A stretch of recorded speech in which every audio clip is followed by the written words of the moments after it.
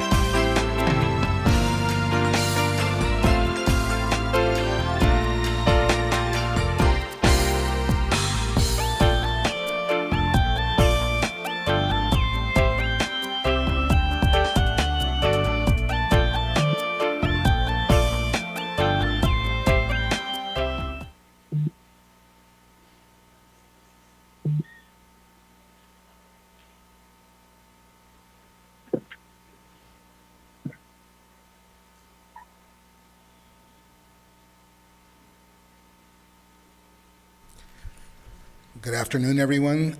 Today is June 2nd, 2020, and I hereby call the special meeting to order. Madam Clerk, can you call a roll call? Councilmember Iglesias? Here. Councilmember Becerra? Here. Councilmember Peñalosa? Here.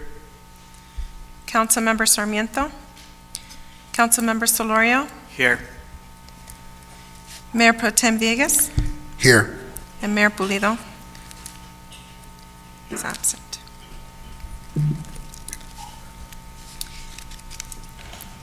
And Councilmember-elect Mendoza? Present.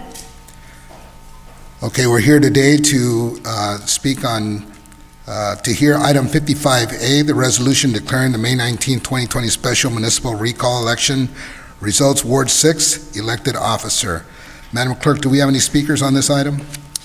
If you would like to speak on this item, please dial *9 to request to speak, and you'll receive a notification that you've been unmuted when it is your turn to speak. For the record, clearly state your name, whether you're in support or in opposition to the item, and why. You have 3 minutes from the time you are unmuted. Please proceed with your comment. And at this time, we have no comments. Okay, we have no comments on this item. Is there any council members who would like to make a comment at this time regarding this item? Councilmember Solorio. I move the item. You moved the item. Is there a second? Is there a second on moving the item? One, if I may, when's my time to speak? I had asked the mayor if I could have a few words. Absolutely, Councilmember. I will second for the sake of moving the meeting forward. And go ahead, Councilmember Iglesias. Okay, thank you. So, let me see.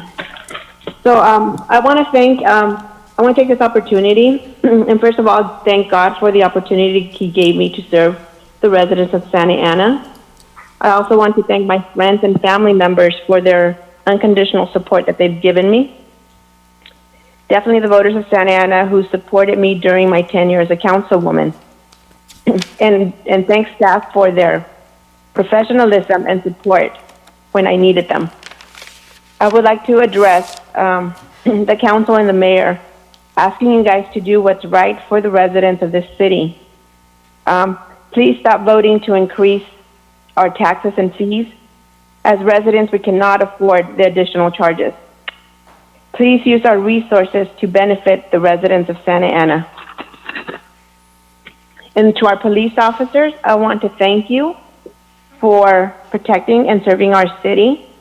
Please stay honest and true to your profession to serve and protect. I know you have a rough job, but God will protect you. And last but not least, I want to tell the leaders of the police union, specifically Jerry Serrano and Ernie Conde, that we are watching you and will hold you accountable for all the shenanigans that you have gotten away with so far. So I just want to say, may God continue to bless you all and give you wisdom to do the right thing for Santa Ana residents. And for me, it's not a goodbye. It is until we meet again. My heart is to continue serving the residents of Santa Ana, and God willing, we'll be back in November with you. Thank you again, and have a blessed day, everyone. And those are my comments. Thank you, Councilmember Iglesias. And Madam Clerk, we have a first and a second on this item. Can you go ahead and do the roll call, please? Councilmember Becerra? Yes. Councilmember Iglesias? No. Councilmember Peñalosa? Yes. Councilmember Sarmiento is still absent. Councilmember Solorio? Yes. Mayor Pro Tem Villegas? Yes. Mayor Pulido still absent. So we have 4, 1 no, and Councilmember Iglesias dissenting and 2 absent. Very good. Motion passes, and we have an oath to administer. Madam Clerk? Yes, Nelida, if you could raise your right hand and repeat after me. I I, state your name, Nelida Mendoza, do solemnly swear do solemnly swear that I will support and defend that I will support and defend the Constitution of the United States the Constitution of the United States and the Constitution of the State of California and the Constitution of the State of California against all enemies, foreign and domestic, against all enemies, foreign and domestic, that I will bear true faith that I will bear true faith and allegiance and allegiance to the Constitution of the United States to the Constitution of the United States and the Constitution of the State of California, and the Constitution of the State of California, that I take this obligation freely that I take this obligation freely without any mental reservation without any mental reservation or purpose of evasion, or purpose of evasion, that I will well and faithfully well and faithfully discharge the duties upon which I'm about to enter. discharge the duties upon which I am about to enter. Congratulations. Thank you very much. Thank you for the support. I appreciate everyone who supported and all the voters who stated their choice. And I will unite the city. Thank you, Councilmember Mendoza. I was going to say, if you'd like to say a few words, if there's anything else you'd like to add? Definitely, yes. We're not going to be bashing anyone here. We're going to work together, and we're going to do it professionally, and we're going to do it with the community support, and we're going to focus on the benefit of our people right here in Santa Ana. No more bashing. We will unite together and work together. Thank you very much. Thank you, Councilmember. Thanks for that, Mayor Pro Tem. This is Mayor Polito. I'm on the line now. Welcome aboard, sir. Can you hear me, Mayor Pro Tem? Yes, sir, Mr. Mayor. It's all yours. All righty. I'm getting to where I'm going to be conducting the meeting, but what's next on the agenda right now? Mayor, we're now ready to adjourn the special meeting to closed session. All right, so let's go ahead and adjourn this meeting, and we'll go into closed session. Okay. Do we have any speakers that wish to address any item as we go into closed session? We do not have anyone. All right, so seeing no speakers, then let's go ahead and go into closed session. Thank you.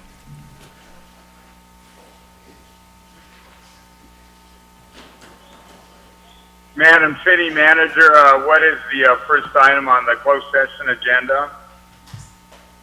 Mayor, the number that I sent you on the text message is going to be the one you want to call in for closed session. It's a separate, secure number. This is still a public number. Send it to me. All right, I see it. It just came in. All right, so we'll call in right now then. Thank you.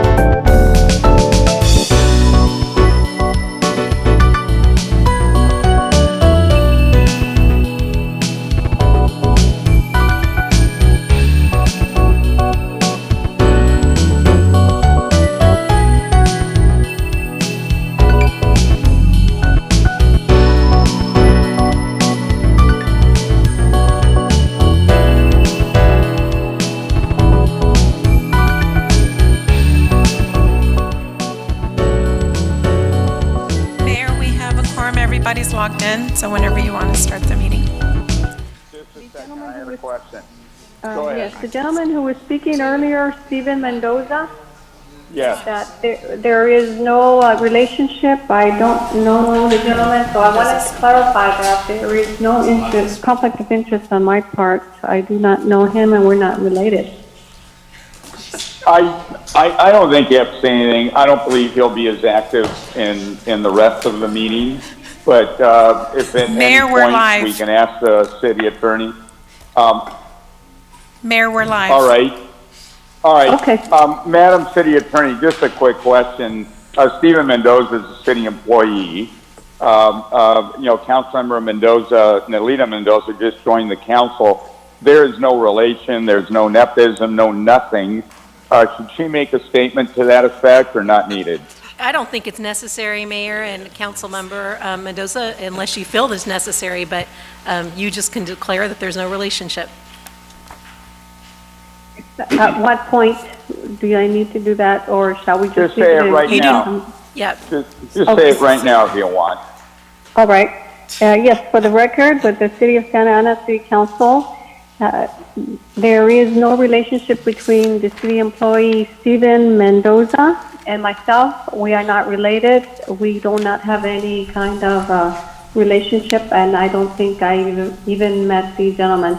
So I just want to declare that there is no conflict of interest with Stephen Mendoza and myself. So you guys don't even know each other, and if you did, you may not even like each other, correct? Oh, absolutely. I think that could be a problem. I'm kidding. I'm TMI, kidding about Mr. Mayor, the latter part.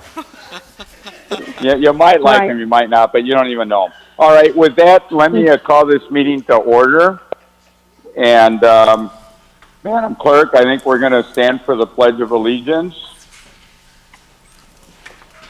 So wherever you are, please stand and place your hand over your heart. Ready, begin.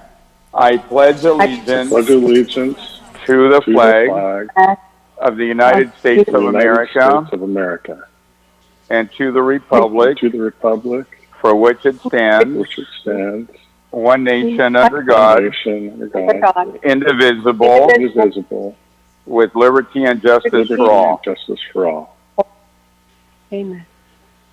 Okay, I believe we have an invocation. Madam Clerk, is the chaplain present? Yes, Chaplain Jerry Hill. Yes, Go ahead, I'm here. please. Let's go ahead and pray together.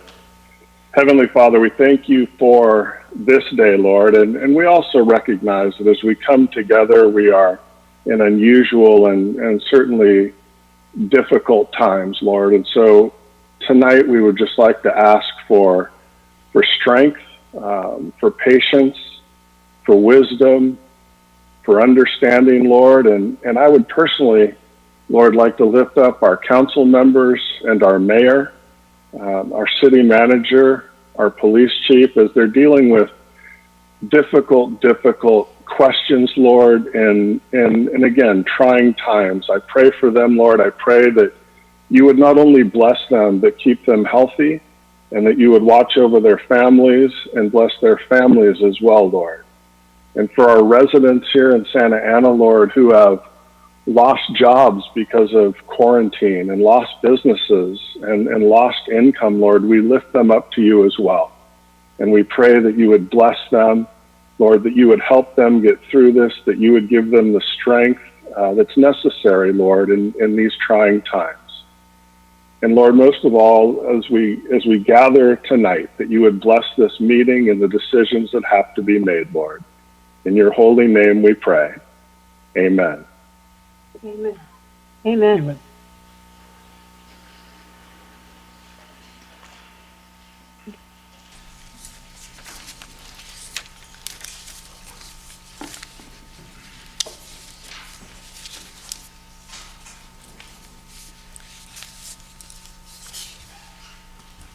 Mary, would you like me to go ahead and take roll call?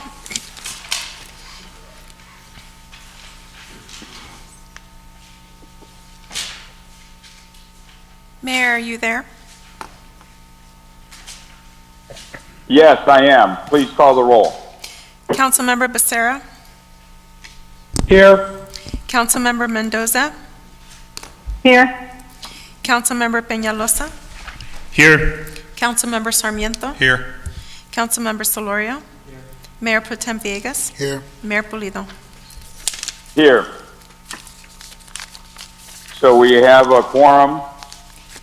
And now let's go on to the next item. Madam City Attorney, do you have anything to report out of closed session, please? Mayor, we had 3 closed session discussions this evening. We do not have reportable action, but I would like to notify our city clerk for the record that you did not participate in the conversation regarding the item of Orange County worker due to a conflict. Thank you. So with that, let's go on to the consent calendar. Do any council members wish to pull any items? Yes, Mayor Pulido, I have several items to pull. Okay. 10A. Go ahead. It's item 10A, item 22A through E, and 55A. Wait a minute. You're not Councilmember Iglesias, right? I'm kidding. It was a joke. I'm kidding. But any other items by council members? Yeah, Mr. Mayor, this is Councilmember Penaloza. I'd like to pull item 25A, and that's it. Any other items, council members? If not, I would entertain a motion on the balance. Becerra, so moved. Second by Villegas. Mr. Mayor? Yes. I'm Go sorry, ahead. I misspoke. It was 25F, not 25A. Please note that, Madam Clerk. Okay. I'll amend my motion. Amendment second. I will Okay. second, and then, Roll. Let's do a roll call vote unless you have something before that, Mayor Pro Tem. no, after the roll call, please. Okay, roll call vote, please. Mayor, I do have 2 virtual hands raised to speak on all consent items. Would you like to hear it at this time before the vote? Yeah. Let's speak. Let's hear him now. Go ahead. Okay, you will receive a notification that you have been unmuted. When it is your turn to speak, for the record, please clearly state your name, whether you're in support or in opposition to an item, and why. You have 3 minutes from the time that you've been unmuted. Please proceed with your comments.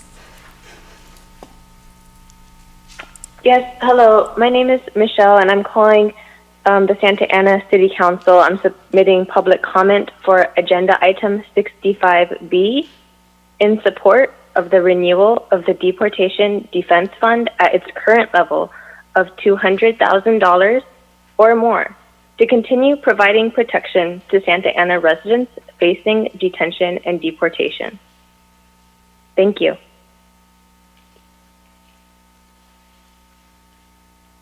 Go ahead, Madam Clerk.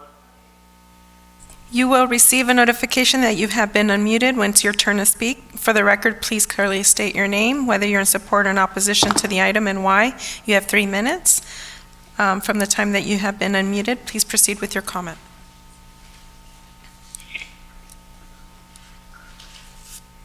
This is Claudio Gallegos speaking on behalf of Congressman Lou Correa. I'm calling to speak on support of 65B and the continuation of the Legal Defense Fund. We have submitted a letter in support as well as an editorial to the Orange County Register in support of continuance of the fund.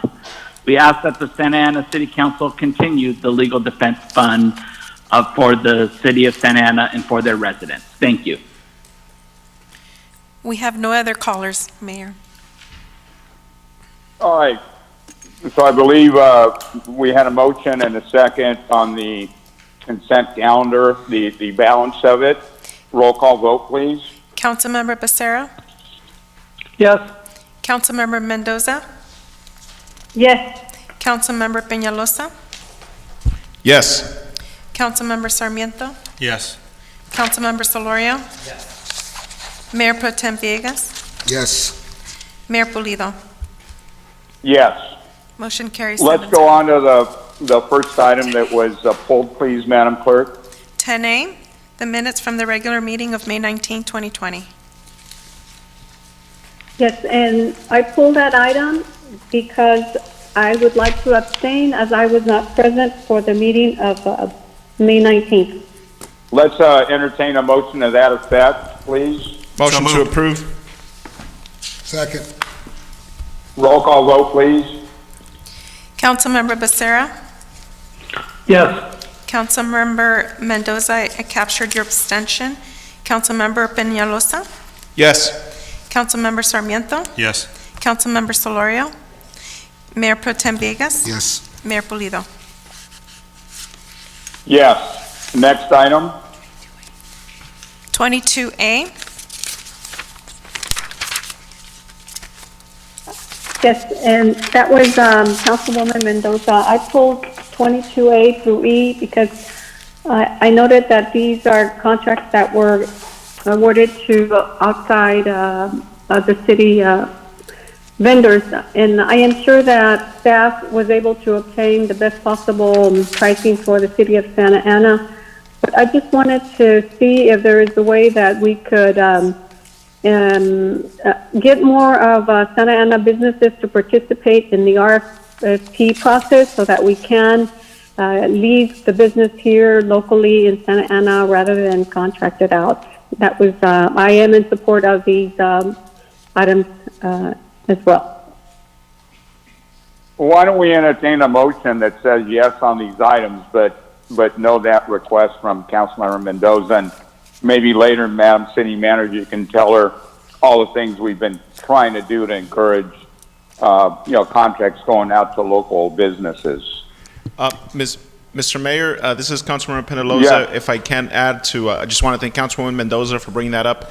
I've over the last year, I've brought that issue up a couple times with when we're purchasing usually vehicles, and I still yet to see a kind of report of what we're doing to really, incentivize Santa Ana dealerships to bidding on these different RFPs.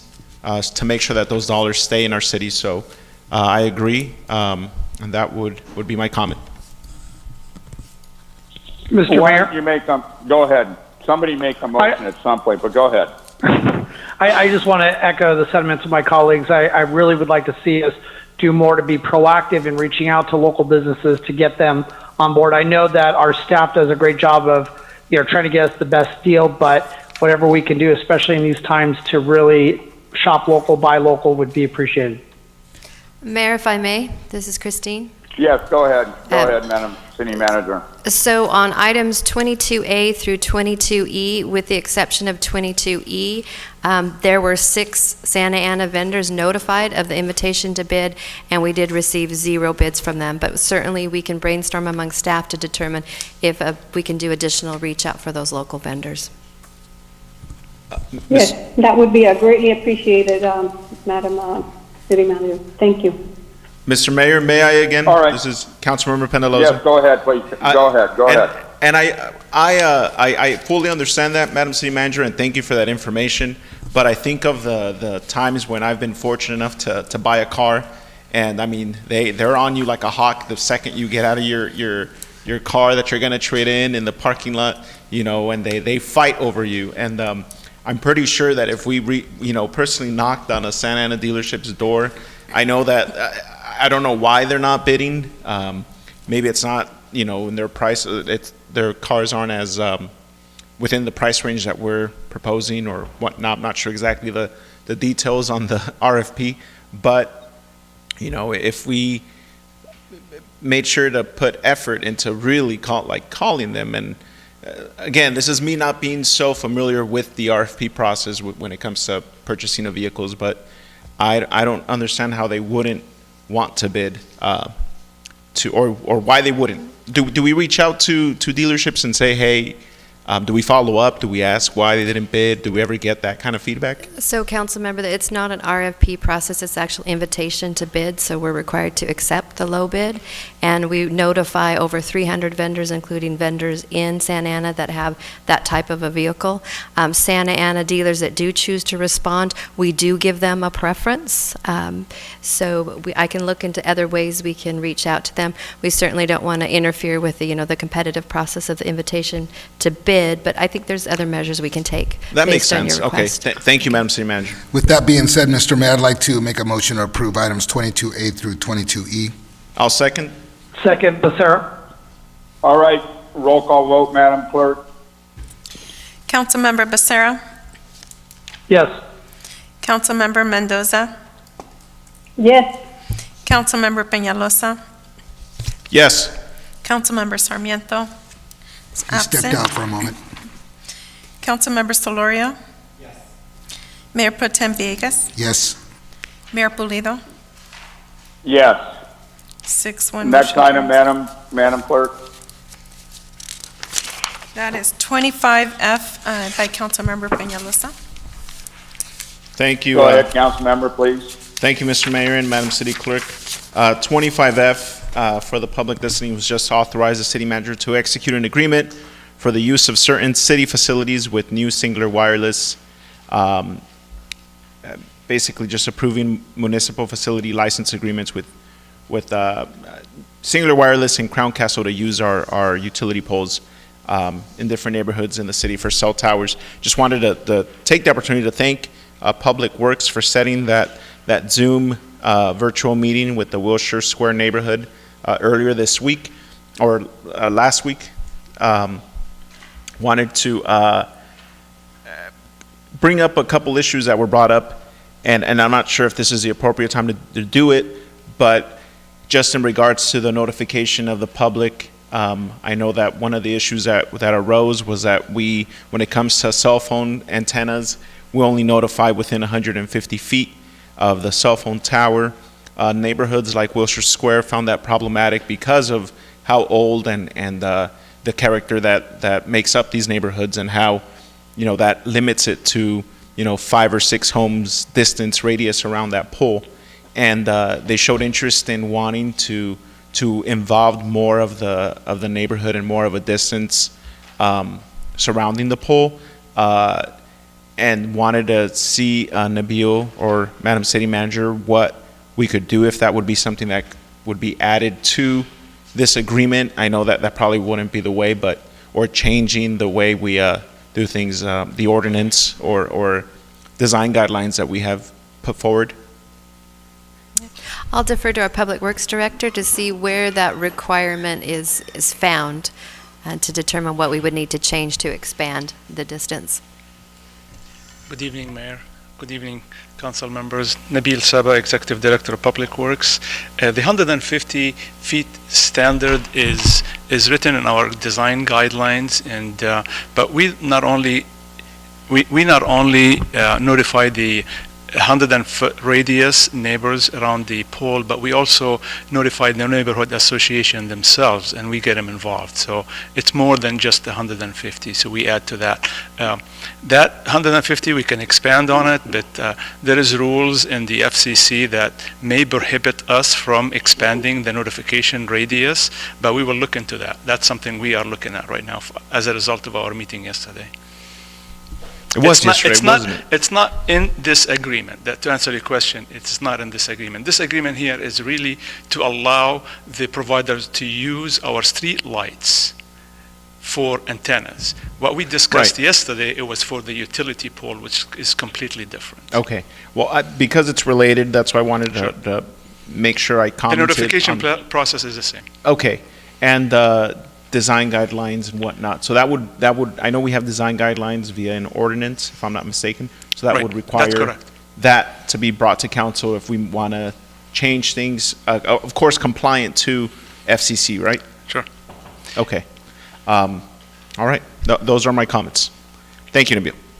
Would you like to make a motion? Yeah, I'll make a motion to approve. Second. Second. All right, roll call vote, please, Madam Clerk. We're Councilmember Becerra. Yes. Councilmember Mendoza. Yes. Councilmember Peñalosa. Yes. Councilmember Sarmiento. Yes. Councilmember Solorio. Mayor Pro Tem Villegas. Yes. Mayor Pulido. Yes. Motion carries 7-0. Our next item, Madam Clerk. 55A, pulled by Councilmember Mendoza. Yes, I Go support. ahead, Councilman Mendoza. Go Thank ahead. you. I support item 55A, and the reason I pulled it is because it's my understanding that the increase in the fee has been about 41%, so that is significant. And I wanted to commend staff for their efforts in saving the city of Santa Ana such an incredible amount of money. That's a 41% reduction in the fee to administer this. So thank you very much. And I make a motion to accept, to approve item 55A. Second. Roll call vote, please. Councilmember Becerra. Yes. Councilmember Mendoza. Yes. Councilmember Peñalosa. Yes. Councilmember Sarmiento. Yes. Councilmember Solorio. Mayor Pro Tem Villegas. Yes. Mayor Pulido. Yes. Motion carries Our 7-0. next item. 65A, it's a report item. All righty, I'll refer to staff.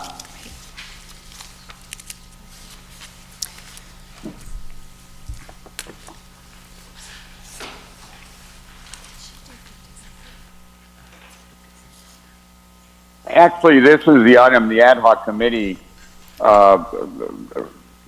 recommendations, right, or their summary of things for us to consider. Mayor, I can clarify for you if you'd like. Okay. So we do have a brief presentation, but the purpose of this item is for the rest of the council to see the recommendations that the ad hoc committee had been working on. We do have a presentation that can walk you through them real fast, but it's really for you to discuss with your colleagues and for the ad hoc members to talk about the rationale behind some of the changes and why they would like to see them done. That's the purpose of it. You aren't actually approving anything tonight with regard to the charter amendments. So if you'd like me to... I just have not had I guess I don't mind listening, but I'm not ready to, give direction to staff to come back with anything because I personally have not, looked at them or studied them. I don't know if others have or have not, and I was talking to one of the committee members anyways requesting possibly a 2-week continuance to at least look at what they are, maybe formulate questions and be able to have a more informed discussion. But how do other colleagues feel? Anybody else have a thought on this? Mr. Mayor, I'd like to speak on this. Go ahead, please. I too haven't had a chance to thoroughly go through all this. When did the committee end up finishing all this work up? How long ago has this been? In other words, when was this document finished, what was presented here? Is there staff on that? So Daniel, can you speak to the last meeting that you held with the ad hoc? Mayor and City Council, the Ad hoc Charter Review Committee last met on Thursday, May 28th. The documents were finalized that day and were published with the City Council meeting agenda for tonight's meeting. I can't tell with your mask on. What was that? The last Ad hoc Charter Review Committee was on Thursday, May 28th, and the meeting materials were published that same day for tonight's City Council meeting. Very good. Mr. So Mayor? I haven't had a chance to review everything because there seems to be quite a bit of changes on here. And I got the red line copy recently. I just got that yesterday, but with all the, demonstrations going on throughout the city, it's kind of hard to go through all this and speak with our city attorney about it and our city clerk. So I'm comfortable with a 2-week continuance. That's my comment, Mr. Mayor. Mr. Mayor, this is Councilmember Peñalosa. May I make a comment? Go ahead. I just want to say that it's very irresponsible of you and the Mayor Pro Tem to say that we didn't have enough time. The red line version has been attached to the staff report since Thursday night when the agenda was posted and made available to the public. So I don't understand how we could sit here and approve 500-page environmental impact reports, $1 million contracts with 3 days of the staff report being available to the public, but we can't even consider a presentation from the Charter Review Committee and staff. So this is a presentation for discussion, That is why the PowerPoint is before us. I think that with this presentation, you'll be more informed of what these charter review potential changes are about, and then we could go from there with discussion and possible changes. And I take offense to your comment. Mr. Mayor, this is Councilman Sarmiento. Yes, Councilman Sarmiento, go ahead, please. Thank you. So I did have a chance to review the charter amendments, but you know, my comment was going to be that, look, I think that we can give some direction, but I'd like a little bit more time, because there have been things that have happened just within the last week that may change my opinion on the inclusion, exclusion of some of the amendments that have been proposed. I want to thank the committee, because I know that they've done a lot of hard work, but I don't think that even they, you know, envisioned that we'd be proposing changes to the charter under a pandemic and under these conditions, and unfortunately under some very, very significant impacts that the city and really the country have had. And I think that it's prudent to maybe consider those, consider the context in which we're living under right now, and maybe introduce some additional amendments that might be important.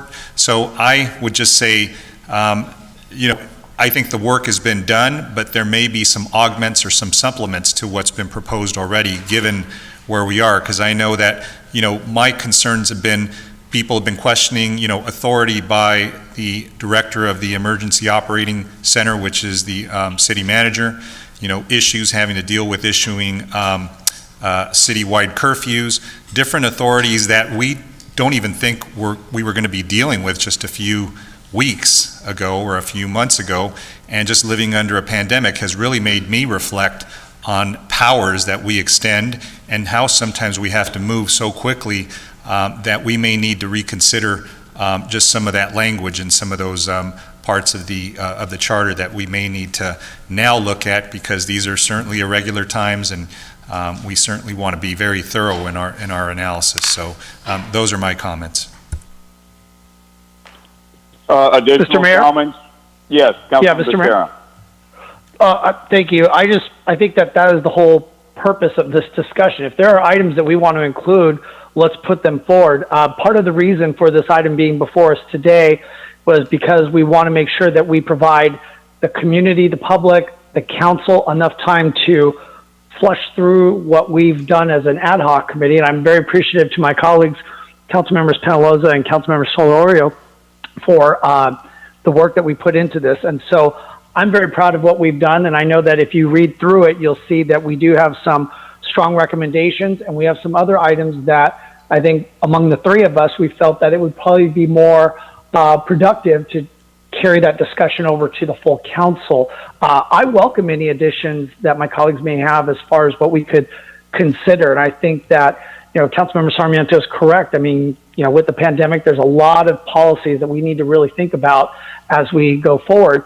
And if there's any way to strengthen our charter, I think we should try to do that now. We don't want to take these amendments to the voters, you know, after the fact where we, you know, miss an opportunity. So I think, you know, we have a general election coming up in November.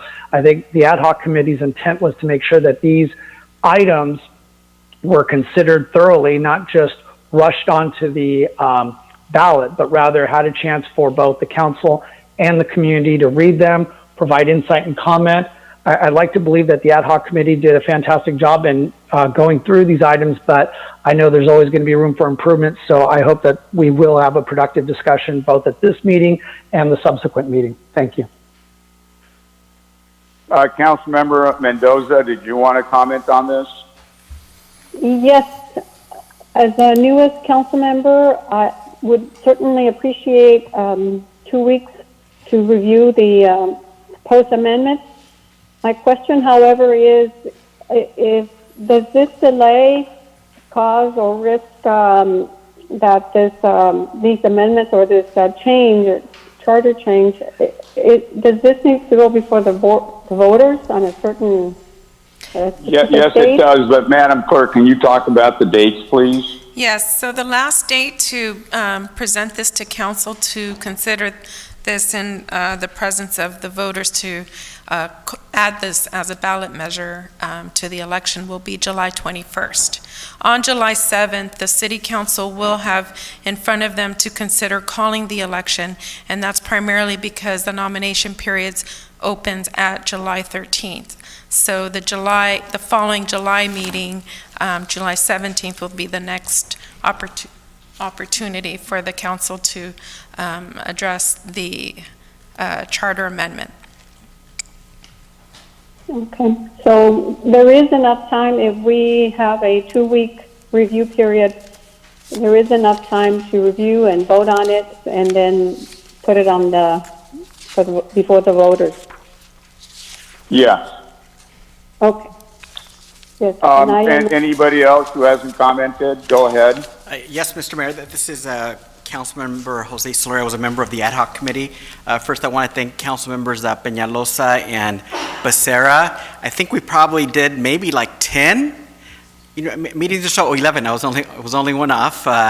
And yes, during this COVID period and doing a lot of these other things, and so it was a little bit hard, but I think it speaks to the dedication of the council members and the staff. From the staff, I want to thank Sonia and Laura from the city attorney's office, Daisy from the city clerk's office, Daniel from the city manager's office, and then I know there was other staff that would help from time to time. Some of these items are council member initiated, but many are staff department initiated. So we do want our colleagues to be mindful that some of these items are just to make the government function better. We wanted to at least begin the conversation today just because we do think it's important, especially if it's going to go before the public. We know that in the past, they all don't get approved to move forward, but the sooner we begin vetting, the better. And I agree with Councilmember Sarmiento. If there's additional suggestions that make sense, we ought to begin to look at those. And tonight's a good start, and we already got one idea from him, so that would be good. Finally, at least some level of report today by staff or my other colleagues, and I know I said a few things already, and there's a staff report, but really this extra time is also just for the public to know what we're thinking about, because they may have suggestions or thoughts for the council or the staff. So if nothing else, they began to hear a little bit about what we're trying to do with these verbal comments and just here trying to share with the public. That's all. Thank you. Mr. Mayor, if I will. Yes, go ahead, Councilman Peñalosa, go ahead. This is Councilman Peñalosa. I just wanted to remind my colleagues that the reason we're here is to have the discussion and have the PowerPoint that was put together by staff presented to us so that we could see the discussions that we've been having the last 3 months about the charter review and potential charter changes, the amount of time that staff has put into this to present this to us to review. The reason why we're holding this today is so that we could have, like Councilmember Becerra said, enough time in the next 2 months to really dissect this, really go through it, add things, remove them, gut them. This isn't a final document. This is an informative presentation that we put together for our colleagues and the public to see, and it's been available for 4 days now, and I would prefer that we start having the conversation today, because if we don't, we all know how this is going to go, just from the sound of it. So, and if that doesn't happen, I want to apologize to staff for wasting your time with this, because that's what clearly we're heading. So with that said, those are my comments, Mr. Mayor. All right, Mr. Mayor. Look, Mr. Mayor. Yeah, one final comment, then I want to comment. Go ahead, Councilor Becerra. Thank you. I would just prefer that staff go ahead and at least show us the presentation. To echo Councilmember Peñalosa's comments, I mean, they put the time into it. Let's go ahead and put that out there. If not for anybody on the dais, at least for the community to see what work has been done. I hope that as much as I want to hear what my colleagues have to say about the ad hoc committee's work, I really welcome input from the community. I want to know what they think about it. I think there's been a lot of thought put into these ideas, and I hope we've covered many of the concerns of the community, but maybe we haven't, and maybe those are things that they can bring to us. But let's go ahead and put this out there for public consumption, and obviously we'll discuss this at subsequent meetings. All right, let me speak if I may. My concern about doing the presentation is that the committee members, and by virtue of all the work that you've done, and nobody, diminishes that effort, have a big advantage, as always, over other council members. But in this case, we're talking about charter amendments, and we're trying to give staff some direction. I mean, the whole intent is to kind of sort of tell staff, come back in 2 weeks, we kind of like this, we don't know if we like that, et cetera, et cetera. And I think it puts us, especially, Councilor Mendoza, that just joined the council.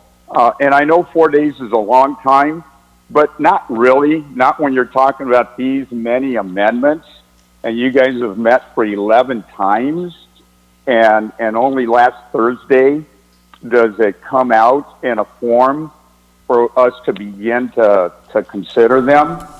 So I think it'd be best, let's see where we're at, but I would say, look, we can all look at what the recommendations are. We can study up on them.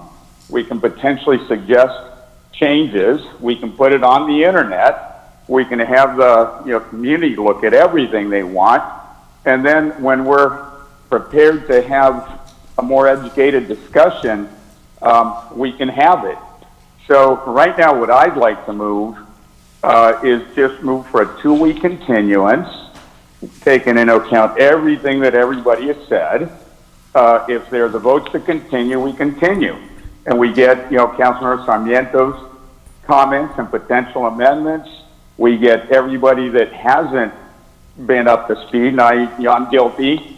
I'm one of the ones that have been, working on curfews and COVID and riots and everything else that you guys have been working on. But I've not done this work. So I'd like to move for a 2-week continuance. If there's a second, let's see if there's support for that, and then we'll go from there. I will second the 2-week continuance, Mr. Mayor, and I'd like to advise or comment that the charter is the footprint, and the ordinances and the resolutions are the fine print.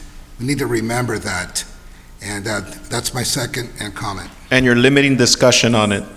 Great. Yeah, for today only, correct. Yeah, but Madam Clerk, can you call the vote, please? Mr. Mayor, can we have the presentation for today? Well, that's what I'm saying. My motion is not to. My motion is to hold the presentation, hold the whole thing for 2 weeks, so that when it's presented, we have some ability to understand more about it. If we're going to have questions and thoughts, I'd rather us be more up to speed. I just don't think since last Thursday till now, plus one you council member is sufficient. So let's see where the council is on this. So, Mr. Mayor, item. I'd like to make a substitute motion to hear the presentation of the Charter Review Ad Hoc Committee today. Second, Becerra.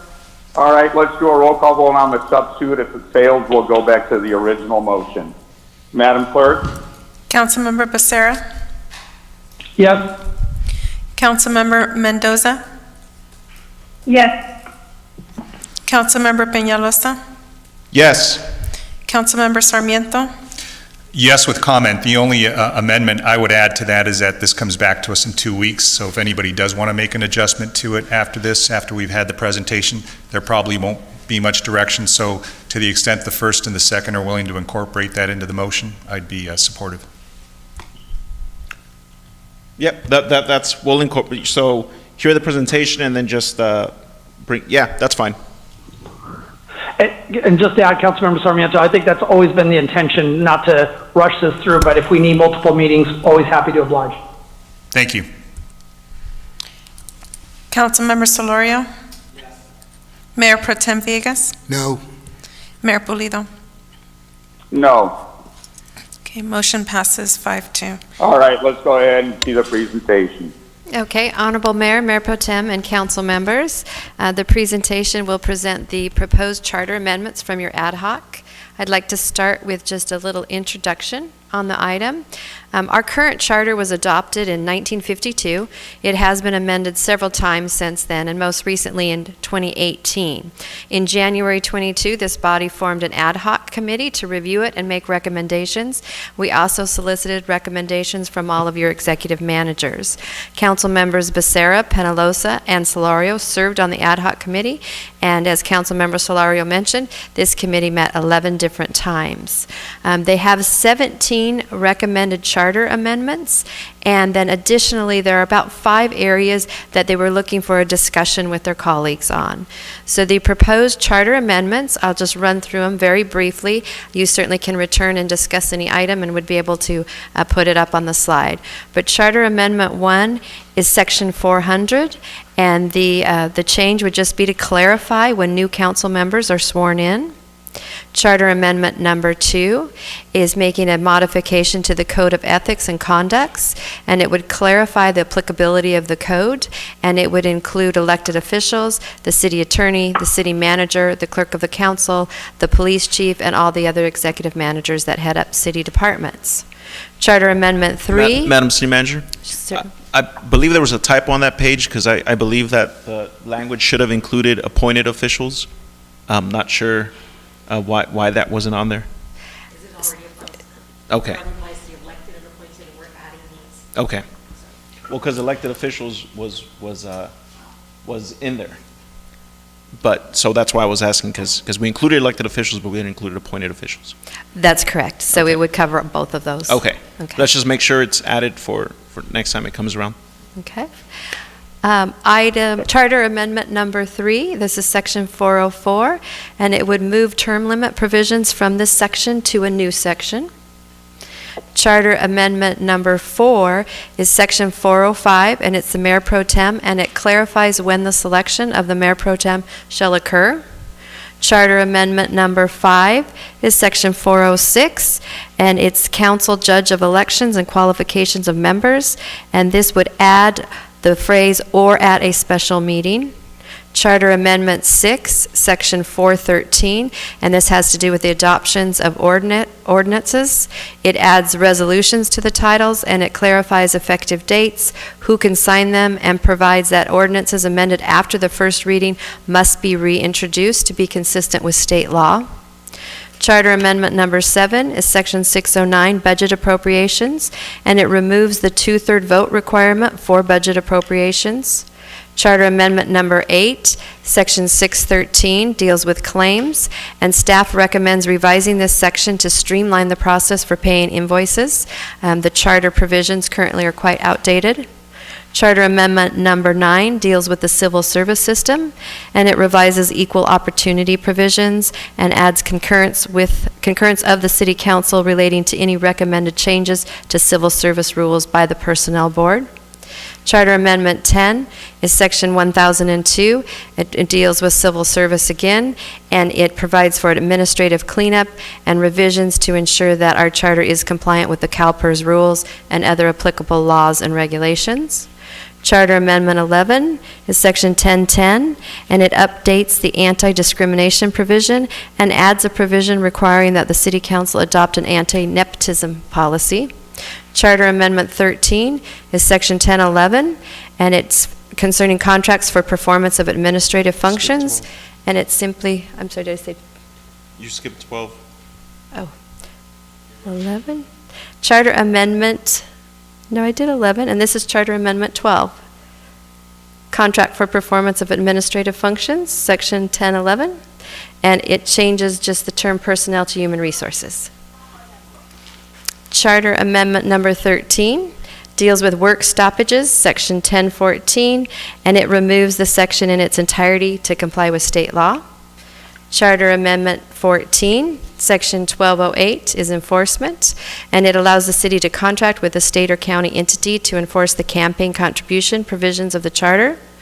Charter Amendment 15 is Section 1400, deals with the retirement system, and it makes revisions to be consistent with the changes in Section 1002.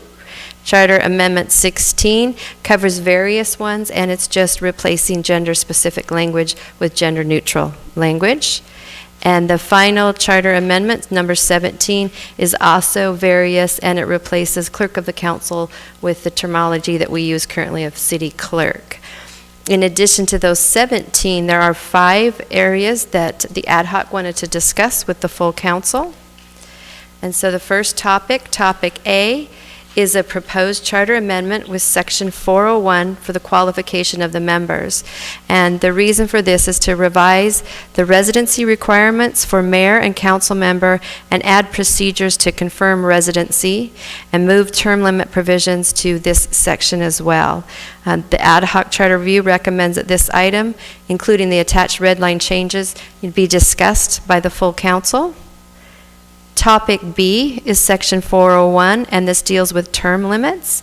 And the purpose or reason for amendment is to restate the term limits for mayor and council members already set forth in sections 401 and 404. The 3 issues to analyze and discuss would be whether to impose a lifetime ban, whether to remove the term consecutive, and whether to remove the cooling off period. The Ad hoc Charter Review Committee members individually provided their recommendations regarding these issues and is asking if the City Council supports these recommendations. Topic C for discussion is Section 1206, Campaign Contribution Limitation, and the purpose is to revise provisions to increase transparency. And the Ad hoc Charter Review Committee added this provision that would apply to developers, their principals or owners with pending significant planning entitlements, and a definition of person that's consistent with the Political Reform Act. Topic D, Section 1206, deals with required disclosures, and the purpose for amendment would be to add campaign finance disclosure requirements in addition to those that are required by the FPPC. This purpose of this section would be to supplement the required disclosures pursuant to the Public Reform Act and to increase transparency regarding campaign contributions to city elected officials, candidates for city elective office, their campaign committees, and other committees formed to support or oppose ballot measures or candidates. The final topic that the ad hoc wanted to discuss with the entire body is a proposed charter amendment for Public Works. And this is Public Works recommends that the following topics be incorporated into the charter. That is local preference, exemption from the state's public contract code, updating the definition of Public Works construction, changing the lowest and best bidder to the lowest responsible bidder, and allow for alternate project delivery systems such as a design build. This did come out of the Public Works Department as noted on the item. We already really talked about the timeline. Your pressing timeline would be that the adoption of the resolution to send it out to the voters would just have to take place before July 21st. So with that, I am going to turn it over for the ad hoc members. If we can certainly put any one of the slides up if you want to talk about a specific charter amendment or go straight to the topics to discuss with your colleagues. Go ahead, committee members.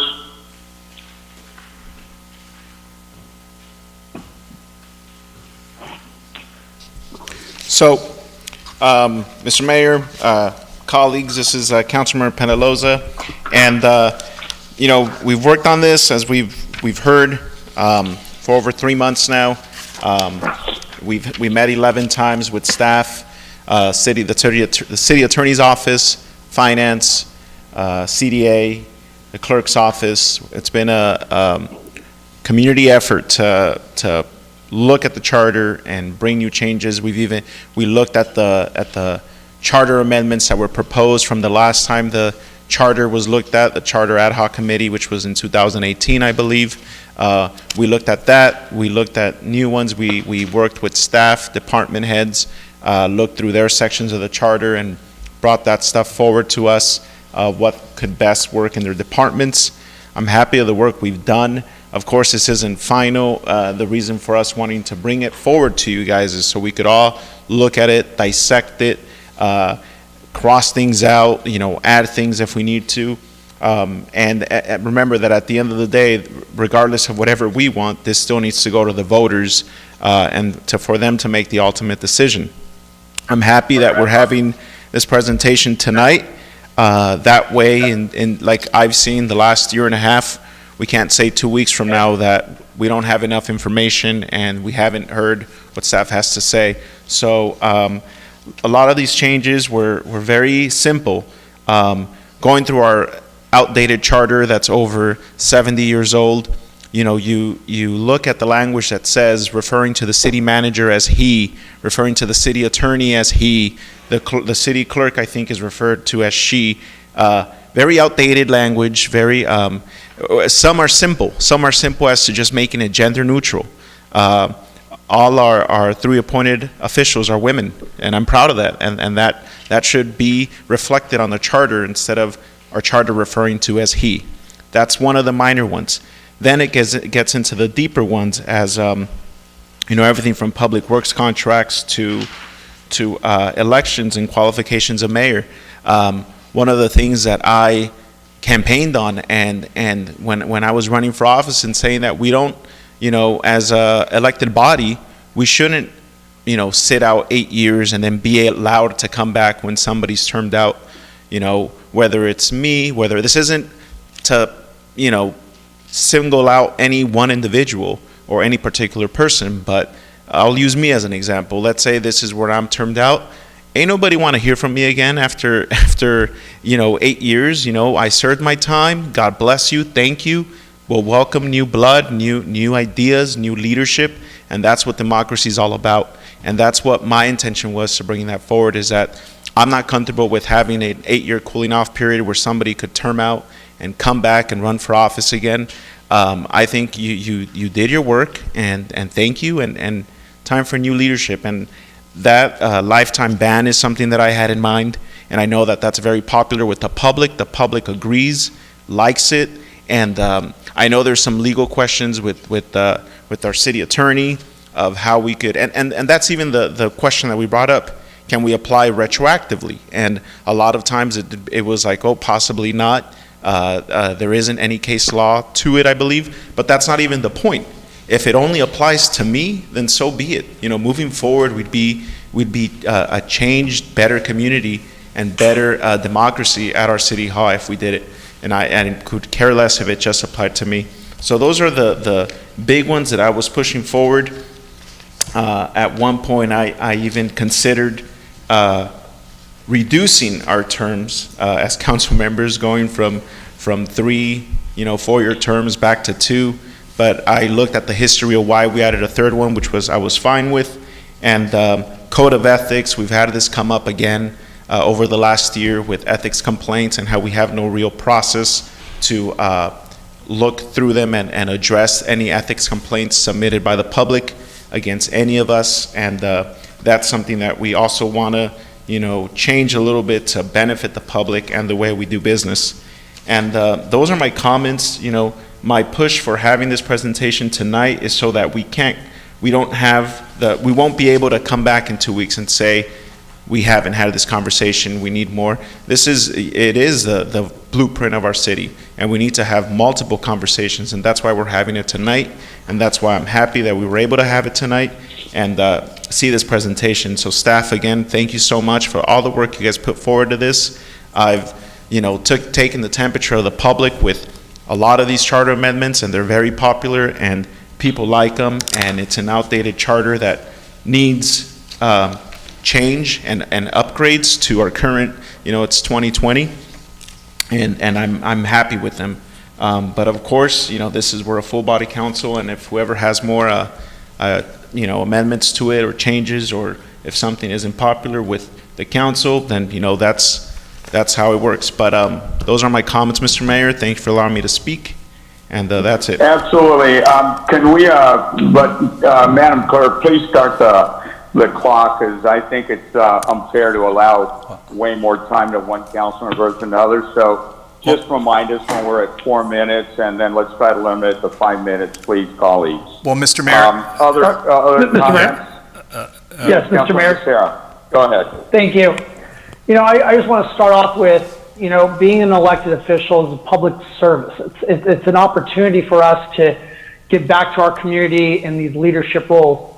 And I want to echo the sentiments already stated that, our intentions with the term limits was not, as I believe, previous councils have tried to do to play games and figure out ways to add terms or figure out a way to sneak back onto the council or do the kinds of games that have helped make the public, the community, lose faith, lose hope, and lose trust in City Hall. And so I think that what I really appreciate about this exercise with this ad hoc committee is that I believe we all were rowing in the same direction. We wanted to see changes that, you know, people would scratch their heads and go, really? That's really what they want to do? Yes, absolutely. The lifetime ban, I think, is something that should have been done a long time ago. And, you know, we just had folks that wanted to play games, and I'm glad that this, these ideas are rising to the surface, and that hopefully my colleagues will agree to them and we'll put them before the voters, and hopefully they'll enact them. Especially as we have our next or subsequent meetings and we talk about some of these other items for discussions, like the campaign contribution limitations and the required disclosures. I don't think I need to rehash all that's happened over the last couple of years and the dark money that has just infected our processes, infected our system. And you know, you hear certain people in the community talk about certain groups. There are individuals as well that are doing this, and they are playing the games. All you need to do is search online and you can read about it. What we're trying to do here may not solve everything, but it is, what I like to believe, a good faith effort to try to mitigate that. We need to shine the light on these folks, because there's a lot of talk in the community of maybe one entity that's really moving the needle on how this council goes and who gets elected and who doesn't. But I can assure you from my own experiences, it isn't just one entity. There are multiple entities out there playing very sinister games.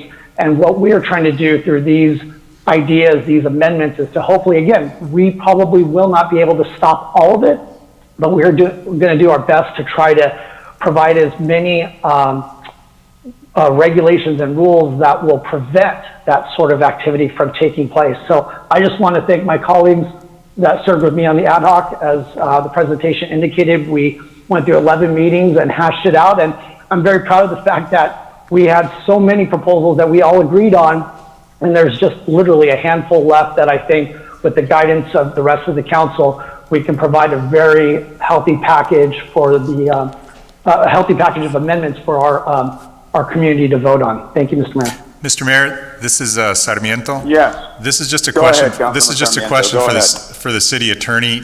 Wasn't the motion to just simply hear the presentation, not provide comment? I think that's what we agreed on. That's what we voted on. That's what the amendment was. These comments, I think, the summary that Councilmember Peñalosa did, I think, was sufficient. Look, now we're going beyond the scope of what the motion and the amended motion was about, actually the substitute motion with the amendment. Yes, So I have noted here that substitute motion was made to have the presentation, and then it was noted and was requested by the mover and the second to just have the staff report only, so that the items were introduced to the public, but not to get into a discussion. Got of it. each individual item. So I just wanted to keep us on track and be consistent with the motion and the amended language. So to the extent that we can certainly editorialize and make more comments, we certainly can, but I think the whole purpose was just to bring it to the public and have the presentation so we could bring it back at the next meeting and have a more deliberative discussion. Thank you, Councilmember, and I noted and understood that to be your motion, and I think we are now in danger of going beyond it. So given that, if there's no additional comment, I'll just move on to the next item. Are there additional comment? If not, I'll just move to the next item. I just want to make a note, Mr. Mayor, for the entire council. Okay. It's not discussion, it's just a note. Look, meeting 11 times in 4 months and us having 4 days, big difference. I would caution that I would caution the council that they're looking at 17 different changes, and every time you're going to take this to the voters, and unless you put them all in one lump sum, which is not transparent, but if you take it to the voters, it's $65,000 every time you put it on the ballot. And you got to understand it. And if you did half of these, we're looking at $500,000. You think this is the time to make these changes, especially with our finance presentation coming here pretty soon? I just caution everyone. Madam City Attorney, can you correct that? I don't think that's accurate in regards to cost of each individual ballot change. I'm not aware of that. Maybe the city clerk can speak to the cost. Yes, so the county had provided to me a cost estimate for the general municipal election, and they indicated with the mayoral race and then the wards 1, 3, and 5 with two ballot measure questions, it would be up to $250,000, and any ballot measure that's added after that is $65,000. So it's So I do stand approximately. correct. Thank you. Well, just to add that, I think there's truth to both sides. You know, it's 65,000 per, but like last year, we were able to put a number of the amendments into one item. So as we continue to see which items has support, we'll see whether is it one item or multiple items. And again, that's why we're having this conversation early, so we can begin to think about the Right. financial piece too. I'm And just thank saying you we for be the careful with the presentation. money. That was the point. All right, let's take the presentation. So at this point, I think we've had enough presentation and some discussion. Let's go ahead and go on to the next item. Madam Clerk, that would be, 65. is that 65B? That's correct. And Mayor, just so you're aware, we do have 4 virtual hands raised, 5 now, and so just want to let you know for public comment. On, well, we're right now, I want to move on. Is it on 65B or on what? Yes, it's on 65B. All right, let's go ahead and take them, and then we'll let staff make the presentation. Go ahead, please. Dial 9 to request to speak, star 9 to request to speak. You will receive a notification that you've been unmuted when it's your turn to speak. For the record, clearly state your name, whether you're in support or in opposition to an item and why. You have 3 minutes from the moment that you are unmuted. Please proceed with your comments. Okay, my name is Kelly. I live in Ward 3 in Santa Ana, and I wanted to note that the police department union is pursuing a $9.7 million raise while we are anticipating a $12 million loss this fiscal year, a $25.6 million loss in the next fiscal year, and they currently take up 43% of the city's general fund. In light of recent events, I think it would be appropriate to eliminate that $9.7 million raise and to subject them to the cuts and furloughs that the rest of the departments are in solidarity with the people of Santa Ana, with the Black Lives Matter movement, and also just as an ethical policy. This would be common sense, but I worry that members of City Council will allow the police to continue to receive a rapacious proportion of the city's budget. Will you agree to these guidelines? Thank you. Thank you. You have been unmuted, and if you would please clearly state your name for the record. If you're in support or in opposition to the item and why, you have 3 minutes. Please proceed.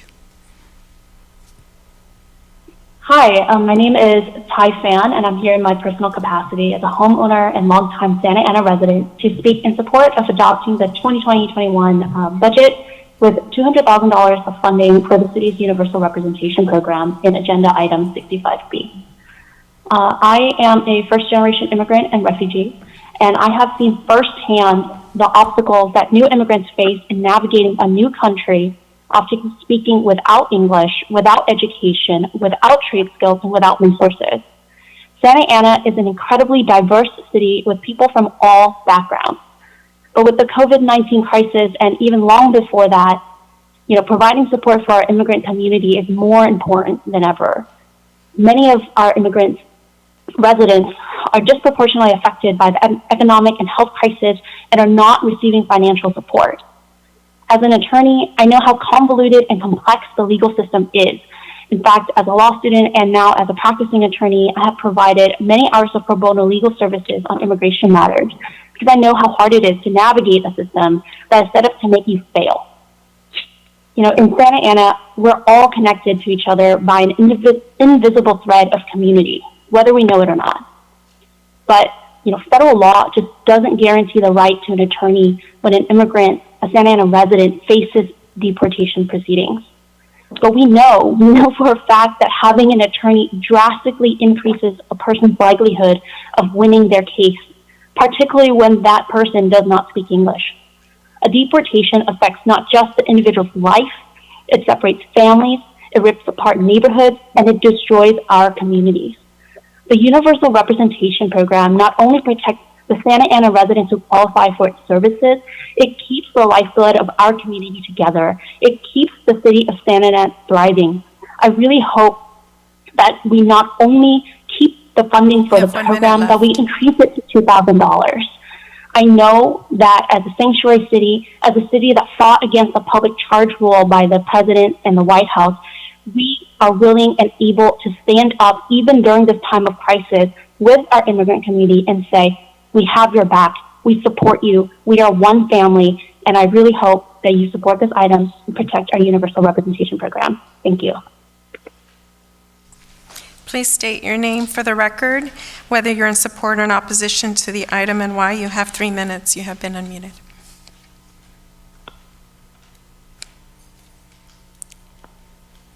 Please proceed to speak.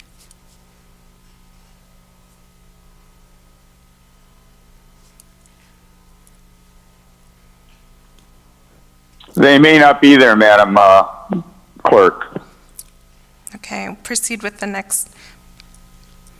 If you would please state your name for the record, and if you're in support or opposition to the item, you have 3 minutes. You have been unmuted.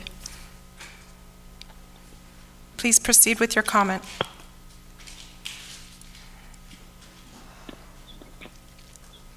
Okay, next speaker. Please state your name for the record. If you're in support or in opposition to the item and why, you have 3 minutes from the time you've been unmuted. Please proceed with your comments.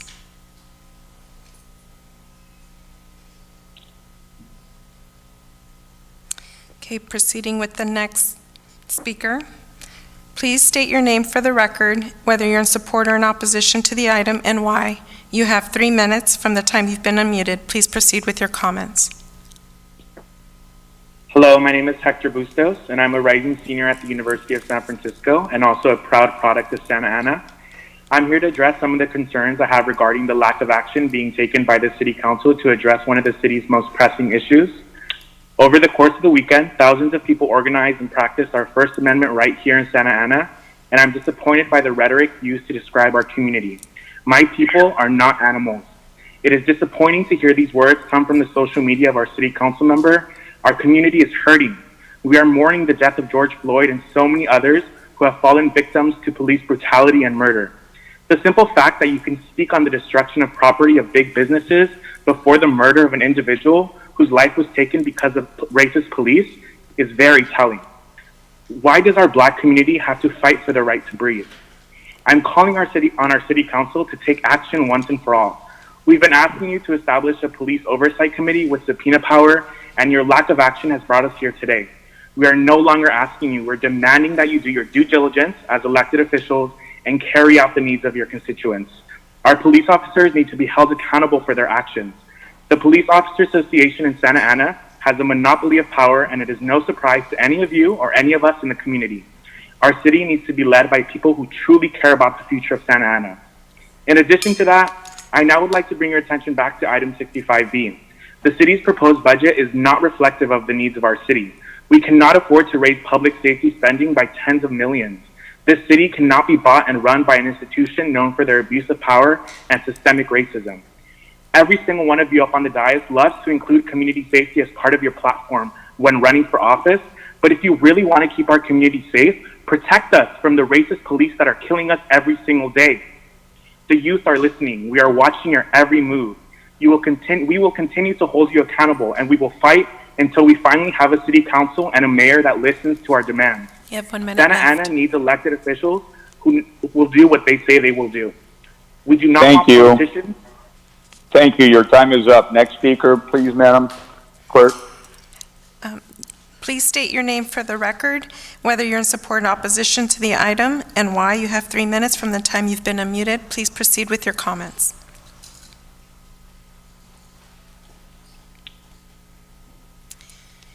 Okay, next speaker. For the record, please clearly state your name, whether you're in support or in opposition to the item, and why. You have 3 minutes from the time you have been unmuted. Please proceed with your comments. Hi, my name is Indigo Vu. I'm a resident of Ward 1 in Santa Ana, and I'm an educator in Orange County. I am Well, again and again, elected officials in the city have raised concerns about budget deficits even prior to COVID-19, and Santa Ana has been at the brink of bankruptcy for years. All of the residents of the city feel the impacts of that on a daily basis, from underfunded public school system to streets with potholes and cracks that never get fixed, to libraries that aren't funded enough to serve the public the way they should, to poor maintenance of the few parks we have in our city, and so much more. According to the budget summary documents, this year there's an expected $21 million deficit in Santa Ana. We have the funds already in our city to do all that the residents need and more, including the universal including the funding the universal representation program for $200,000, and to allow undocumented residents in our community to get access to lawyers. While I understand that COVID-19 has hit Santa Ana hard, there's no justification for continuing to deprive the residents of resources and services they desperately need and deserve, or for firing over 100 part-time city staff just a few weeks ago. The answer to the budget deficits is simple. Defund the police, who are set to receive 43% of the budget. That's over $140 million going to the police department that could be used to service the people directly. There are countless books, articles, essays, studies out there that show that when people's basic needs are met, crime goes down. Increasing policing does not reduce crime. But the studies are beside the point. Your people, your residents, your community members, your constituents are calling on you to allocate money on services we need. We, as Santa Ana residents, are witness to your silence and complicity in police violence, as none of you have commented on the police's brutal attack on young people and protesters in the last week, and to even publicly proclaim that at least Black Lives Matter. As I'm sure you've all seen, there's been national calls to action to defund police departments, and Santa Ana is no exception. I'm calling on you as the elected officials of Santa Ana to protect your citizens and align yourself with the police, with the people, with your actions, not just with your words. The least you could do is to form a police oversight commission with subpoena powers. I assure you, a police oversight commission is the compromise, especially if you spent any time today listening and paying attention to the public comments that the LA Police Commission received. Again, I urge you to review and reject the current proposed budget, to make the necessary changes to help your residents, and to pass a budget that goes back into our communities more than it funds police. Thank you. Please state your name for the record, whether you're in support or opposition to the item and why. You have 3 minutes from the time you've been unmuted. Please proceed with your comments. Good evening, Mayor Pro Tem and Council, and welcome to our newest City Council member, Ms. Nelida Mendoza. Congratulations. My name is Monica Suter, and I am the chapter president of our Service Employees International Union, Local 721, Santa Ana Chapter Board, representing 800 employees. We do not concur with rushing any kind of vote on this budget and request that it be postponed until absolutely necessary with regard to the proposed workforce changes, proposed budget staffing decisions, and reduction in part-time budget savings. Our comments tonight pertain to public comments and this business agenda item, the item 65B, and request that this budget not be voted on until absolutely required, given this very chaotic time. We appreciate the mayor's work to obtain fiscal relief from California's governor, and additionally, SEIU, our union, and the House of Labor have participated in the team effort to successfully obtain the $28 million of the state funding. And also, we have been advocating for the Federal's HERO Act of 2020 for additional fiscal relief given the COVID-19. We will continue to partner in these efforts the best we can to assist. We are glad that many of our full-time and part-time staff are returned to work in the latter part of May, early June, to serve our community as soft openings with the public begin. And we appreciate the meetings held through the middle of May.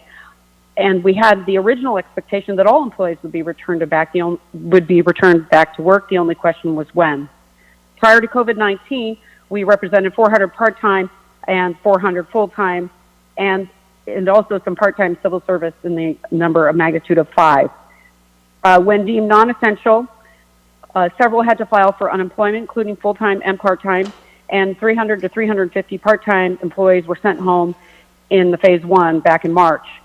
Now it turns out that the furloughed status of 176 of the part-time workers has continued and been changed on May 22nd, effective to an actual termination of our Parks and Rec, library, very dedicated employees. And the city was not actually paying them back beginning early April. So we were surprised to learn on May 13th, as an aside to the return to work 30 meeting seconds left. with our, thank you, that 161 of the part-time members, instead it was 176, would be separated. We did not have adequate notice on this. They are dedicated part-time servants, public servants who make only $15,000 to $20,000 per year and do a tremendous amount of work. It affects all of our employees, and we see them now as a line item as a part-time budget savings, which is listed in the fiscal year 2021 budget. Yet those are people, and those are families in Santa Ana, and we urge that the city's HR department immediately recall, and that the city council direct them to recall 176 employees and rescind the actions taken to separate them from the city, and direct them to follow the proper processes to make these kinds of decisions going forward in a proper manner. Thank you. Thank you. For the record, if you could please clearly state your name, whether you're in support or opposition to the item, and why. You have 3 minutes from the time you've been unmuted. Please proceed with your comments. Hello, good night, City Council. My name is Erica Gonzalez. I am a lifelong Santanera, small business owner, parent, educator, and grassroots organizer. I would also like to say a prayer, a Tolteca prayer, before I say my what I have to say, Tlazokamati. And I would also like to remind you that we are on stolen land, the Tongva territory. So Tlazokamati, Uya Yokoyani, Ipanemawani, thank you for this day to live here on this earth among your beautiful creations. Tlazokamati for another day to get it right. Tlazokamati for all my relatives, the earth, the fire, the water, and the wind, which give us form, and to the animal and plant relatives that bless us with beautiful friendships, medicines, and nourishment. Tlazokamati to all the ancestor spirits with me on this earth, guiding me in ways that I sometimes may not see or understand, which leads me to where I am today. Shame on you, City Council. Shame, shame, shame. I am in opposition of the increase in police funding. I would like to express my utmost disappointment in the lack of leadership from this council from over the weekend. Your actions spoke volumes of where you stand in regards to the Black Lives Matter movement and how little you value your youth. The SAPD receives more funding than any other department, more than 60% of our annual budget. It's the 8th most violent police department in all the nation, 8th. Okay? It was clear in the community forums, and it is clear when you speak to residents all over the city, they prioritize our youth. Stop criminalizing them. This weekend, police officers shot rubber-coated steel bullets at peaceful protesters. Peaceful. They tackled 2 youths in downtown Santa Ana. There is video. You have been silent. Crickets. They tackled them for existing, okay? Enforcing a curfew in order to protect property, but failing to enforce a curfew in order to protect our community from the pandemic, which, may I remind you, we have the leading causes. We are leading in the cases, okay? We have more cases than any other city, but failing to enforce a curfew to protect our community to show us where you are. And shame on you, Pinalosa, as an elected official, before speaking derogatory about our youth, ask yourself this: is this helpful? Is this hurtful? Is this necessary? And we are going to remember in the... Please clearly state your name. Thank you, Madam Clerk. Please clearly state your name for the record if you're in support or opposition to the item, and why. You have 3 minutes from the time you've been unmuted. Please proceed with your comments. Good evening, members of the council, Mayor. My name is Carlos Perea. I'm a Santa Ana resident and also a member of the city's Measure X Citizenship Oversight Committee. I'm speaking here on my individual capacity. I'm calling to address a couple of items as you consider the adoption of this year's fiscal budget. One, I'm calling in support of the renewal of the Deportation Defense Fund at its current level of $200,000 to continue providing protection to Santa Ana residents facing detention and deportation. It has provided critical support to families and residents of the city facing detention and deportation. The city has taken really good leadership in the last 3 years in ensuring this fund exists. So I can please ask you to continue that commitment.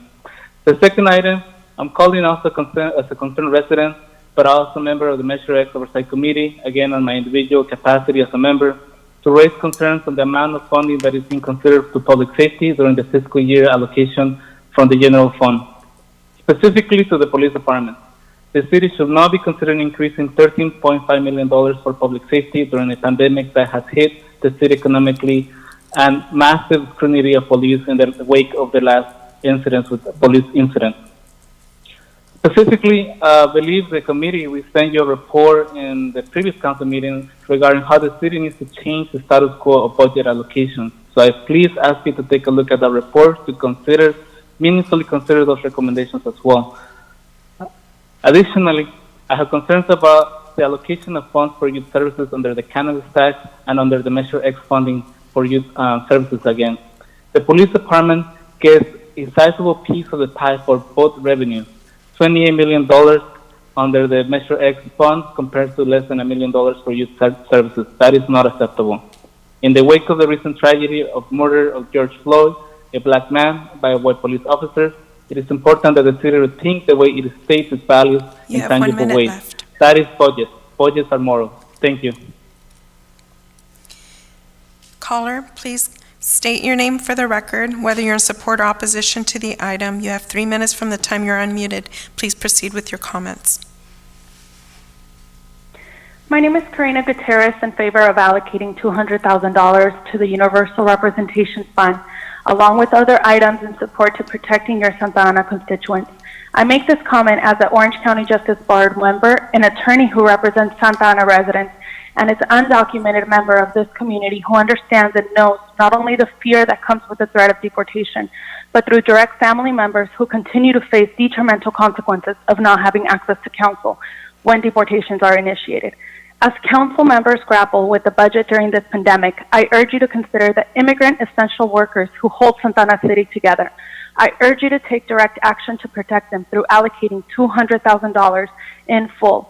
Immigrants are not only necessary to the city to execute essential jobs, but they are the main breadwinners of their family. Many families that are mixed status with an overwhelmingly amount of U.S. citizen and legal permanent resident children. There are long-lasting economic benefits to the city with the Universal Representation Program that allocates proper amounts of funding. It reduces the need for public use, promotes mental and physical health, stabilizes children through public pursuit of education, and quite frankly, it makes Santa Ana City's economic growth continue.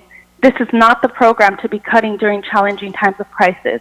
And on my personal capacity, I would like to indicate that resources to the enforcement and weapons to confront a hurt community is not the answer. It is a problem. I want to hear from people in power positions who are you members of Congress, right, or of members of council sitting, that you have an obligation to hear the real issues and to act on line action items that have a direct impact for your constituents in our community, a community that feels not only unheard and pushed aside, but unprotected. The Santa Ana City Council has an opportunity to continue to foster and protect the rights of their constituents, setting the example not only for your constituents, but for other cities to follow. It is practically impossible to isolate undocumented immigrants for those who are that are documented, because human lives naturally collide without prejudice until we are made aware of the man-made categories. Therefore, I urge you to support the universal representation allocation of $200,000 to send a message of equity, unity, and support for the most vulnerable members of your community. Thank you. Caller, please clearly state your name, whether you're in support or opposition to the item, and why.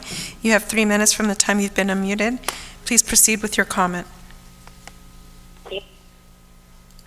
Hi, Mayor and Council members. My name is Luis Salaman. I am a resident of Santa Ana in Ward 3. And speaking of the budget, I just want to speak in favor of continuing the $250,000 for the Immigrant Defense Fund. As a sanctuary city, we can't argue that we are a sanctuary if we don't provide some sort of protection for our undocumented brothers and sisters. So I wholeheartedly agree with that. Secondly, on item 65B, as resident of Santa Ana, a proud union member and a Parks and Recreation Commissioner, I'm speaking out against that, and I'm speaking out against the elimination of 176 jobs as a cost-cutting measure that will be detrimental to our city. Our city's employees take pride in the work they do to keep our community running. Parks and Recreation employees work hard to make sure our students and seniors have safe and clean parks, after-school and summer city programs, warm meals, renovated city pools, and an amazing public library, and much more. This COVID-19 epidemic has shown how vital public services are at keeping our community running and thriving. We cannot balance our budgets on the back of hardworking city employees and the programs our working class families use. Permanently cutting 176 jobs means 176 families losing their source of income and it means thousands of Santa Ana residents losing access to vital city services. Since the recovery of the Great Recession, we have asked city employees and the community at large to bear the brunt of budget cuts and reduced services. We cannot continue down that road. These employees are not expendable. They are the lifeblood of our city, and the work they perform on a day-to-day basis shows how much they love Santa Ana. Our budgets must be an extension of our values. When we talk about public safety, we have to remember that parks, libraries, pools, and mobile hotspot programs, community after-school programs, other city services contribute to a safe community. Let's rise to the occasion, roll up our sleeves, and make sure we don't put livelihoods and the health of our community to the side in the name of budget cuts. And as a commissioner myself, if it means us not taking a $50 stipend a month, I'm more than willing to contribute to that to make sure that every penny we save is a job we save for our community. Thank you. Excuse me. Caller, please clearly state your name, whether you're in support or opposition to the item. You have 3 minutes from the time you've been unmuted. Please proceed with your comment. Hi, hello everyone. My name is Roberto. I'm Director of Community Engagement with Resilience Orange County, and I prepared my statements while Santa Ana youth continue to take to the streets to show their frustration and anger. The Santa Ana Police Department continues to violently punish and suppress their valid emotions. What is happening around the country around police brutality and the disproportionate impact and death of Black lives in the United States has a direct connection to Orange County. We cannot stay silent during these times. As an organization that works primarily with youth and undocumented community members, we have a duty to speak up and speak against these injustices. In Santa Ana and across Orange County, police departments and police unions have had a grip on city budgets and general fund resources. This has a direct impact on the outcomes of our youth to thrive in our city. Suppression is not the answer, and we will not solve anything by arresting our way out of this situation. Time and time again, our organization has called for proper investments in youth to thrive in our city, and time again, the city council fails and ignores these calls, opting instead to invest in policing. Decades of neglect on our youth have led many of them to be criminalized and folded into our local criminal justice system. Everyone is to blame for what we are witnessing today. The police are looting resources from our youth.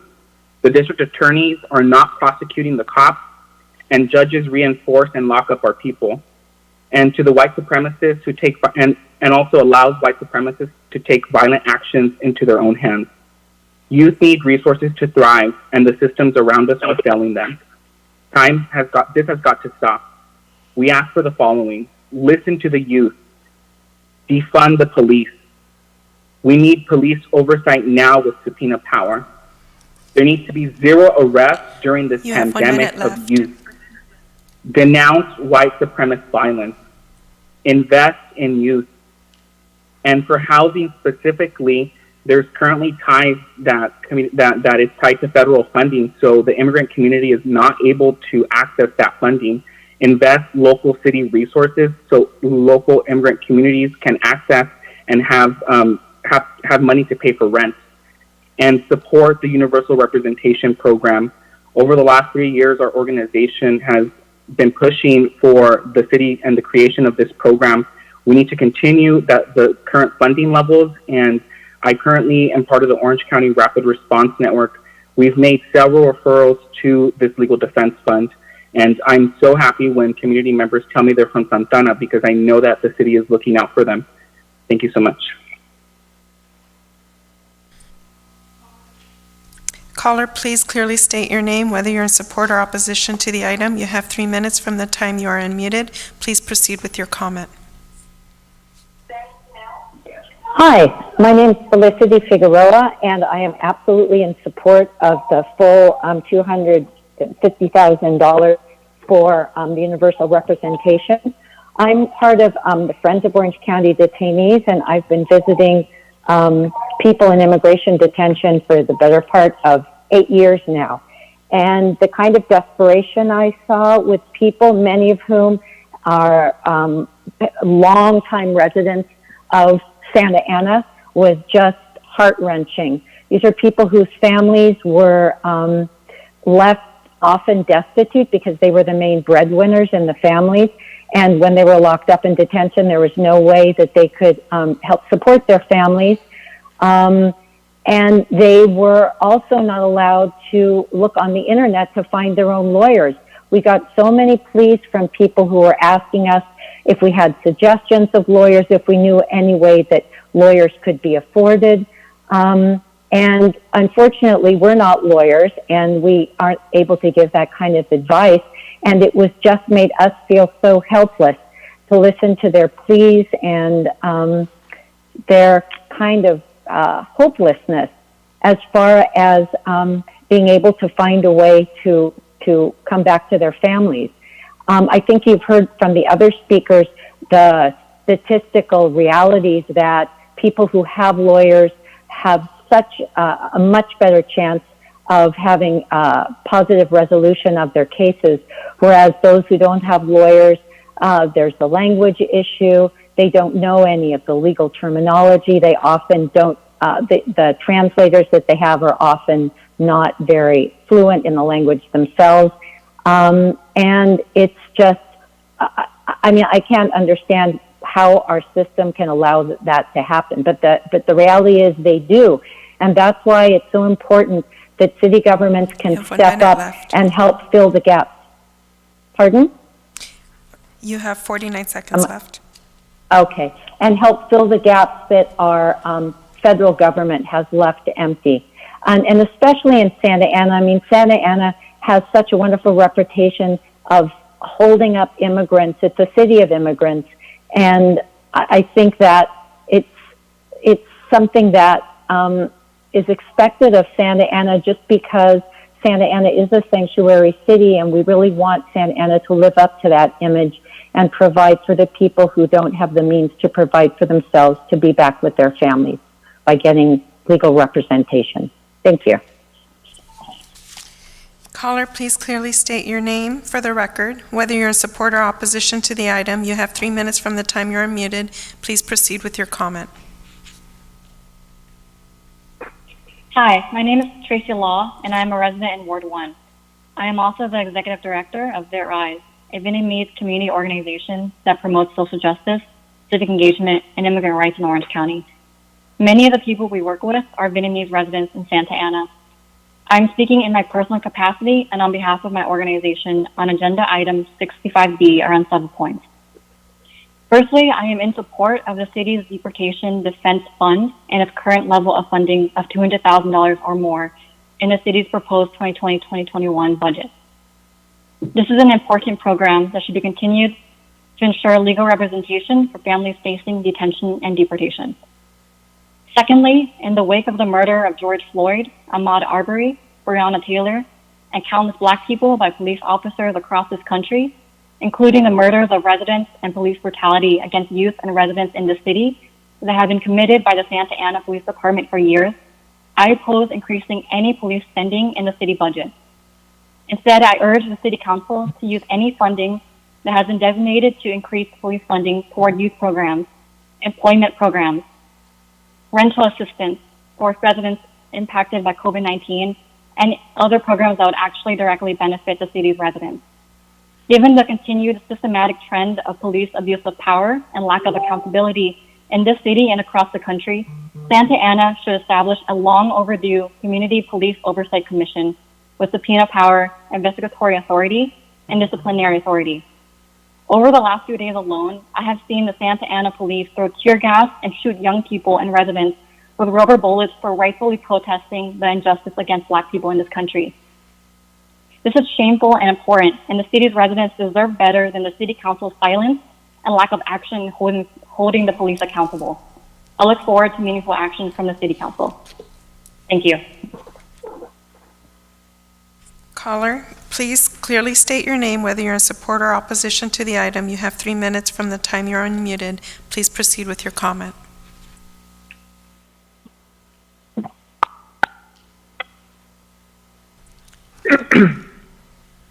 Please proceed with your comment. You have 3 minutes. My name is Annie Karen Cardenas. I'm a resident of Santa Ana in Ward 1, and I'm calling in opposition of item 65B, the proposed budget for the fiscal year 2020-21, specifically the $13.5 million increase to police spending under the guise of public safety. I understand that the City Council won't be taking action on this item tonight, but I'm asking that you provide direction to staff to revise the proposal and allocate funds to community resources that can help put a stop to the over-criminalization of our city. I'd actually also like to make a comment to Councilmember Peñalosa, and I want you to understand that a few positive posts on Facebook do not erase the pain and harm you inflict on our constituent, on our city, by calling them animals, instead of trying to understand the grief and pain that incited this violence. Thank you. Caller, please clearly state your name, whether you're in support or opposition to the item. You have 3 minutes from the time you're unmuted. Please proceed with your comment. Hello, good evening. My name is Jessie Lopez. Today I'm speaking on item 65B. I'm a lifelong resident and taxpayer in Santa Ana. I reside in Ward 3. I believe that our budget must be an extension of our values. I reject the proposed budget to increase public safety spending by $13.5 million. The city laid off 176 essential workers from the library and the Parks and Rec department. Yes, they are essential because they provide some of the most basic and urgent support that our youth needs. Now more than ever, it is crucial that our city's leadership prioritize the well-being of our working families by making sure that we have the support we need, like staff libraries and staff community gardens, to help us have a better quality of life. As someone who has benefited from these resources, I ask you to rehire our workers. I ask you to not rush the budget vote, because there may be future FEMA, federal, and state funding that may come to the city. The city has 60 days after July 1st, 2020, to approve a budget. And under such serious circumstances, the City Council should not rush any important decisions without the community's awareness and input. We know what it is like to grow up in a city that is park poor. We know what it's like to grow up in neighborhoods that are underfunded. And we also know the positive impact that healthy communities can have on our youth and families. Our budgets need to prioritize them. I also ask you to continue funding the city's deportation defense funds at the current level. Lastly, I urge you to take a moment to listen to what we are again asking you for, which is an investment in the people of Santa Ana. Thank you. Caller, please clearly state your name, whether you're in support or opposition to the item. You have 3 minutes from the time you've been unmuted. Please proceed with your comment. Hello, City Council members and Mr. Mayor. I'm Jairo Cortez. I'm the Executive Director of Chispa. I want to make a comment regarding the city budget and the city spending priorities. I understand that COVID-19 and the ensuing pandemic has had a very direct and a very deep impact on the city's taxpayer base and the city's tax revenues. But if COVID-19 related cuts are to be made, they must come first and foremost from the Santa Ana Police Department budget. The Santa Ana City Council has increased the police department's budget year after year, most egregiously in the form of the $25 million Police Officers Association contract of 2018. Residents should not make sacrifices while an abusive police force continues to receive unjust and exorbitant rewards. Instead, the city should make cuts to protect other vital city programs like libraries, parks, housing, and yes, the Immigrant Defense Fund, which positively impact the community and contribute to a healthier city. These services do far more for public safety than policing and enforcement ever has. We ask for the following actions from the City Council in order to challenge systemic racism, champion police accountability, and end police violence for our residents. Try to save PD's budgets and use the savings to preserve and prop up city programs like libraries, parks, and housing. Grant genuine community oversight of the police department through the creation of a civilian review board with subpoena power, investigatory power, disciplinary authority, and the ability to hire and fire officers, including the chief of police. Renegotiate POA contracts with respect to the handling of police misconduct and include community stakeholders in the bargaining process. You have 1 minute left. Including in all future POA contracts. Thank you. Caller, please clearly state your name, whether you're in support or opposition to the item. You have 3 minutes from the time you're unmuted. Please proceed with your comment. Good evening. My name is Abigail Alamar. I'm speaking against the item 65B. I am very disappointed that the city is cutting jobs. We have the highest taxes in Orange County, so where is our money actually going? We need to be investing in our community, especially for our kids. We need parks, libraries. I'm also a city employee for a city of Orange County, and I know how hard we have been working, especially during this hard times during COVID-19. And I'm fully aware that some people haven't been working, and it'll be heartbreaking for some people to lose their jobs. Our city employees take pride in the work that we do. So I also would like to know where our money is actually going, because how do we keep proposing higher taxes and doing all these amendments and stuff when we don't even have the money to provide other stuff for our communities. Santa Ana Police Department needs to have an oversight committee. I'm hearing that they have the highest, and we're fully aware that they have the highest budget, and it shouldn't be that way. Especially now during this hard time, we've been seeing a lot of police brutality. So we need to really invest in our community, especially our kids. So have a good night. Thanks. Caller, please clearly state your name, whether you're in support or opposition to the item. You have 3 minutes from the time you're unmuted. Please proceed with your comment.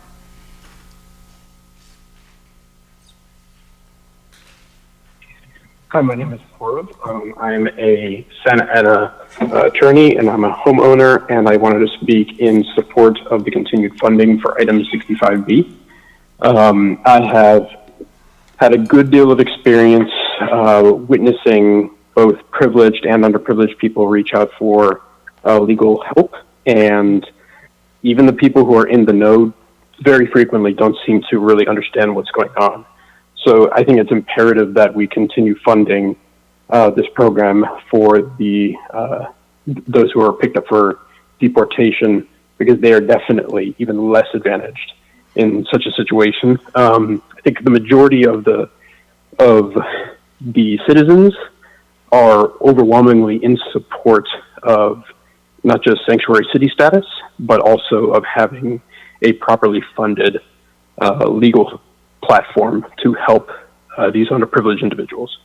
I think that if need be, there are definitely other areas of the budget that are far lower priority than taking care of the lifeblood of our citizens and of the country.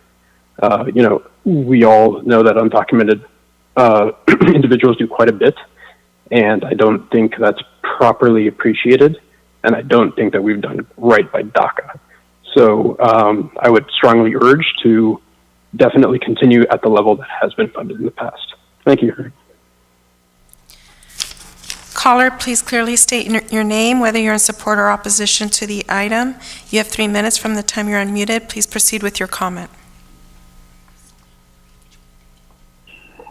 Hi, good evening. My name is Carla Juarez. I am a longtime resident of Santa Ana.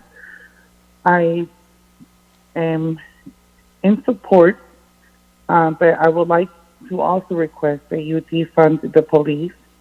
Also request an oversight committee with a subpoena power, and also would like for you to support a universal representation. I also want to express my disappointment on how the police department handled the protest. And I also want you guys to acknowledge the violence that were put against our youth before curfew. I wanted to let you guys know that I am a homeowner. I live in Santa Ana. I have for all my life. My brother and sister are U.S. citizens, and they're not going anywhere. I'm not going anywhere. And what you guys do and how you guys vote and how you move forward is going to represent you, but we will also be watching. And I have been very disappointed, and I hope I hope and pray that you guys do the right thing and stop the violence against our youth.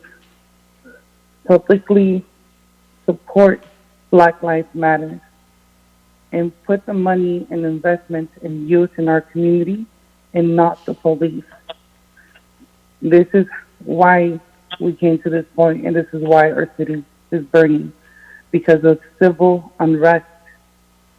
It didn't build up in a week or over one incident. It's been here. I remember for years since I've been here, since late 1980s and before then. You have 1 So minute it is left. up to you to do the right thing, and we're watching. We're not the only ones that are watching. Our kids are watching. My brother and sister are citizens. Our citizens are watching you. And we're not going to take you mistreating us and you mistreating our city and continuing to oppress us. It is not okay for you to shoot rubber bullets, steel cover rubber bullets and tear gas way before curfew at a peaceful protest. That is disgusting, and you should be ashamed. You don't do that to your kids. Thank you. Caller, please clearly state your name, whether you're in support or opposition to the item. You have 3 minutes from the time you're unmuted. Please proceed with your comment.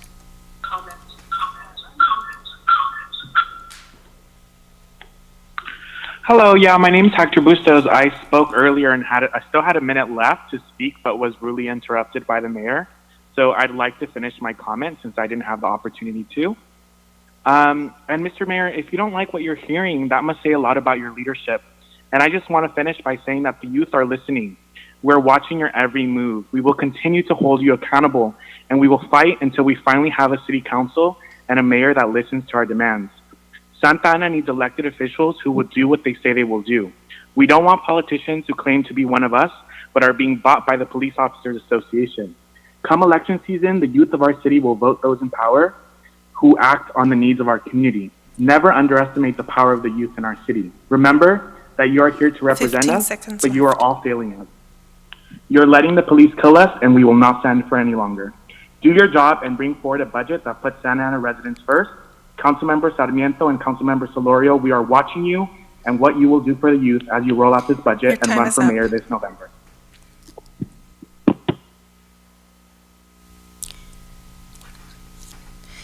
Caller, please clearly state your name, whether you're in support or opposition to the item. You have 3 minutes from the time you're unmuted.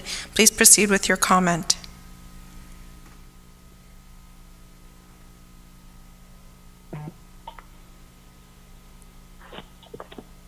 Hi, my name is Kaylee, and I'm a resident of Santana, and I am just calling to speak on behalf of the additional funding for the police department.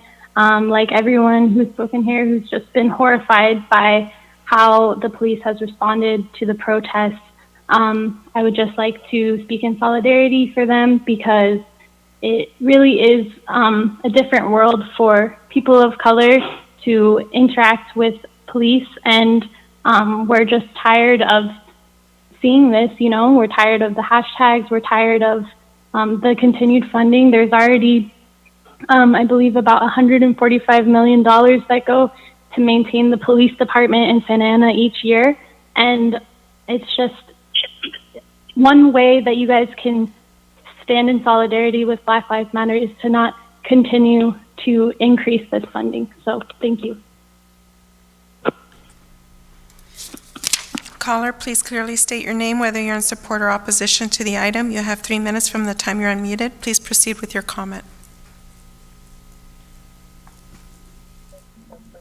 Buenas noches, mi nombre es Luis Cachua, yo soy ciudadano de esta ciudad, nacido aquí, hijo de 5 hijos, todos con educación de la universidad. Yo estoy llamando para dar mi voz contra el dinero que quieren darle más al departamento de la policía, especialmente con la necesidad de COVID-19. Tenemos mucha gente, muchos jóvenes que necesitan ayuda y estamos haciendo las cosas muy mal. Quiero que les den la oportunidad a los ciudadanos de esta área que miren el presupuesto otra vez para hacer un cambio. Y estoy hablando en español porque hay muchas personas que no tienen la capacidad de poder hablar y entender lo que está pasando. Muchas gracias, buenas noches y espero un cambio. Hasta luego.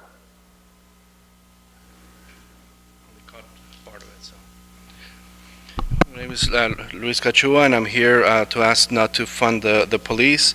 There's a lot of people here, a lot of youth who need help and have needs, and we need to do these things, and we want the citizens to see what's going on, take another look at the budget, and see what changes need to be made. Caller, please clearly state your name, whether you're in support or opposition to the item. You have 3 minutes from the time you're unmuted. Please proceed with your comment. Hi, my name is Maria Sejan. I was born and raised in Santana, and I'm in opposition of increasing the budget for the police in Santana. I know that almost half of the budget goes towards the police department, and I believe that budget should be that should be redirected to public resources like the library, parks and services, and more investment into our youth. As a person in the city that grew up in the city and watching the violence go towards my own father and brother and watch them being criminalized in front of my face growing up, I experienced how the people that I love closest to me have been brutalized by the police. And we strongly believe in defunding the police, and I also am very angry in the city council's response to how the protests went down. Also, I just really believe in defunding the police, and I hope that you take everything that's been said tonight into account. You are responsible, and act that way. Thank you. We have no more callers raising their hands virtually, but I did want to take this time to announce that today we did have a glitch in our email system, and that went out to the e-comment at santa-ana.org. The error message that you may have received clearly indicated that only one recipient out of the multiple recipients did not receive the message to the email group e-comment at santa-ana.org. Rest assured that all your public comments have been received and will be part of the official record for today's City Council meeting. To verify that the email was received, you may go to our agenda or public document portal located at santa-ana.org/city-meetings. Thank you for your ongoing civic engagement. We greatly value your input in continuing to improve our city. In addition to that, I do want to state for the record that the emails that were received up to 5 p.m. was 181 that were in opposition to funding the public safety. 1 was in support of funding the public safety. 9 were in opposition of laying off part-timers. 1 was had indicated support in increasing towards senior center. 21 were support of the legal defense. And then 1 was just a question on the prison to employment program. And that is all we have. Thank you, Madam City Manager. Would you like to proceed at this time? Yes, sir. Thank you, Mayor. So the item before you, just to clarify, you're not being asked to take any action right now. As we discussed at the work study session on the budget, it is still a moving, flexible budget as we are still waiting to hear what level of assistance we're going to receive either from the federal level or the state level or the county level. So there are some moving parts that we don't have solidified yet, but we wanted to keep the budget in front of you. The agenda materials include a 7-page staff report, a detailed budget, a budget summary, along with the CIP. So we're hoping that over the next 2 weeks, we can answer any questions. You can provide any further directions for us. For tonight, we do have a brief presentation for you. We want to talk about, we heard your comments and direction from the workshop, and so we incorporated those in there. We still have measures that we are searching so that we can present to you, hopefully in the second meeting of June, a budget that we will be recommending for your adoption. With that, I'm going to turn it over to our finance director, and she will walk you through the presentation and talk about next steps and things that are still under review. So with that, thank you, Catherine Downs. Thank you, Madam City Manager, Mayor, Mayor Pro Tem, and council members for allowing us to present your updated draft budget.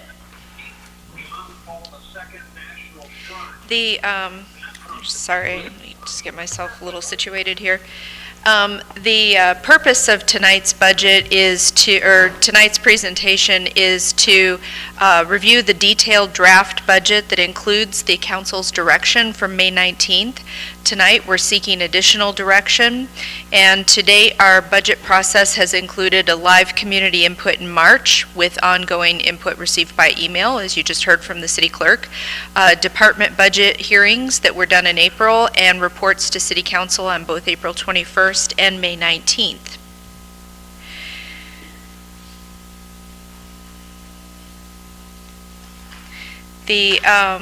We heard what the direction that you gave us on May 19th, and so we just wanted to give you the status of each of those items. We have submitted a FEMA application for reimbursement of some of our COVID-related costs. We are monitoring the state budget action for a CARES Act allocation directly to Santa Ana.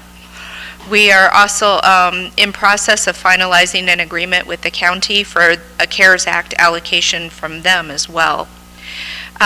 We have some preliminary labor discussions in process. The city did separate 178 part-time employees, and we have updated the draft budget, assuming the hiring freeze that we spoke about on May 19th.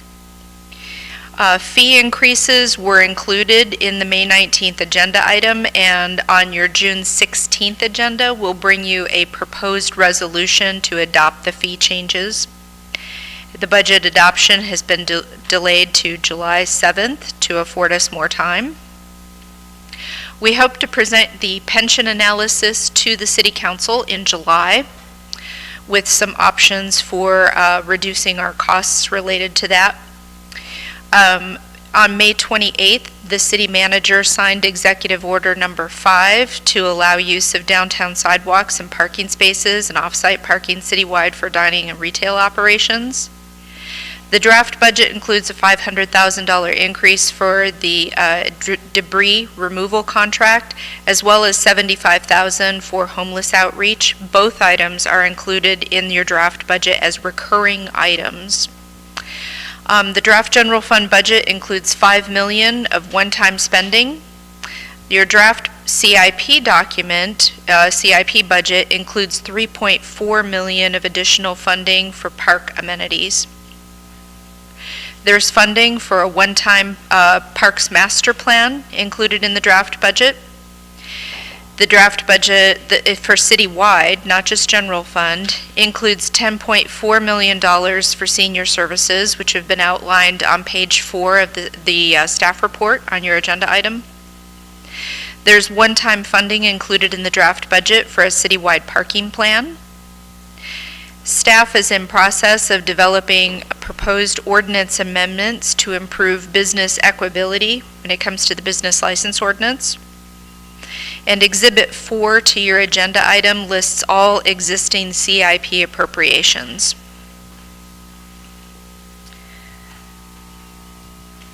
I apologize, I haven't been keeping up there. This is a snapshot of the current version of the draft general fund budget. Before it is presented for adoption on June 16th, it will be adjusted to ensure that the operating reserve remains intact.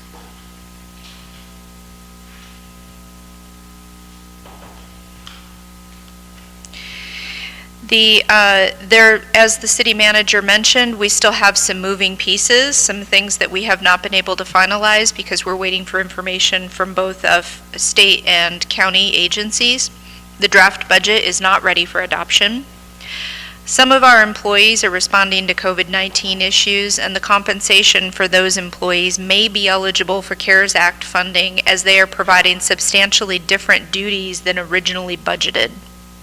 If the state adopts the governor's proposed budget, the city would receive a CARES Act allocation from the state, and the county plans to allocate CARES Act money to the city. The county is finalizing an agreement for the city to receive its allocation. A backfill for city revenue losses may be included in the pending federal Phase 4 assistance package, but we don't know that yet. It's a possibility. And labor negotiations could result in up to $6 million of savings, depending, of course, on what is agreed to. We're certainly open to any other mitigation strategies from the council. And our next steps, we will provide you an updated version of the draft budget on June 16th for your public hearing, with planned budget adoption on July 7th. It's imperative for us to carefully monitor the budget on a monthly basis, and we will provide a quarterly update to City Council no later than October, after we have actual sales tax data for April through June. So then we'll have more solid information for you at that point. That concludes my oral presentation, and we're ready to take direction from the council.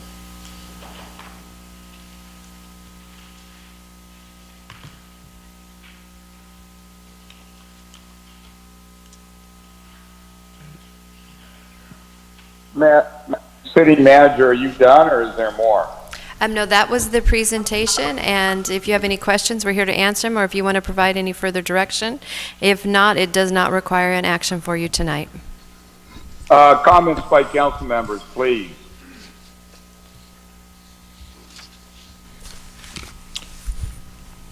Madam City Manager, No question. comment? I have a quick question, Mr. Mayor.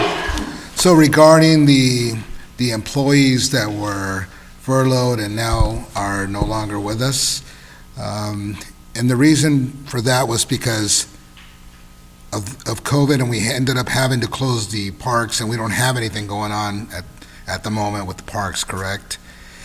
That is correct, sir. Yeah. And we did keep some library folks, but there were some also that were let go. And it breaks my heart for these people. I was getting correspondence from them. I was getting text messages from a few of them.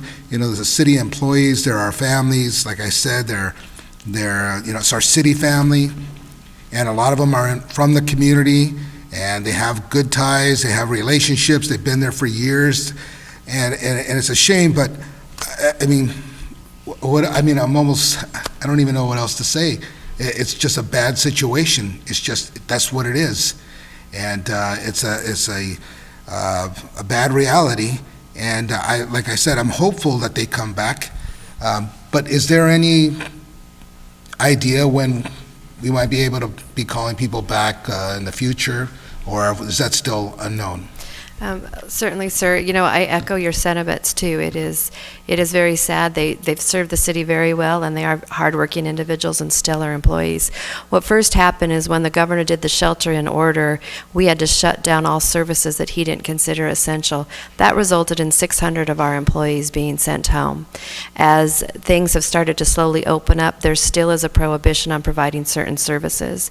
And for those individuals that we can't, you know, we don't have rec classes, we aren't having parades, we aren't having concerts in the park, and those were the positions which are, you know, serve the community very well that we're unable to have right now. So we did separate the employees. It actually was 178 part-time employees.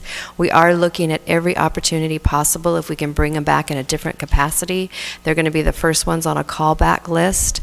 So it was initially the essential service part. They weren't included, so we couldn't conduct those services. And then, of course, we're now seeing the impact from our budget as a result of the pandemic. So I hope the recovery of our revenue expedites, and we see, I know the finance director and I, we argue about it, whether it's going to be a V recovery or whether it's going to be a slow growth.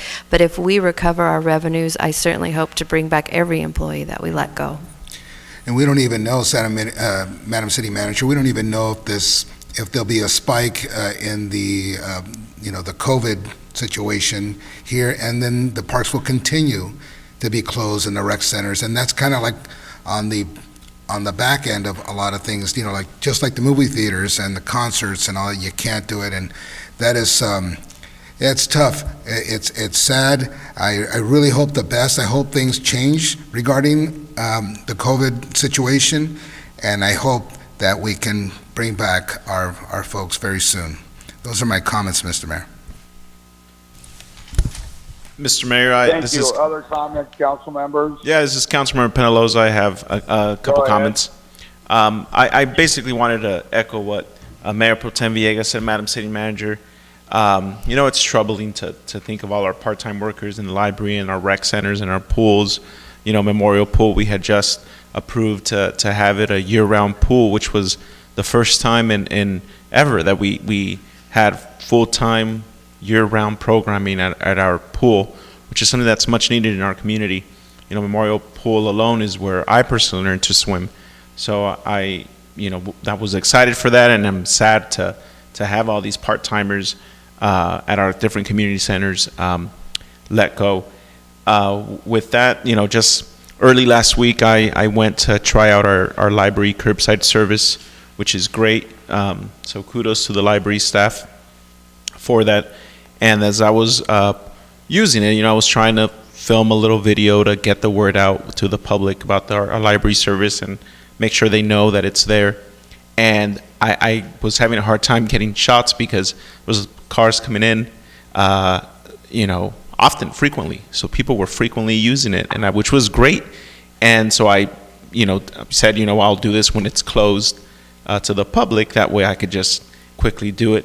And while I was trying to do it, I pulled up to get my book, and one of the library staff members out there, was running in and out with the little cart. And I had a face mask, I had glasses on, I had a hat. Nobody knew it was me. He had no idea it was me. And I asked, how are you guys doing, with curbside service? And he was red, he was sweaty. He was like, oh man, he's like, we're going to need those part-timers back. We're going to need that staff, sooner than later because we're busy and people are using, and that's just with the curbside service. So as we move forward and our libraries open up again, there's going to be an increased need. It's a sad situation. Definitely nobody was expecting this pandemic. And then in regards to the different cost savings that we could potentially have, I know that at the last council meeting when we had the budget workshop, I was the one that brought up the labor concessions and possibly looking at the different bargaining unions. Not SCIU because that's who covers the part-time workers, but POA, and looking at possible concessions that they're willing to make or have that conversation at the table to be able to offset the losses and that we're seeing. Have we had those conversations, Madam City Manager? Have we had any? Are we meeting with the labor groups and having these talks about possible concessions? I have engaged concession bargaining with one of our largest unions to date. Okay, that happened today, and there'll be more, I'm guessing? Depending on as the revenue scenario changes and as more information comes in, I would approach as needed to the other labor groups, but certainly I approach the largest one that would, should they agree to concessions, create the greatest savings to the general fund. Okay, and that's good to know because, when many of these contracts were approved, they were done in multiple year contracts, so it's these aren't new increases that we're bringing forward, but it's unfortunate because again nobody knew that a pandemic was going to happen and completely cause a shortfall in revenue. And in regards to the income tax or the sales tax, sales tax revenue. So are we getting, and this might be for the finance director, Catherine, are we getting daily updates on how much money is coming in? Is that how it works? Because I know you mentioned October for sales tax from April through June. That's when you get the final actual estimate of or number of how much money came in? That's right. So there's two different pieces of information, actuals and estimates. We don't receive any information on a daily basis for sales tax specifically. We have been working with our sales tax consultant to provide us up-to-date estimates as they receive more data. Our sales tax consultant just received the data for first quarter, January through March, the actual data that included the first couple of weeks of the pandemic, they just received that last week. So they've been working through it because when they receive the data from the state, they have to work through quite a bit of analysis and number crunching to make sense of it. And so we hope to hear from them any day now. I was actually hoping to hear from them in time for this meeting, but we've been reaching out with them on a daily basis. Where's our information? Where's our information? So we hope to hear very soon that they will have completed their analysis, and we will be able to make sense of our most recent payment, which was very low. And that's the cleanup payment for January through March quarter. And so we believe that there's been some businesses that have taken advantage of the state's deferral program. And so if that's the case, it's a timing issue for us. It means that we will get the revenue eventually. It's just that we may have to wait a little while for it. But other than that, the next set of actual data that we'll receive for the April through June timeframe is in September, and then of course it takes that time, it'll be at the end of September, and then it takes that time to crunch through and analyze that data. So we do receive monthly payments from the state, but every quarter the first two payments are advances only. So you get an advance, and they're just random numbers that the state develops to send you a check, whatever the state is comfortable with. And then it's that third cleanup payment that becomes your actual number for the full quarter. So that's how the information comes in. I know it's very frustrating for all of you. It's frustrating for us, but that's what we have to rely on from the state. And so we're going to provide as much up-to-date information as we possibly can. Thank you, Catherine. And another question, I guess this would be more for the city manager, Christine Ridge. With approximately $26 million from the CARES Act that we're hoping the governor approves his budget June 15th, right, is the date? And we receive that money. I know it's earmarked and specific to COVID-19 related losses or expenses. I mean, and this is me just thinking of all all the numerous contracts we come across here in open session and in closed session, and always looking through the language and always, the city attorney, always, reminds me. It's like, well, yeah, it says that, but this one little word here. I'm not a lawyer, and I know Councilmember Sarmiento would probably say the same thing. It's like, yeah, that gives you the loophole to apply it to this. I'm thinking our part-time employees that have been let go because of COVID-19. I mean, to me, that is we've seen losses in revenue. We couldn't not even the loss in revenue, but just the fact that we can't open our community centers because of gatherings, or we couldn't, and our Parks and Recs programming, our library, we couldn't have gatherings, so we had to shut down because of COVID. Would that be money that we could possibly use for those programmings that we had to shut down because of COVID? I mean, is that it, because all I hear is it has to be spent on COVID-19 related losses, which would, to me, it would be a loss. And I'm just again thinking out loud here and trying to see if there's any way there to save these jobs and bring back our programming for the summer. No, council member, your questions are very good ones.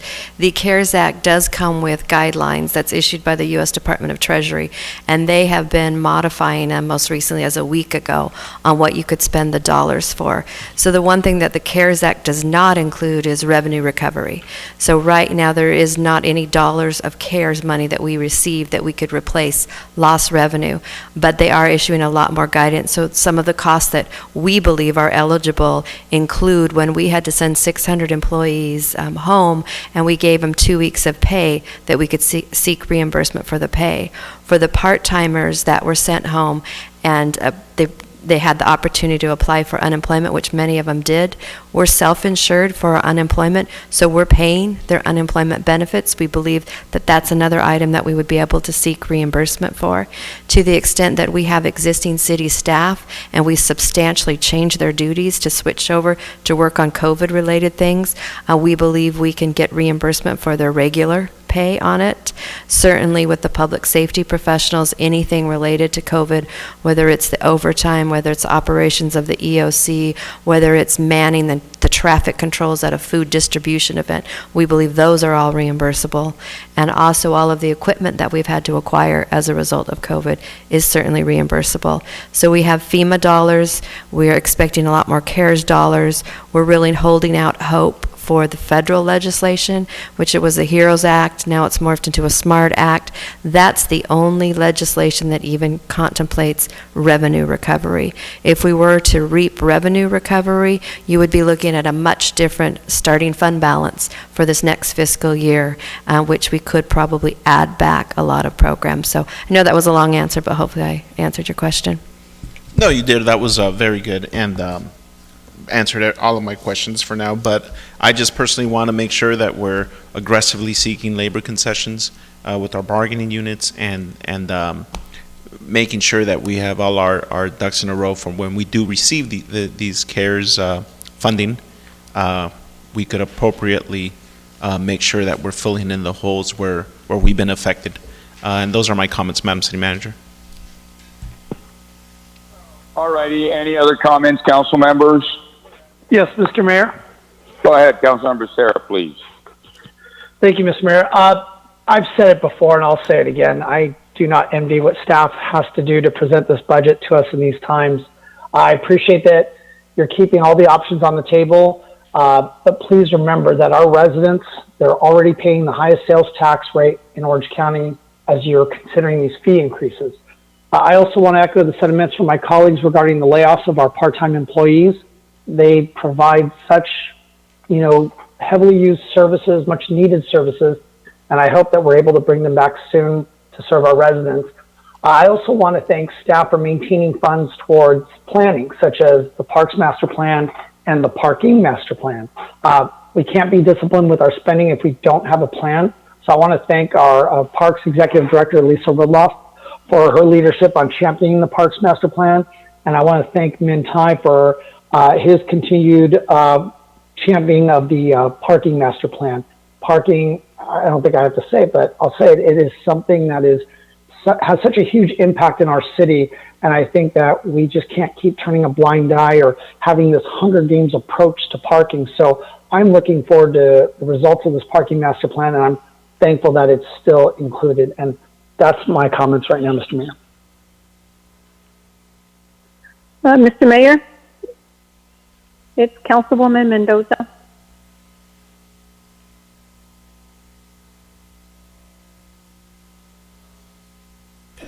Go ahead, council member.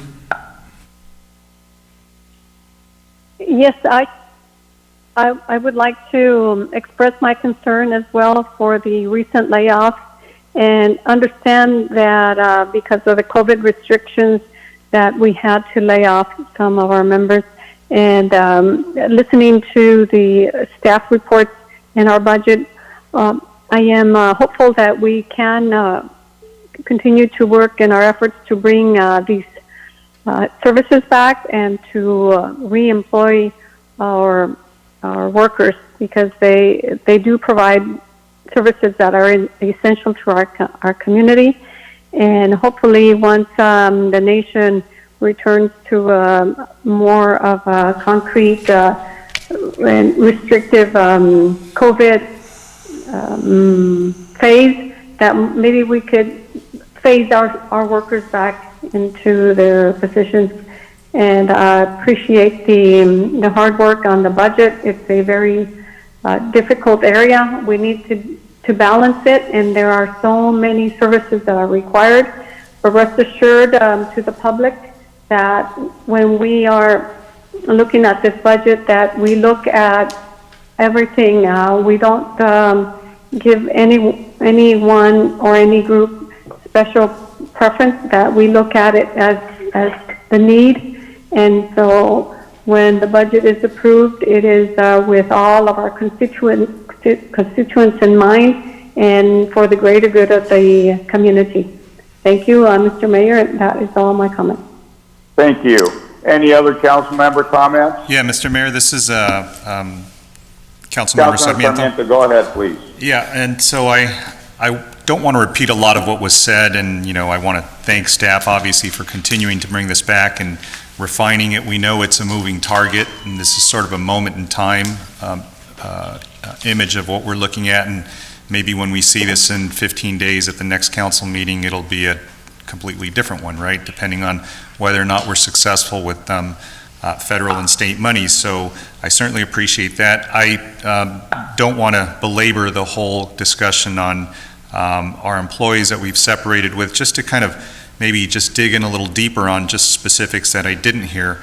As we separated with these part-time employees, I just want to make sure that we did it in a surgical way, and by that I mean, there are some employees that probably, or could have been, or can be, sort of repurposed for other things, and I've always looked at some of the contracts that we've had with vendors, such as, just for example, graffiti removal. I know that we contract with GPC, I believe, and, Madam City Attorney, if you could maybe take a look at some of those outside vendors that we have contracts with and see if there's any way we can, pause those and maybe toll those contracts. And in the interim, as we're trying to absorb folks during this time, maybe we could repurpose them for those things. To Councilmember Peñalosa's point, yeah, I try to be creative in my interpretations as well. So we'll leave it at that adjective. But yeah, I think there are ways we can try to use this. We know other cities are doing this. They're trying to absorb their folks. But I just think as we separate, and maybe when we separated, we needed to do it in a very compassionate way and in a very, again, surgical and methodical way to make sure that we have many folks that are residents of the city, many folks that have been here with us for a very, very long time, and have tenure and seniority and just longevity with the organization. So I just wanted to make sure that we are thoughtful as we're going through that. But I also think that, some of the things that I know our Public Works Director has done to try to absorb some of those folks and being creative with his personnel and staffing, those things are very helpful. So, let's just keep on looking at that. The other thing I wanted to talk about were, I think it was mentioned, the fee increases. So what's interesting is I know that we're, looking at increasing some fees here as a way to offset some of the revenue losses, but later on in the agenda, we're going to be looking at an item that is going to try to put a pause on some fees that I think serve a very important purpose for our low-income community. So I think that that's a little bit of a contradiction in my point of view. So you can't argue for one and then support something else that just does exactly the opposite. So, another thing I know that the city manager had spoken to me about was the incidents that we had over the weekend. I'm sure changed the numbers a little bit, but Madam City Manager, I think we'll be able to recover those funds that we may have had to expend for additional overtime, some other costs that we experienced because the governor declared a state of emergency for Southern California, so that won't be an additional burden that we're going to have. And the last thing I'd like to say is that you please incorporate the comments that were made tonight by folks who spoke from the public. Obviously, we're not able to have community gatherings any longer. We can't have folks come and speak their opinion. So those 200 plus emails that were sent, those numerous speakers that were before us, at least by audio, they were speaking to specific items. One thing I heard was that we need to invest in our youth, especially in light of what's been happening throughout the country. And just like a pandemic that we're experiencing, we're also experiencing just incredible despair, right? And we saw it, and we saw it in our city, we saw it in our county, in our state, and all across the country. So we have to acknowledge it. It's real. It's not something that's made up. There were hundreds of people that I saw over the weekend, very, very disillusioned. And so maybe there's a way we can marry these things and we can increase the trust that folks need to have in their police department and law enforcement, and maybe increasing engagement with the youth program better, and maybe it's the department that does that. Maybe there's a way that we can marry those two things, where we can increase that that level of trust and confidence that we have when a person sees another person in uniform, and they don't sense fear, but they sense love and they sense trust. And I think there's a moment in time that, what I see is that we've been doing the same thing for years. I've been on this council now close to 14 years. And somebody told me the definition of insanity is doing the same thing over and over and expecting a different result. And this is a time maybe where we can step back and say, let's be creative. Let's be, let's be thoughtful. Let's be intelligent. And we obviously have gotten, our attention's been gathered by folks that have been not only protesting here, not only decrying and just crying for their voices to be heard. So let's see if we can incorporate that maybe into our budget. And I know it's going to be difficult because we're facing a tremendous burden of just cost. But that doesn't mean we can't work with these numbers and see if we can impact people's lives, make them better their conditions. But that's what we're here to do, to be responsive. And I remember, just a few months ago, we were talking about a development over on North Main, 2525, and we had, a number of people come to us, and that was one development.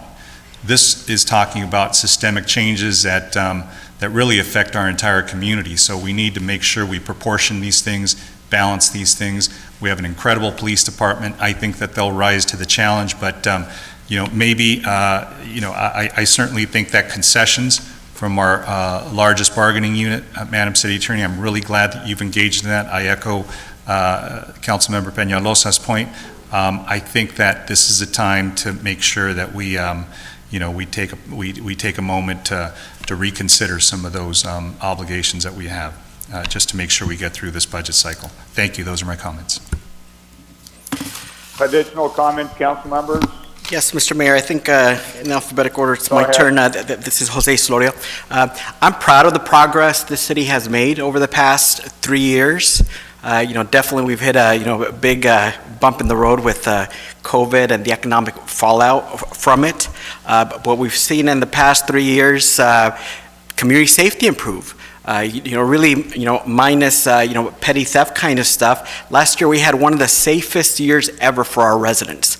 We had less gang violence, which really at the end of the day means less, young people of color dying at the, hands of guns of other people of color. And I'm proud of things like that. And across the board, violent crime is down, and that's good. On the youth services side, we've done some incredible things that most other cities have not done. We have a youth fund today with over $3 million and a budget here that's going to invest more. That is something to be proud about. We are working with our youth commission to use it well, and we will. We also saw, starting about 3 years ago, we about doubled, if not tripled, it's been a few years now, but we at least doubled the amount of money from CDBG that we put towards youth services. I think we got upwards of $800,000. That's very good. Not many other cities, especially in Orange County, I'm not aware of any that spends more than $800,000 on youth-oriented services. We did Sanctuary, which was fantastic. We also, starting last year before it was popular, started a pretty substantial rental assistance program for our community. Last year to prevent homelessness, this time to deal with a COVID situation, $500,000 for that I'm very proud of. And last year we had, the last election cycle, the passage of Measure X, and Measure X does, have us put most of the money towards homeless services and reducing 911. So I think because the voters asked us to put dollars in those areas, that's why last year and this year you still see a focus on community safety, and I think that's important. And I know across the board last year, even though there was concern for the safety of protesters, and by and large we had very safe protests, we had numerous individuals in town that were very happy with the response, and we didn't have any major structural fires. We didn't have any, major violence or injuries. that was a good thing. It's because of, how we fund our services here in town. With the youth fund, I would like to see how we can use more of those dollars sooner for this summer's programs, in particular in partnership with our school districts of San Unified, Garden Grove, and Tustin, because we do have there, like I said, $3 or $4 million today, and this plan would put another, several $1 million in there, and so I think we could use it. Same with for high tech for them, for mobile hotspots, to other things, summer jobs, whatever that might be. For the rest of it, and these are my last points here, and I mentioned to the city manager, having seen government at different levels, until the state budget is finalized and the feds kind of say what they're doing, we don't really know how much we need to cut. So I do think we need to kind of pause on firing people. We need to pause on, doing bad things for our employees. With our SEIU part-timers, one of the suggestions I would make to our mayor, city manager, and SEIU as well is other industries, they've been very aggressive about working with the state to develop guidelines to open things up. I'd like our city, I like our mayors, I like our parks and soccer people to, for example, come up earlier with guidelines on soccer. I mean, in soccer, don't tell we can't figure out how to, have some separation, maybe no audiences to watch, many opportunities there. Also, we still have a homelessness problem. And again, I spoke of Measure X and the money for homelessness. Maybe we can have some of these, staffers help us with homelessness outreach, education, etc. That would be good as well. I know that this year is going to be tough. Quite frankly, next year's budget will probably be harder. I do think that this year won't be as bad as we think. And I also remain very supportive of the Legal Assistance Fund for Immigrants. I'm especially proud and thankful that the group took some of the suggestions that Councilmember Villegas and I made some years ago to try to focus it on Santa Ana residents and dreamers and veterans and folks in town rather than people from out of town, and they've been running the program very responsibly. I am proud of it, and those are my comments, and I look forward to continuing to work with the staff on making our city better and keeping our employees intact and safe. Thank you. Mr. Mayor, this is Mayor Pro Tem Villegas. Yes, go ahead, Councilmember. One last Mayor comment Pro Tem, real quick. go ahead. Couple of things, I forgot about this. So I had the finance director run some numbers, a chart for me, and our city compared to other neighboring cities that are our size, we have about $31 million in the general fund that is towards our youth, parks, and we have 22 million from the parks. We have 3 million from cannabis that we put in there that Councilmember Solorio and I were working on. We also have $5 million that go to the library. In comparison to this chart that I have, Irvine is the one that beats us, but Irvine doesn't pay out of their general fund for our library. I don't know where they get their funds from, but we outrank all the other ones, and we're at about 31 million. And yes, we want to add some more money on that. Speaking of money, so all these emails I received regarding the $13 million that's going to law enforcement, Ms. Downs, can you clear that up for us? That is in the budget because that is part of the contract that we have to honor, is that correct? That's correct. I believe that some of the speakers are referring to the wage increases that were granted to the Police Association for fiscal years 18-19 and 19-20, wage increases that have already been given. So those were negotiated and they've already been processed. So this is not like a surprise or anything. This was calculated in the budget. I didn't vote on that, but I have to honor the contract, and I intend to do so. And I just wanted to clear that up for folks to understand that this is not a surprise or anything. This was actually in there. And I know a lot of people are concerned, and we have to honor contracts. That's all I can say. Not just that contract, but all contracts. And is there anything else, Ms. Downs, regarding for us to balance this budget, what the plan is? I know you're asking for direction from the council, and we have some ideas, but if the staff could come back to us with some contracts that we can look at that we need to maybe figure out if we're going to lower them. I know we have quite a few. Those are the tough conversations that we have. And I know I stepped out for a minute, and now I'm back. And did we discuss that by any chance earlier? No.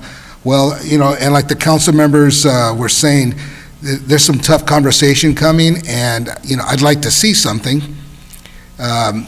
whether it's the contracts being reduced or renegotiated, or and I'm not talking about the contracts we have now regarding like the 13 million, not that, but I understand the city manager's in conversation with the unions right now, but we need to look at what's on the table. I mean, I think everything's on the table at this point, because like Councilmember Solorio said, the following year, that's the tough year. That's the bad one. And I guess we'll discuss that in the future. So if you can show us a picture of what's on the table, then we can discuss it. And it's something that we can think about for the next couple of weeks. Thank you, Mr. Mayor. Thank you. Any other comment? If not, I'd like to comment. Any other comments? Okay, seeing none, let me make a comment, please. This is mainly, directed towards the city manager, and it's simply a suggestion and potentially an approach.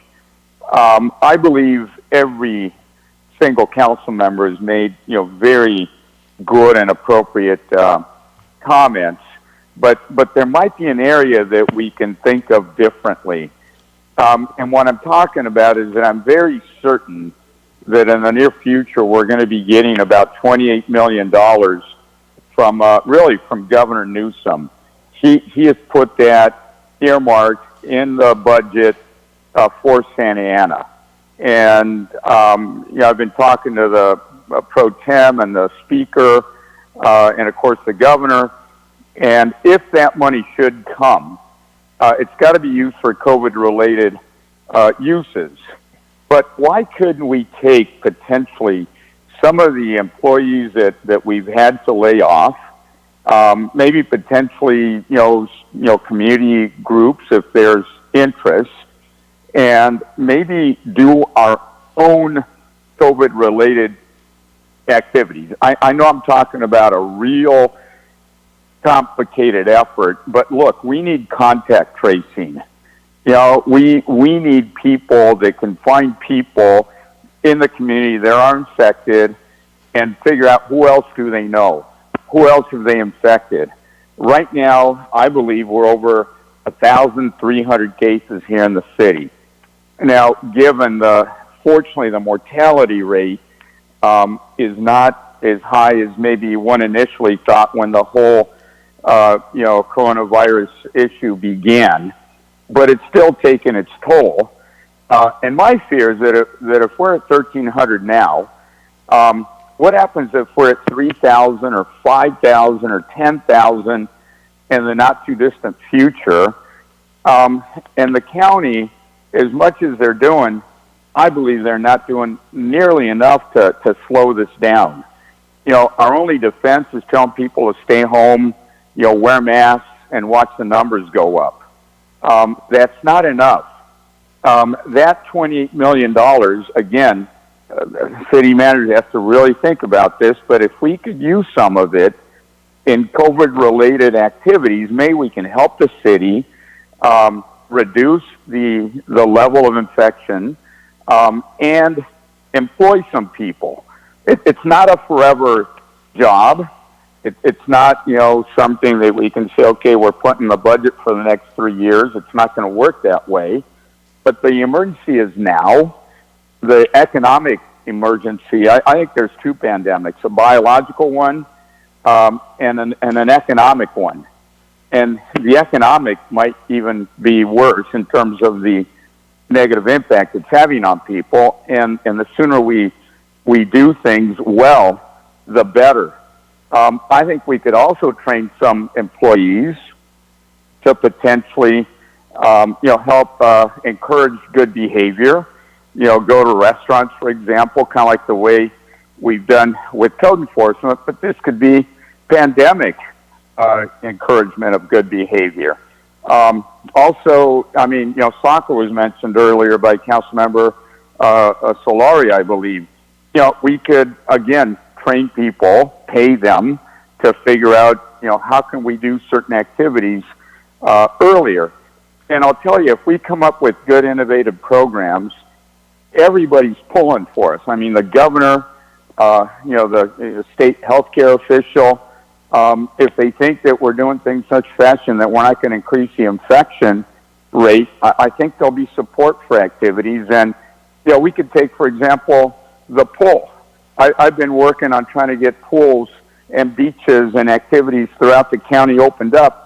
Why not our own pools? Of course, you have to have rules, you know, et cetera. It takes people and time and effort to do that. But I think we can do that. And I think right now is the time to be creative. It's the time to think out of the box. It's the time to try to come up with superior solutions that have multiple facets to them and are able to, you know, help our community in different ways. So you know, if this 28 million comes in, we ought to be planning right now. What are some of the potential uses? How quickly could we deploy it? How do we maximize the benefit to the community at large? And what, you know, systems and decisions are we going to have to, you know, have in place in order to implement it? The other monies, I'm not so optimistic about. I don't think we're going to get anything from the county. We ought to be pressuring our own supervisor because, you know, they have $554 million and they're going to be doing some things with that money. But, you know, we should, again, have our activists and community and others understand what's going on there because it's not enough and it's not being helpful in many cases. And the federal government, I think we need to keep pushing, but I think it's going to be tough. I think Congress is starting to, you know, bog down, and, you know, the discussions are becoming more and more philosophical, and I don't know what happens. I'm trying to get Republican mayors here in the state and across the country to try to, you know, contact their friends in the Senate because they're the ones that are going to have to make a decision as to where to compromise. And if we are successful there, that money would potentially be able to come into the budget and make a direct benefit in terms of some of these, you know, labor-related expenses that that we're incurring, and be able to balance the budget. Then I do think we can say, okay, now we're in good shape at least for a year, maybe longer. So we need to track that one and do whatever we can here in the next few days because that's when these decisions are going to be made. But as a minimum, you know, I think it's 50-50, maybe more. I like to think it's more that we're going to get this 28 million from the state. And I really have to thank, you know, the council for all your, you know, support over the years, but also thank the mayors across the state because, you know, that's the group that's working very aggressively to, you know, move these dollars across the state to help cities like Santa Ana, because frankly, we have a lot of need, a lot of potential, and a lot of ability to, you know, to execute along those lines. So as we look at the budget in the near future, Madam City Manager, maybe one of the options, because I know you're going to have options to consider, could be what do we do with that 28 million? How does it integrate into the budget, and what impact might it have to some of our employee groups in particular? So with that, if there's no more comments, I'd like to take a moment right now and ask I believe our chief of police and our fire chief, if you would like to say a few words. I know I was supposed to call you earlier, and I apologize. We kind of got off on different subjects, but if it's appropriate, Madam City Manager, why don't I turn things over to you at this time? Thank you, Mayor, and our police chief and our fire chief are present. So I know they want to talk about give you an update on all of the events that have transpired across our city over the last 3 days. So I'll turn it over to our chief. Mr. Mayor, City Council, Madam City Manager, thank you for the opportunity to speak very briefly on what occurred over this last weekend and really the last week nationally. Before I get into, again, just a brief summary, I want to share with you that, one, as your police chief, and two, on behalf of everyone in the police department, we do not condone what we saw occur in Minneapolis. It is not within the law. It is not within contemporary policing practices and use of force de-escalation practices either. And so we take what occurred that led up to the death of Mr. George Floyd very serious. And I want to be on record, number one, to reassure you and the public that we stand very firm, really, with the community that is upset by this, as they should be. The actions that we saw were not, as I said, appropriate and within policing practices. It tarnishes all of our badges that we work very hard to represent. We're entrusted to provide defensible policing services to our community, and that's what we intend to continue to do in this city. With that, what occurred is protests began across the nation. We had information that on Friday that there would be a protest here in our city. We had less than 24 hours to prepare for that, mining open source information, social media intelligence, and we put our plan together. And really, what's important also to know is what is the philosophical perspective and approach on how to handle these incidents. I think it's important for the men and women of the police department to hear directly from their police chief, and that's exactly what occurred each and every day before each deployment. They need to understand clearly what my perspective is and what my expectations are. And so we did that to begin each evening and each day of deployment.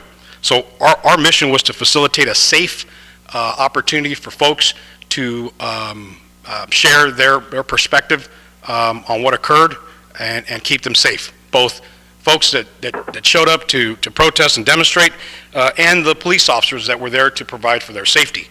So that was our goal. On the first day, starting at Bristol McFadden, that group grew to about 500 to 600 people. I will share directly from my own experience in 30 years and from officers that have been in the field all 30 years, including SWAT team members that have been on the team for 25 years. A lot of experience there in handling some very, very tense situations. They will tell you, and I will tell you, that Saturday night was one of the most aggressive and violent incidents that we had in this city. I'm talking about Saturday night at nightfall, late into the evening. It began peaceful, but into the evening, very, very aggressive and violent actions that folks took. It is my opinion that a lot of the people involved in those acts weren't from our city. And so outsiders coming in and engaging and inciting this behavior, which is very unfortunate to see. Again, I and my officers stand in solidarity with folks that want to simply express themselves. When people target others for violence and target property, that is what we can't stand. So that's what our focus was.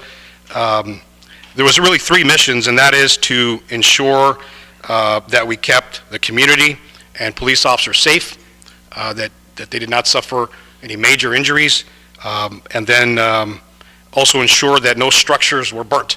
We saw what occurred across Southern California and the nation. That was important to us. And then the other piece, from a symbolic standpoint, To see police cars burnt to the ground, that would be problematic in terms of kind of a loss of control messaging and that. And so those were our three goals, very clear, and we stuck to those.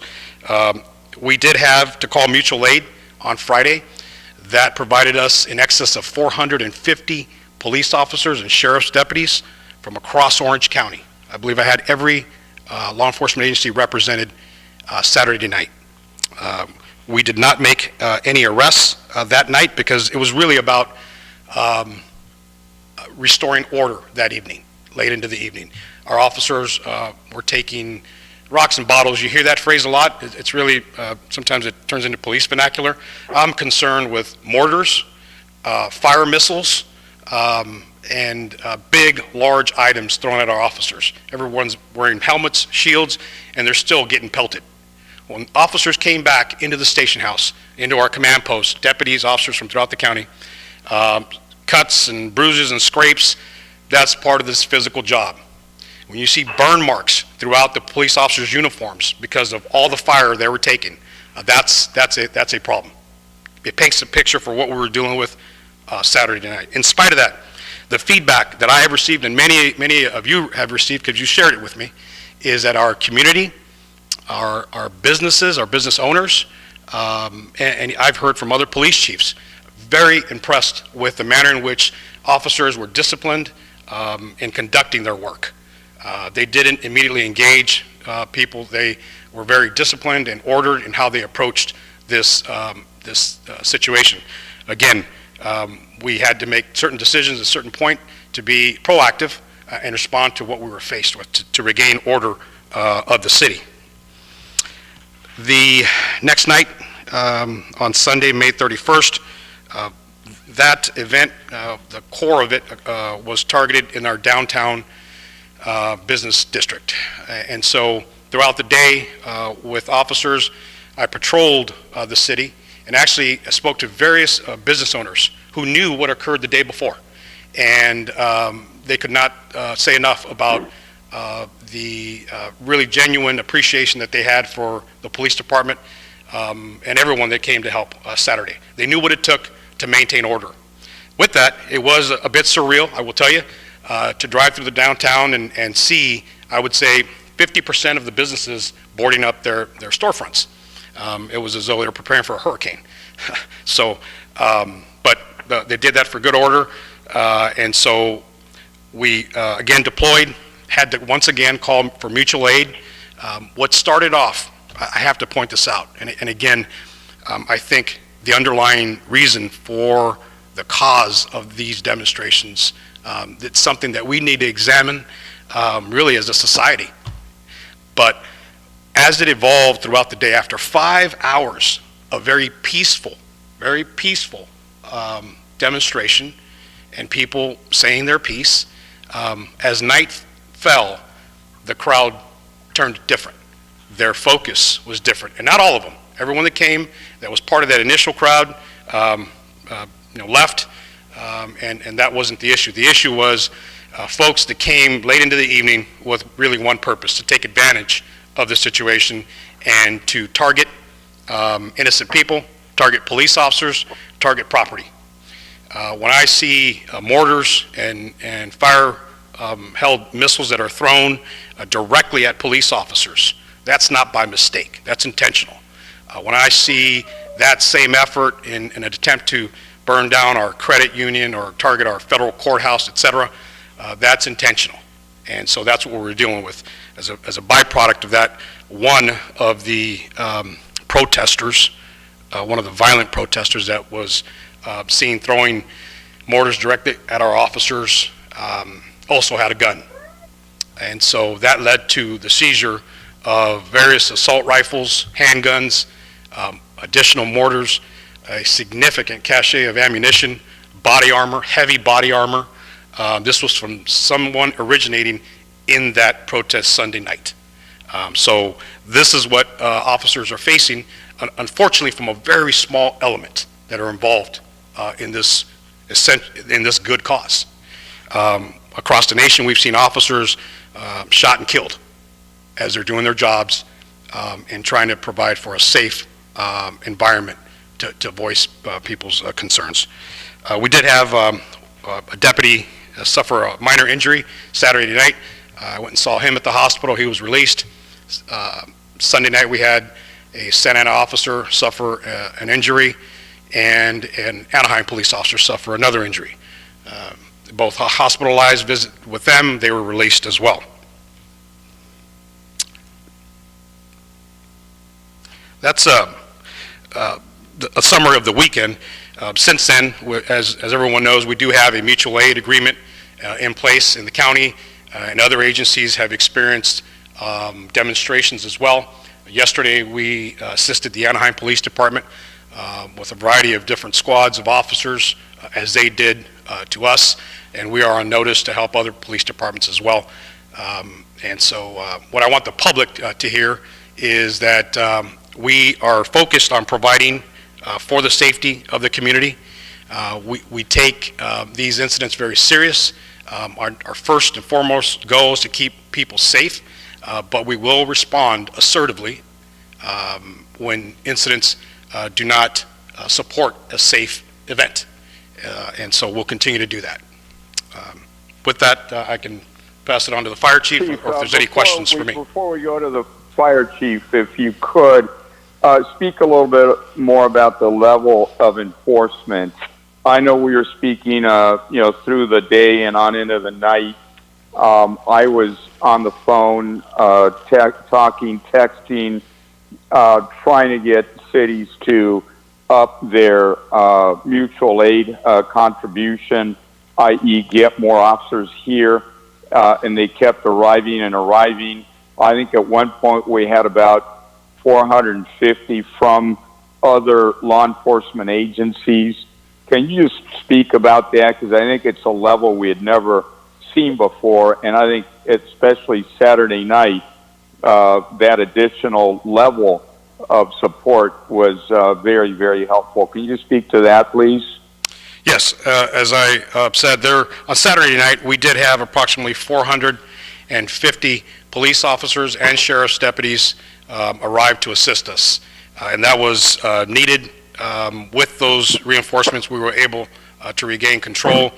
On Saturday night, the number of arrests were low simply because our number one focus was to regain control of the violent crowd that was present, and then also ensure that no structures were burnt. If you set, the fire chief is here, you set a structure on fire initially and it just takes off. We've seen that throughout the nation. So that was critical for us. The next night, we did make 29 arrests. Again, we had some 300 officers from throughout Orange County come in to assist us, and that included recalling every Santa Ana police officer that was available. So if you were, not in the hospital or not, you were in town, you were coming to work, and that was irrespective of rank. Everybody was on deck as we needed. And I appreciate, Mr. Mayor, your support in making those calls. City manager, her support in making calls to her colleagues as well. We certainly appreciate it. Thank you. Fire chief, please.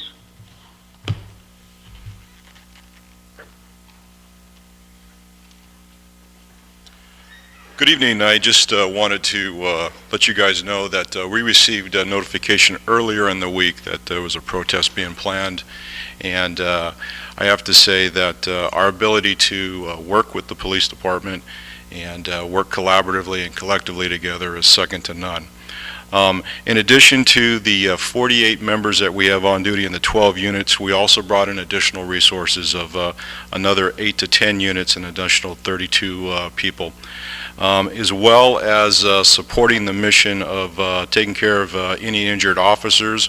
We also responded to numerous calls for service, including some protesters and bystanders that were injured, as well as numerous fires that we responded to that night.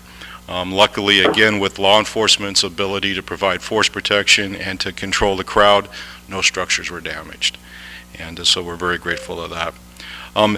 On top of everything that's going on here, we also expanded our dispatch center and had a number of resources in command and control, including having some of our chief officers up on the hill and monitoring other areas in the county.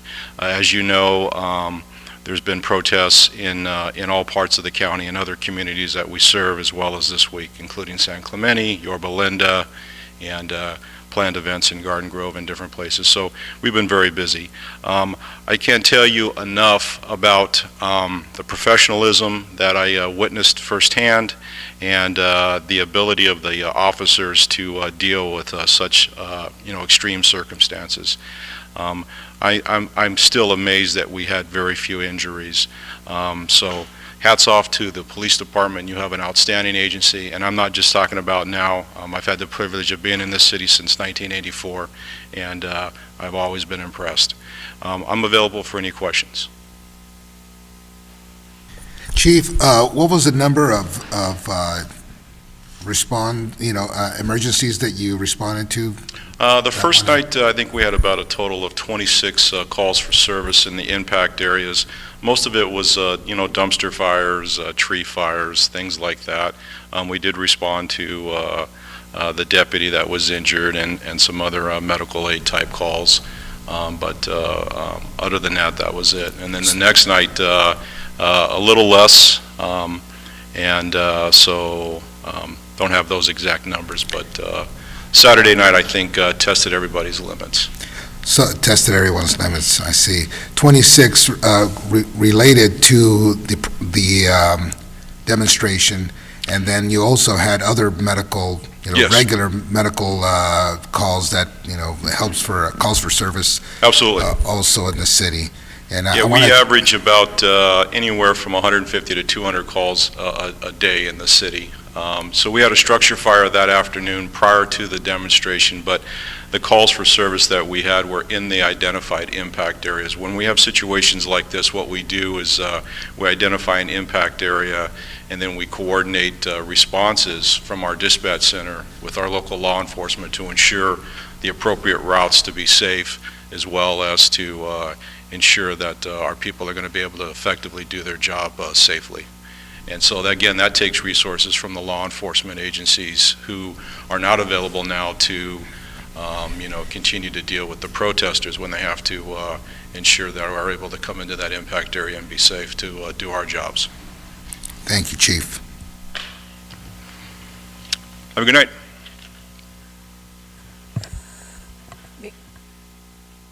Mayor Pro Tem? Or Mayor, is Mayor Polito on the line still? Okay. Yeah, other comments, council members? Mayor, this is City Attorney Carvalho. I just wanted to ask the City Council at this time, as you just heard from Chief Valentine on May 31st, based on the facts that were present at that time, there was an imminent threat here in the city of Santa Ana. And so pursuant to state emergency laws and the Santa Ana Municipal Code, the city manager, acting as the director of emergency services, did declare the existence of a local emergency related to the civil unrest, and she imposed a nighttime curfew.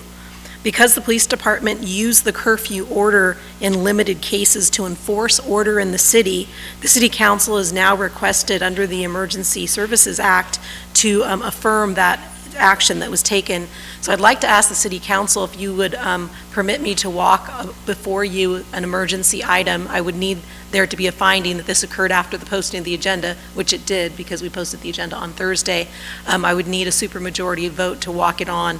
Then I would ask the City Council in a separate action to adopt emergency resolution of the City Council ratifying the executive order and affirming that there was a local emergency in your community.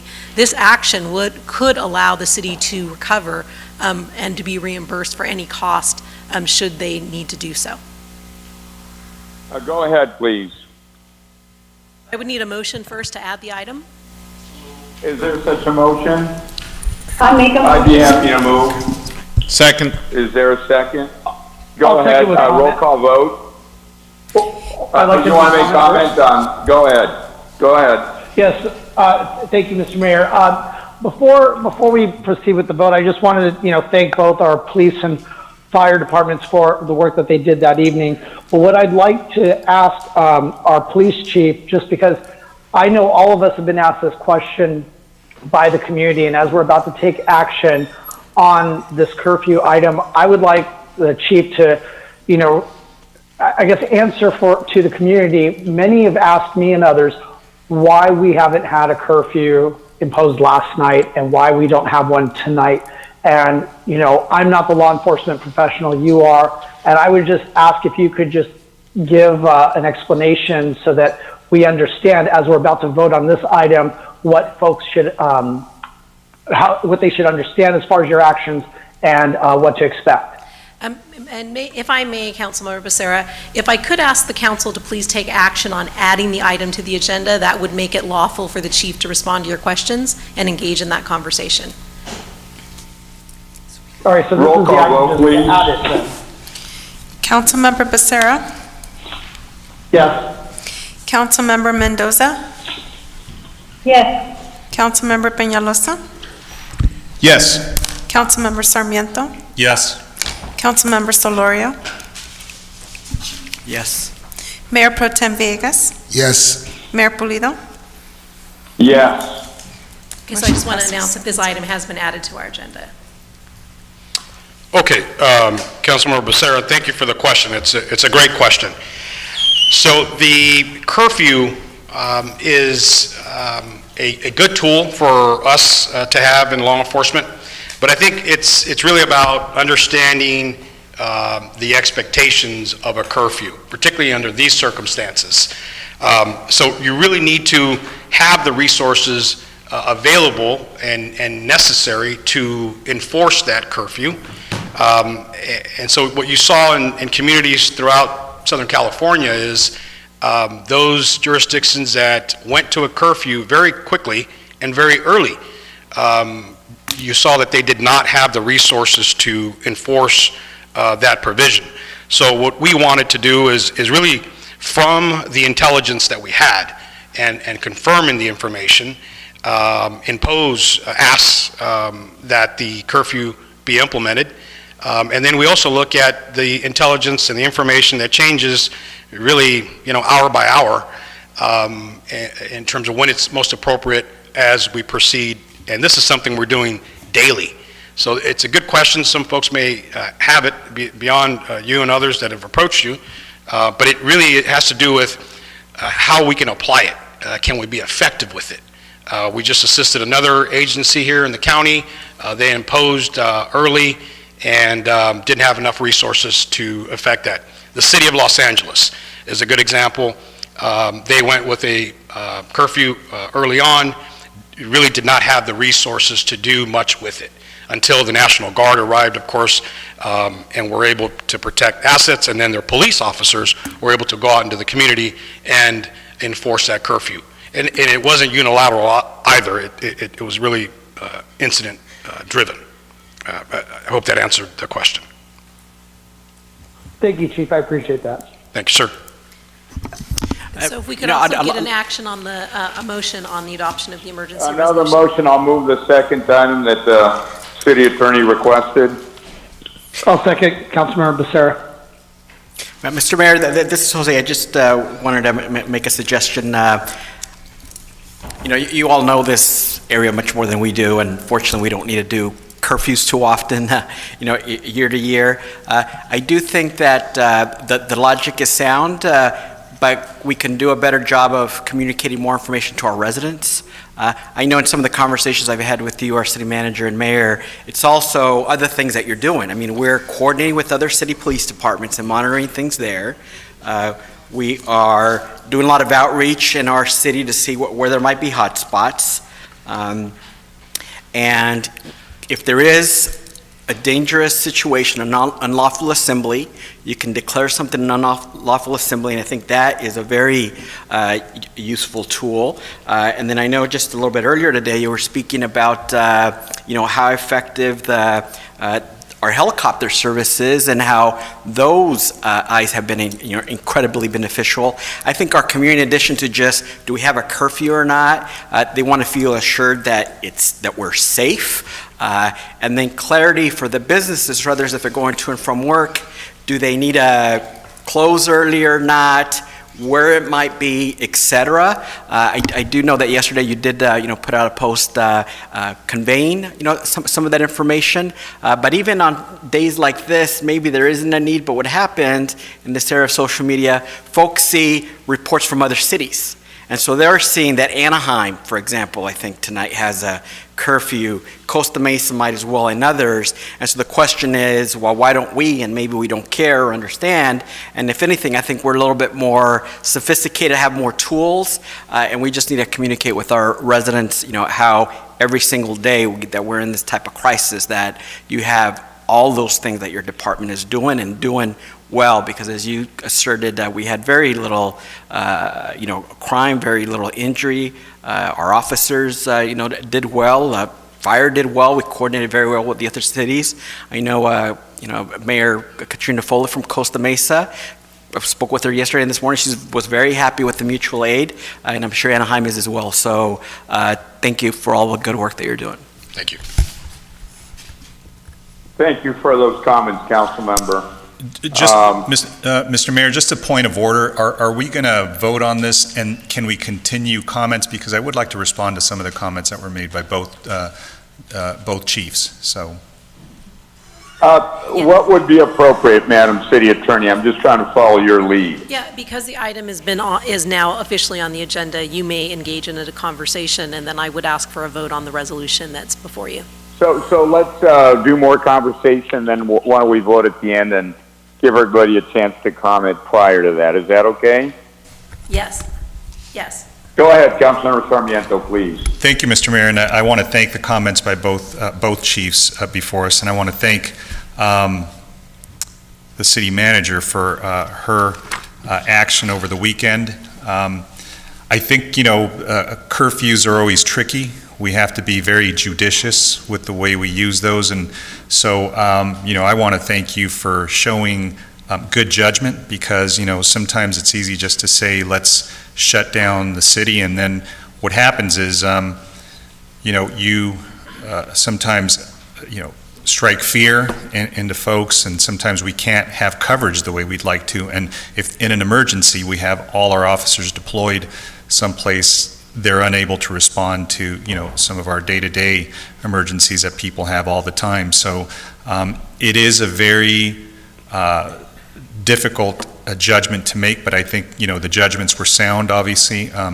Sunday, as a result of what happened on Saturday, we didn't know how things were going to go, so I think it was appropriate.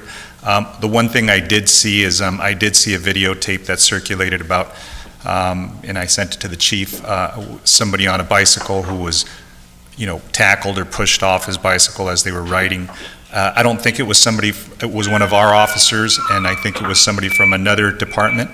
But I guess the idea is that, those things sometimes happen in curfews because they're not supposed to be out there, and maybe they didn't have notice of it.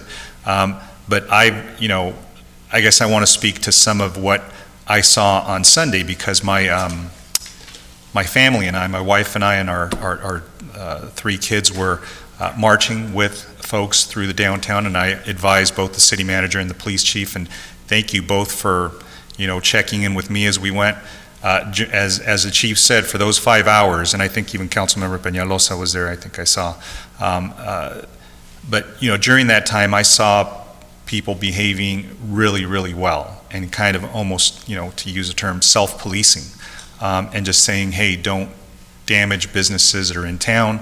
I saw mothers and grandmothers handing bottles of water to people as they were walking by. So, it was, I think, a healing moment after a very difficult night, after a very difficult week. And, my first reaction was, when I saw that videotape, look, I got very sad, almost broke down in tears, and then I got very angry. And then, in the end, I became very hopeful after Sunday. And that's kind of the range of emotions that we're seeing a lot of our families have and a lot of our youth have. So I think we have to, step back from this moment. There is obviously some serious anxiety as a result of that. And I think we're just seeing it displayed. Some in a very constructive way, like we saw on Sunday during the day, and some in not a constructive way. When we see people, cause harm to, small businesses, people that we know don't have safety nets, people that were looking forward to this weekend of being open and maybe getting a little back to normalcy, that was really disheartening to see that, these two things converged, because it was a moment after we've all been locked in, and sheltered home. And I think there was a little bit of cabin fever from all of us just wanting to get out. And it was just a very unsafe environment just to be that close to one another. So a lot of things, just weren't working in our favor. But I want to thank, the chief for, during Sunday, during that march, and there was, hundreds, close to maybe 1,000 or 1,500 people, I think was a count. There was restraint. You sat back, your officers sat back and gave people space in order to kind of, vent their frustration and basically exhaust their First Amendment rights. And that's what we're supposed to do, is create a safe space for that, because those are the liberties that we've all fought for. And obviously this is a moment that we see that there's some very important things on people's minds. One of the things I think that I would like to see done is that, I don't want the underlying cause to get away from us. I don't want us to talk about crime and violence and looting and, things like that, because it takes us away from the underlying issue, which is there is a sense of desperation from folks. And I think what can help is just communication. I saw some, folks that were marching get really close to some officers, and the officers were engaging in a real positive way. They were having an exchange. They were having a conversation. And, people were voicing their opinions, and the officers were smiling and talking back to them in a constructive way. I think that's what we need. I think that's what I think our community deserves. I think that's what our officers deserve, which is to, I think what people get lost here is that we can support law enforcement and condemn the acts of those that abuse their authority. And I think that those that abuse their authority just tarnish everything and all the work that your officers do, Chief. I mean, it's incredible how 99% of folks can do the right thing and carry out their authority in a real responsible, prudent way. And then you just have one or two people that really destroy and damage those relationships and that trust that's so hard to build. I want to, see if City Manager can add something to your budget review as you bring it back to us. And I know that we have commissions that oversee parks and recs. I know that we have commissions that oversee arts and culture.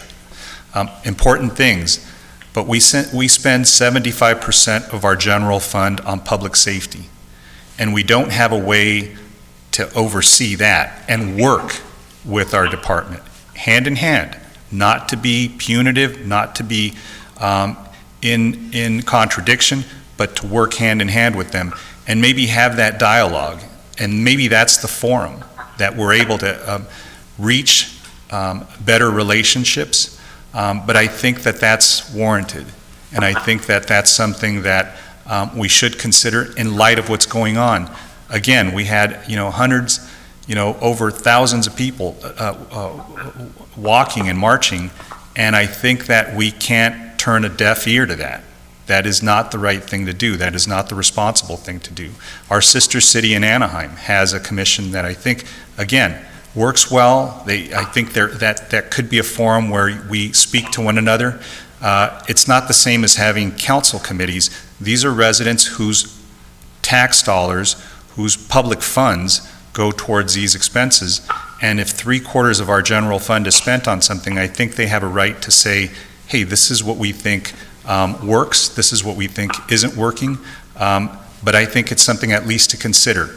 And if we can learn something from this experience that we're all living through, look, it's a positive thing. I think it's a step in the right direction. I think that the trust that we can gain is incredibly important. So I just want to thank everything that the chief has done to get us to this point where your officers can have that conversation with the public, because they, I think, deserve it. Your officers deserve the respect mutually. And I, certainly support just having these ongoing conversations and ongoing dialogues, because we do have a very unsettled, nervous community, and I want them to feel like there is trust here and they're in a safe place. So those are my comments. Thank you. Mr. Mayor, can I say a comment? Yes, you may. Go ahead. Thank you, Mr. Mayor. And thank you, Councilmember Sarmiento, for bringing that up. And I think that the chief is open to having a chief's advisory board where he can actually hear from the communities that we've had dialogue in the past. And I'm sure we'll have to have this discussion later, because this is not what's on the agenda, but just for comment. And you're right, our officers, we're doing a great, fantastic job protecting our residents. I want to thank all the people that came out to have their voices heard, and that's important. This is America. You can speak your mind on these things, but the officers were there to make sure that everything was peaceful, and for these individuals that come here and try to disrupt all that and hurt our city, that is not acceptable, and we won't stand for that. And I also want to thank Chief Henry and the OCFA for responding and making sure they take care of the protesters that were injured and the officers and it's very unfortunate that happened. But fire and medical is very important, and also our officers, but also, first and foremost, for the residents and for the people who wanted to come out and be heard, that's important. But yes, I'm with you, Councilmember, regarding Sarmiento, regarding a commission or a board that can have a dialogue with our chiefs and he could hear from them, and I think it's important to have that. And you can count on my support for that. And thank you again to everyone and the outside agencies that helped protect our city and our residents. Thank them all. Those are my comments, Mr. Mayor. Thank you. Any other comments, council members? Mr. Mayor, Mayor, this is Councilmember Penaloza. Please. Thank you. Please, go ahead. Just also wanted to echo a lot of what Councilmember Sarmiento said in regards to the events over the weekend. Want to thank our police chief and our fire chief for the work they did out there, and just for protecting everybody involved. I was out there both nights and definitely saw the contrast between the two nights. Sunday was beautiful, and what it was about, Black Lives Matter and the movement that people are marching and trying to convey. It's an important movement that we can't lose sight of in regards, given all the events that are happening. Like Councilmember Sarmiento said, the looting, the violence, there's a bigger picture, and a majority, 99%, are there for the right reasons and peacefully protesting. And in regards to the commission, I'm also supportive to have that conversation and look at it, and not sure if that was in a substitute motion, Councilmember Sarmiento, to the that consideration. I'm also supportive of that, so I'm happy you brought it up. And it's we need to repair that relationship. It was very was very proud of our officers on Sunday afternoon, and very proud of the people protesting and marching in peace, and seeing along the at one point in the march on 4th and Broadway, I believe it was, when there were officers lined up, and I noticed a couple of them from there that I know our Santa Ana residents grew up here, Santa Ana youth, and I know they're good-hearted people and have every good intention to protect our community. and seeing that, was really eye-opening to see that contrast. So I'm supportive of having the conversation and considering a commission, and those are my thoughts. Mayor Pulido? Other comments? Yes, Councilwoman Mendoza here. Please, go ahead, Councilwoman. I would like to give a comments of gratitude from my colleagues to our fire chief and our police chief, and we understand the strategies that go into keeping residents safe, and at the same time trying to curb those protesters who were here specifically to injure and destroy property. And I understand that they are not part of the peaceful protest, but nevertheless, you had to deal with that kind of stuff. And my question to both of you is, what actions or what is being planned for the upcoming protest? I know there's one being planned for Saturday on Bristol and 17th. And I'm wondering whether we're going to have a large-scale police and fire activity as well. Councilwoman Mendoza, thank you for the question. We are aware of some information regarding an event for this Saturday, and really ongoing assessment of information that we're looking at. So if that information does pan out, we certainly will prepare a contingency for a response. Thank you very much. Thank you. Additional comments, council members?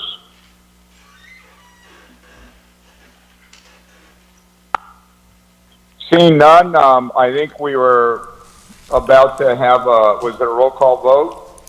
Yes, Councilmember Becerra? Yes. Councilmember Mendoza? Yes. Councilmember Peñalosa? Yes. Councilmember Sarmiento? Yes. Councilmember Solorio? Yes. Mayor Pro Tem Villegas? Yes. Mayor Pulido? Yes.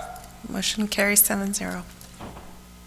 Next item, Madam Clerk, is at 75A, or where are we? Yes, public hearing 75A. Okay, this is time and place for a public hearing on item 75A. As I open up the public hearing, is there any comment from staff? First of all, a presentation. Yes, Mayor, we have a brief presentation that Christy Kindig from the Public Works Department is going to present.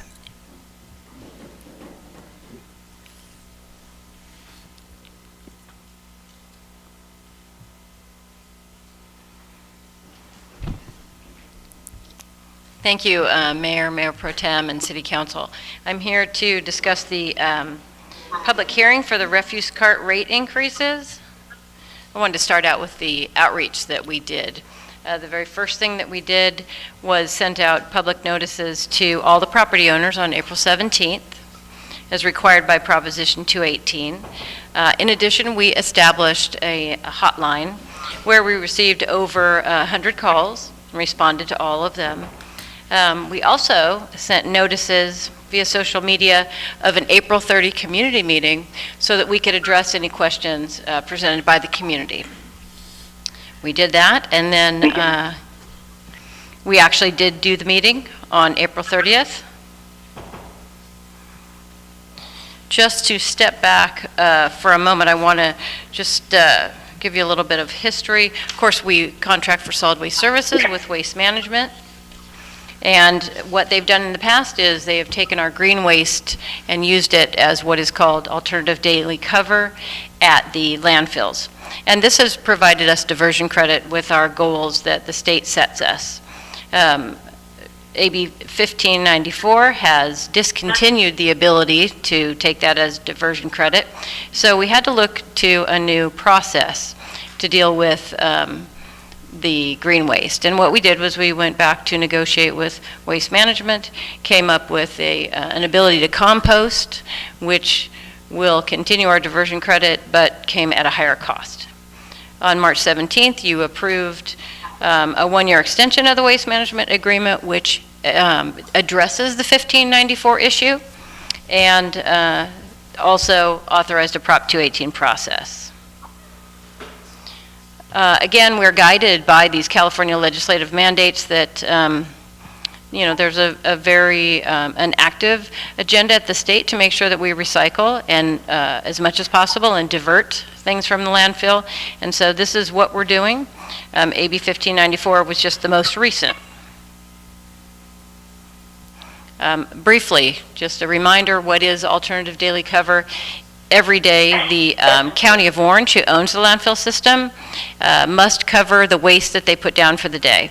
And in the past, up until AB 1594, the green waste that was collected from these residential programs was allowed to be put down, which also saved some life of the landfill, made them last longer.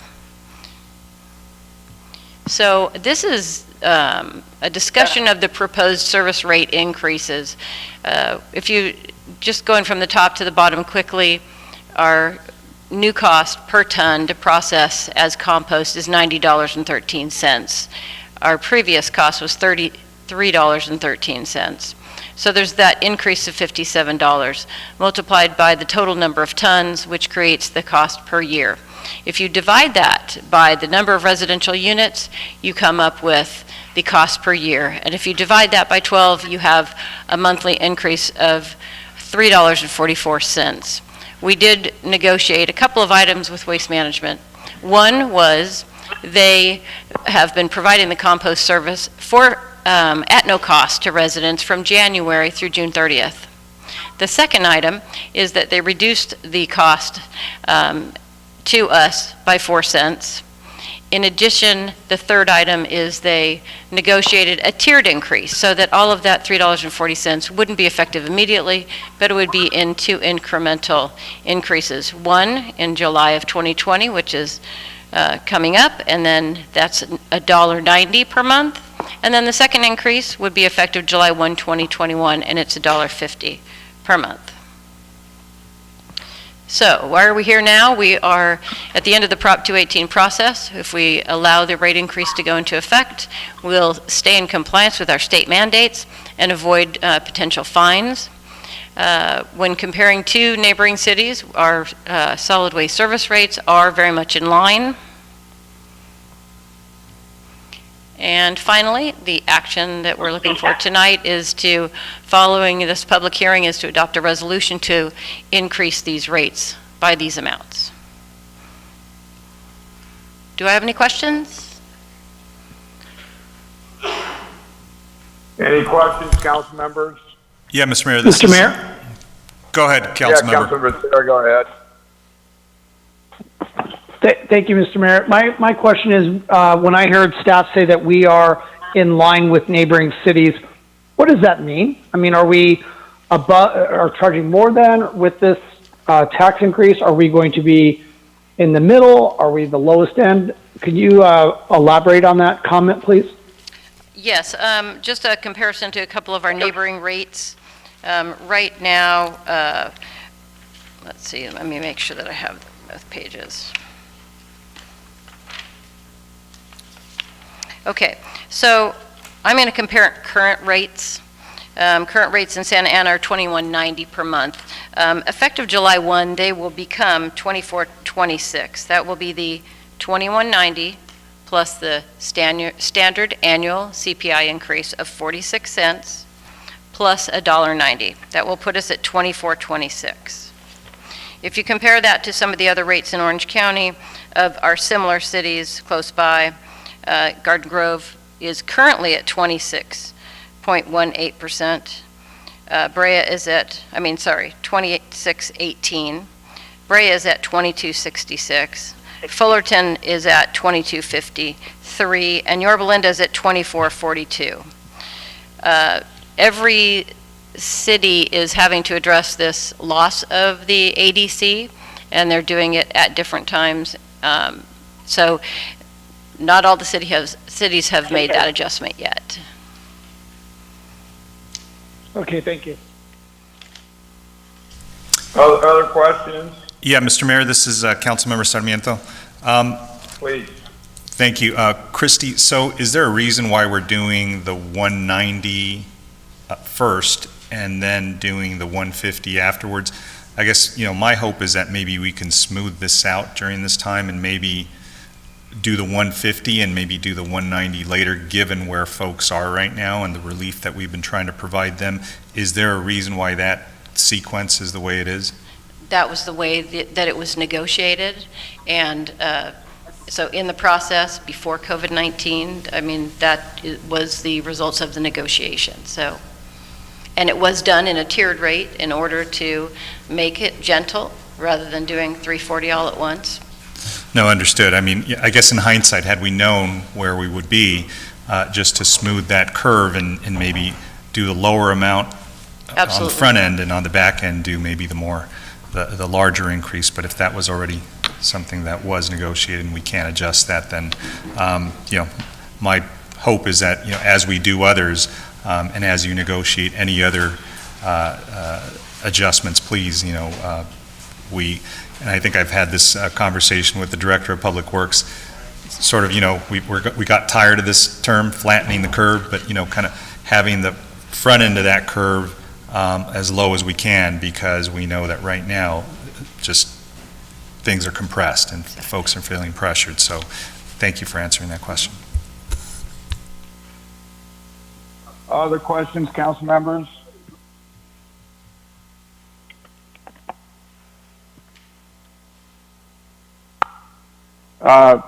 Seeing no other questions, Madam City Clerk, do we have members of the public that wish to address us on this item? Yes, we do.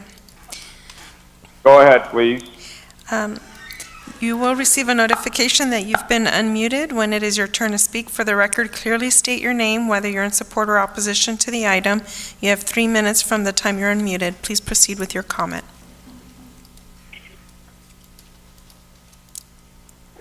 Hi, my name is Carla Juarez. I am a Santa Ana longtime resident, and I oppose the increase, especially right now during this COVID global pandemic.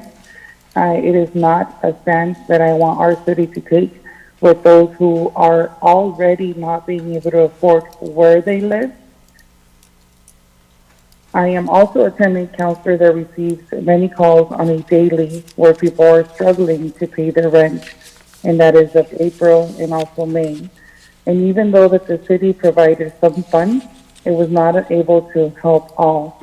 You guys approved the 300 cases with a lottery base because there was way too many people applying for assistance during this global pandemic where they can't go to work. And even though the places are opening up and they could begin to work, they still have to pay April, some have to pay for March, April, May, June, and they're going to have to start paying July.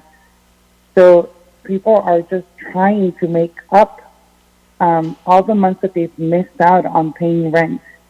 And without any tenant protection, they're going to be left out in the curb. And right now you guys are wanting to approve a rate increase. The water bill just went up not that long ago. Our sales tax just went up not that long ago. And our city has one of the highest sales tax. So what does that say about us? Not only do we support police brutality by allowing the police to use violent force against our citizens, but now we also want to increase their rate increase. I am definitely opposed,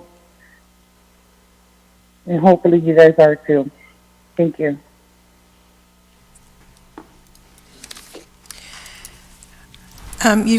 If you would please state your name for the record, whether you're in support or opposition to the item. You have 3 minutes from the time you're unmuted. Please proceed with your comment.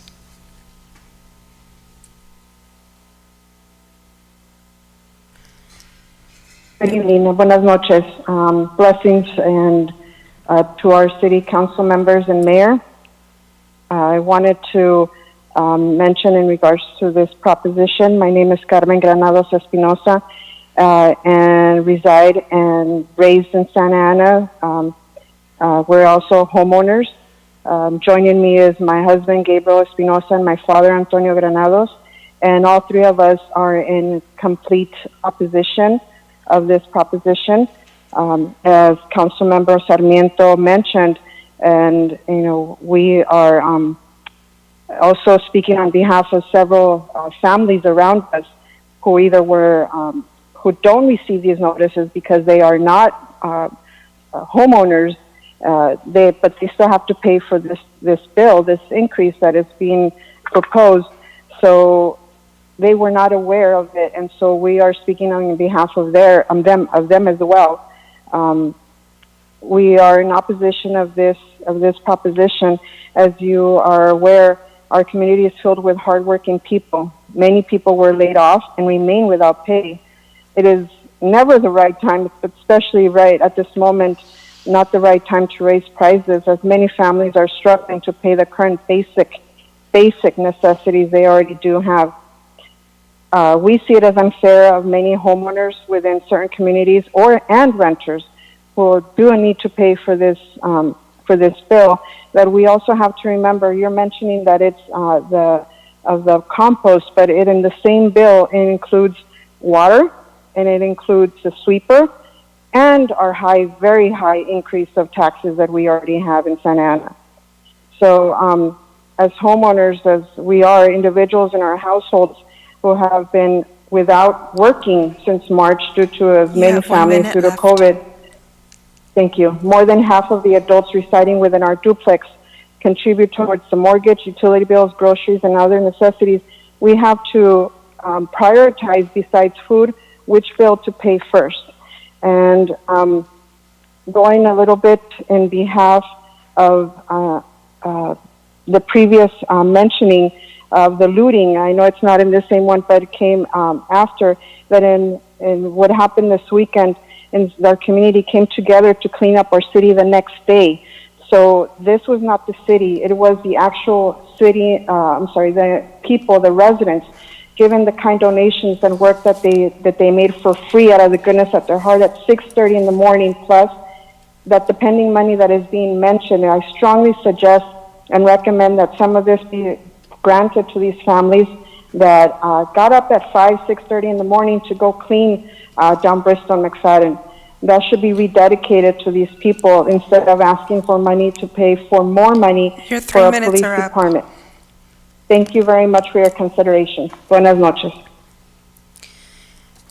If you would please clearly state your name, whether you're in support or opposition to the item. You have 3 minutes from the time you're unmuted. Please proceed with your comment. Yes, my name is Jarvis Jennings. I'm also here with my wife, Lupe Jennings, my brother-in-law, Bernie Miranda, and my mother-in-law, Maria Miranda. And we oppose this proposition that you're presenting tonight. The main reason that we're against it is it's not so much that, our Earth and, the planet needs to be more green, but it's the timing of your increase. You're saying that you put this out on social media, you got over 100 phone calls, in return, but that is less than 1% of your populace here in Santa Ana. You've got over 40,000 residents and units, but you only receive calls from 100. You're less than 1%. So thinking that you've reached the community, you really haven't reached the community at all. Granted, we are in the pandemic for COVID-19. A lot of people are not working. I'm one of the fortunate ones where my company allows us to work from home. But there are so many people in our community that cannot work and are unable to work, can't find employment, and they're struggling. And for this increase to be coming now, I think, one, it's a matter of bad timing.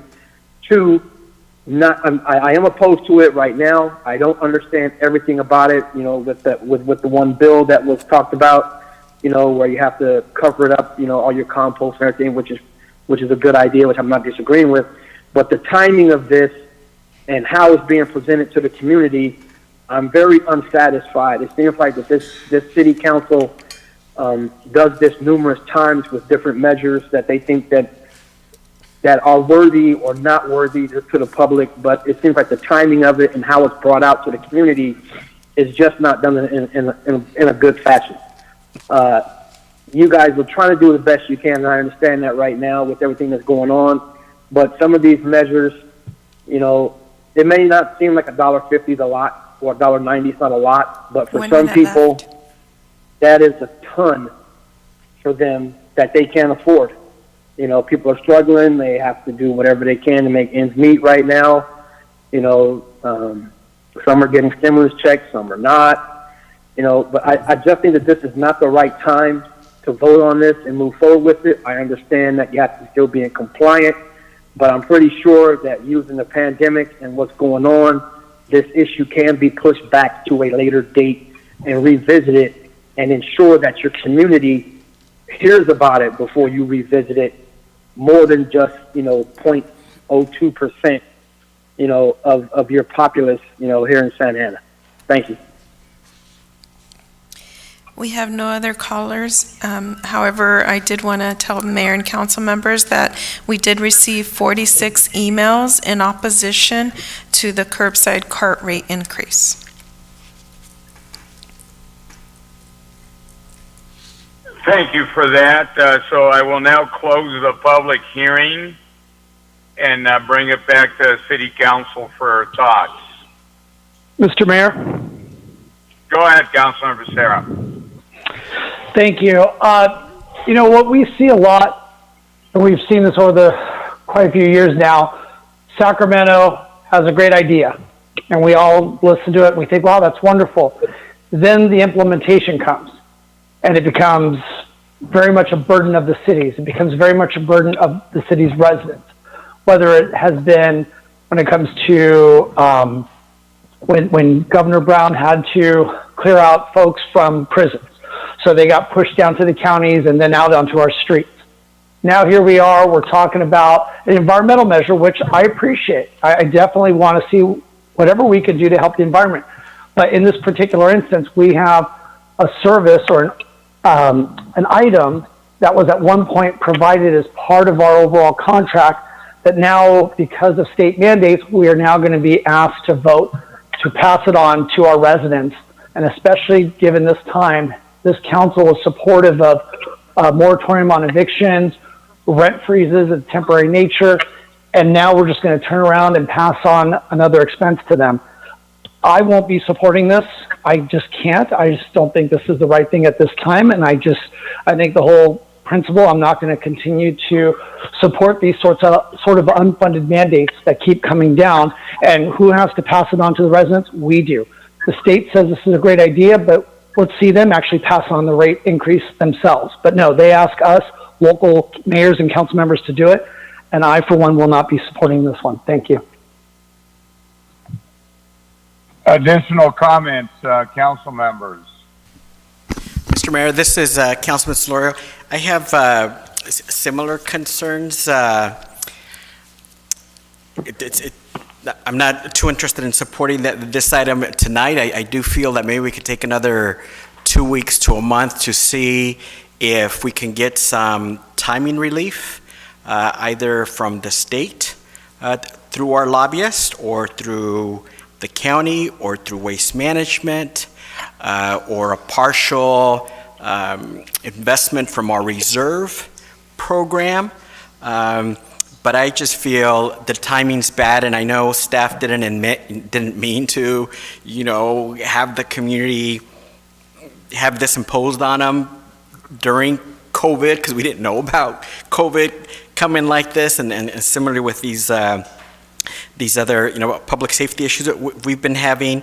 So I think at a minimum we could do is consider postponing this 2 weeks or a month to see if we can't negotiate better with waste management, or as I mentioned, the county, or Tierra Verde, or the state. I'm sure a lot of cities are on the same predicament, and you know, the state is also giving, as I think one of the people on the phone also mentioned, a lot of extra opportunities to extend things out. And even the governor, on certain things, he didn't think he would do so, but whether it be things like property taxes or sales taxes or other things, you know, the governor and the legislature have found a way in many of those cases, and I think at a minimum, that's the kind of thing that we should be exploring as well. We do have many low-income people in our community, many working-class folks, and unfortunately, too many out of work or not working sufficient hours, and so this is not a good time to be doing this, at least without trying a little bit harder. And those are my comments. Thank you. Additional comments? If not, I'd like to make a comment, and maybe we can continue to take more comment. I'd like to suggest. Go ahead. My question is, if this item fails to obtain the support of council, does the city of Santa Ana absorb the cost? Council member? Madam City Manager? Yes, certainly, Mayor and Council member. So how this would impact us is if we are under a mandate to meet a certain diversion requirement. If we don't divert from the landfill, we won't meet the required percentages. Cal Recycle has the ability to then have a public hearing, do a compliance order over us. They also can fine local jurisdictions that aren't meeting that diversion rate up to $10,000 a day. I don't know if they would do it in these times. It is bad timing for everyone. What would happen is we would then have to direct, if you choose to not implement it, Waste Management, certainly I don't think we can expect them to eat cost associated with it. So they would be taking these materials to the landfill, which would then greatly decrease your diversion rate under another state law. Would it be a possibility to split the cost with Waste Management between the city and Waste Management? I'm sorry, Councilwoman, I didn't hear that last comment. Would it be a possibility to split the fee with Waste Management? What's before you tonight is what was negotiated with them so that they could recoup their cost for not being able to take that to the dump. So it would be most likely, if we delay on this, Waste Management would then take the materials to the dump, which then impacts our diversion. I see. Okay. Okay. My support would be to continue the item as well, so we could have a couple more weeks to get a little more details on this before I can fully support it. 'Cause at this point, my inclination is not to support it either.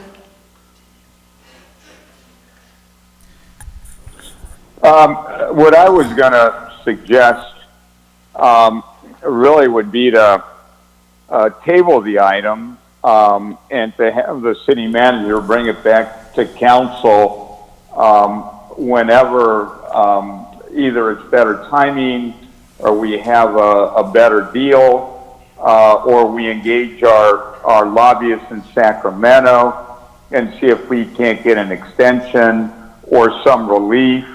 I think with the pandemic and what it's doing to the economy, even though these requirements are part of the laws and they're in the books, it's just terrible timing. I mean, we're struggling obviously with our own budget. We're doing rent freezes. We're laying off or furloughing employees and all this, and it just goes contrary to all those efforts. So I don't want to say 2 weeks or 30 days. Maybe it's longer. Maybe it's quicker.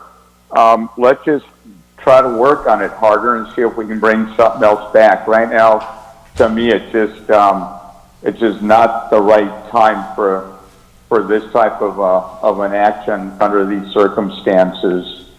So, Mr. Mayor, if that's a motion, I'll second it.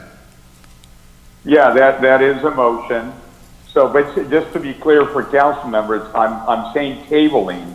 I'm not saying continue. I'm saying tabling it. Give the city manager the discretion. If she says, look, I've got a new idea or a different approach, I want to put it on the next agenda, I want her to have the ability to do that. I just think doesn't work at this time. So with that, if there are not other comments, or are there other comments? If not, I'll ask for a roll call vote. I have one question, Mr. Mayor. Juan Villegas. Yes, sir. Quick question for city manager or staff. If the city were to absorb this cost, what does that amount look like? Seriously, is there a guesstimation on there? Christy, do you know the number of cart-side pickups that we have, curbside? Out of curiosity. Yes, it's on the breakdown. It's about $1.7 million. About $1.7 million, okay. Wait, Thank you. $1.7 million carts that do curbside pickup? $738,000 per year. Okay. For us to do that. Thank you very much. Thank you, Mr. Mayor. Mr. Mayor, You're welcome. I have a question. Yes, This is. Peñalosa, go ahead. Thank you, sir. Just why can't Waste Management absorb the cost? They could. We should negotiate with them as well. We tried to do that for a while, and they were. I don't believe is it 100% cost recovery, Christy, that they're getting, because of they're starting to do it already. They have been eating the cost. I don't know for how long now. Christy, can you tell more information on that? Yes. So process? Waste Management has been doing the process and paying for it starting January 1 to make sure that we remained in compliance, and they are paying for that through June 30. They also have reduced the cost recovery, which is cost recovery. I want you to know this is just a direct pass-through because they are having to have the third party do the processing. There is no upcharge for Waste Management, so it's a complete pass-through. So not only are they charging us 4 cents per unit per month less than the actual cost, but then they're also delaying implementation on that $1.50 per month for another year. So they've given 6 months for free, 4 cents per household per month over the remainder of the contract, and then they've also done this tiered implementation. And that was the result of the negotiations that took place. Thank you. And thanks for that question, Councilmember. These are all good questions. I'm just suggesting we look at this harder, and that right now is just not the right time. That's a good idea, Mr. Mayor. And with your mayor's group, I think you might find quite a bit of interest Others are going to be in a similar situation, and I want to bring it up. Yep. Thank you, Mr. Mayor. And the state might give us some relief. They could, delay the requirement, because we're not going to be the only city in this predicament. So with that, roll call vote, please. Councilmember Becerra? Yes. Councilmember Mendoza? Yes. Yes. Councilmember Peñalosa? Yes. Councilmember Sarmiento? Yes. Councilmember Solorio? Mayor Pro Tem Villegas? Yes. Mayor Pulido? Yes. Motion carries 7-0. Our next item, Madam Clerk. 75B, public hearing item. Okay, this time and place for the public hearing for item 75B. As I open up the public hearing, is there a staff presentation, please? Yes, thank you, Mayor. Community Development Director Stephen Mendoza has a brief presentation. Good evening, Mr. Mayor and members of the council. The permanent local housing allocation plan is required in order to be in compliance with SB2. SB2 established a $75 fee on real estate transactions when we refi or sell our homes and or real estate in the county, in the state of California.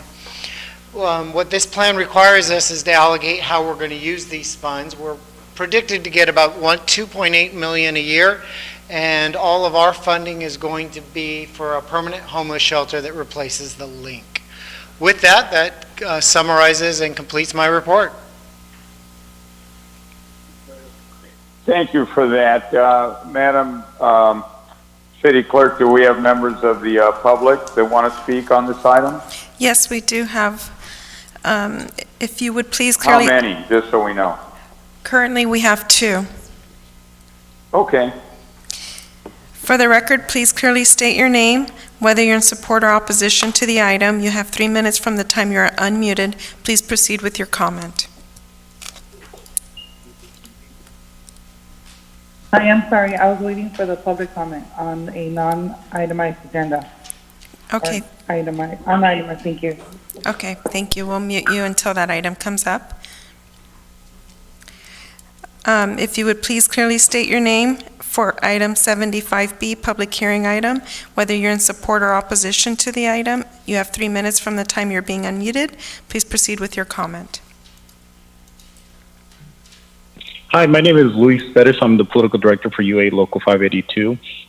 Especially dealing with coronavirus, obviously multiple cities have been decimated in terms of our budget.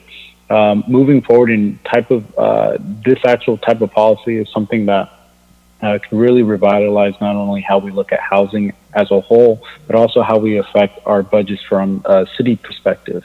More than anything, in corporation to how we view affordable housing, I think the discussion needs to move forward in how we view it as attainable housing. And what I mean by that is making sure we have development without displacement, and more specifically, having development with placement, and ensuring that residents within our cities, and specifically that we've already had a project labor agreement with the city as a whole, that we could attain that our workforce, our community members who are already doing this work, can build housing within their city and continue a systemic positive cyclical relationship in which if the housing that they are building, they may also incorporate that and be able to attain that housing. Looking into the Santa Ana Unified School District, we've already have an agreement there as well, and as incorporation to our GATC, which is our Joint Apprenticeship Training Committee.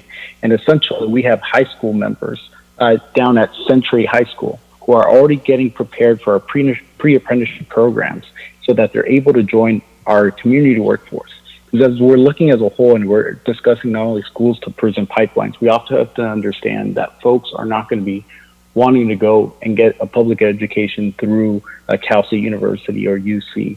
And more than anything, when we look at how we talk about the future of our city, we also have to see how we are changing the concepts of attainable wealth, and not just from a perspective that affects just a small minority groups of people, but looking at it as a complete holistic viewpoint and making sure that our skilled trained workforce, and more importantly, our members of our community that have already facilitated into these programs can move forward by attaining, healthcare costs, pension plans, 401ks, and really give it a whole holistic viewpoint than we haven't seen in the past, making sure that we have skilled trained workforce into the language of any type of development or developmental housing that we have in the city also ensures that our community members are the ones that are getting paid for the work and not just members or folks who are coming from outside our communities. So as we look towards housing, specifically affordable housing, we should look to making sure that we are getting attainable housing. Thank you guys for your time. Have a good night. Thank you. Any other speakers? I think that was it, right, Madam Clerk? That's correct. There's no other speakers, and we did not receive any comments by email. Okay, I bring it back to the City Council. Is there a motion? Move the item. Second. Roll call vote, please. Councilmember Becerra? Yes. Councilmember Mendoza? Yes. Councilmember Peñalosa? Yes. Councilmember Sarmiento? Yes. Councilmember Solorio? Yes. Mayor Pro Tem Villegas? Yes. Mayor Pulido? Yes. Motion carries 7-0. We're on 85A now. Okay, we have three council members that brought this to the council. Let me, at this time, I'm going to call on Councilmember Phil Becerra, please. Thank you, Mr. Mayor. Before this pandemic, there was a need to provide quality housing options for our community. It was housing for young families in one of the nation's youngest cities, housing for recent college graduates moving back to Santa Ana, about to embark on their careers and looking to start their own families. We saw some housing providers apply to build that housing, but not as much as our city needs. When I spoke to housing providers that were not currently looking to build in Santa Ana, I asked them why. The overwhelming response was that complying with the Housing Opportunity Ordinance, or the WHO, was too difficult, and that it was easier to build in other neighboring cities. Now, before the pandemic, I wasn't really too worried about the current impacts of the WHO because I knew that our council was going to review the effectiveness of the ordinance as was required in the Muni Code for the WHO. Santa Ana has seen 1,021 affordable housing units built between 2014 and 2021, which is 907 more affordable housing units than the 114 units required by our state's planning officials. The city of Santa Ana saw almost 9 times more affordable housing units built than what the state's planning officials determined was needed to be built in our city. Since the adoption of the WHO back in 2015, it's only been responsible for the construction of 33 affordable housing units. In 2021, during the upcoming RENA cycle, the requirements for building affordable housing in Santa Ana is going to be 1,486 units over an 8-year period. Given our city's track record, and with state legislation such as the state density bonus law that allows for variances in our development standards for the provision of affordable housing, I'm confident that we will not only meet, but we'll see that we will exceed our affordable housing requirements during that upcoming RENA cycle. So today, with our collective efforts to limit the spread of COVID-19, we face unprecedented impacts to our economy. Unemployment rates in the 25% range. Experts are projecting a 20% decline in residential building. Those statistics alone are significantly going to impact Santa Ana residents and veterans, especially those who are skilled and trained to build housing.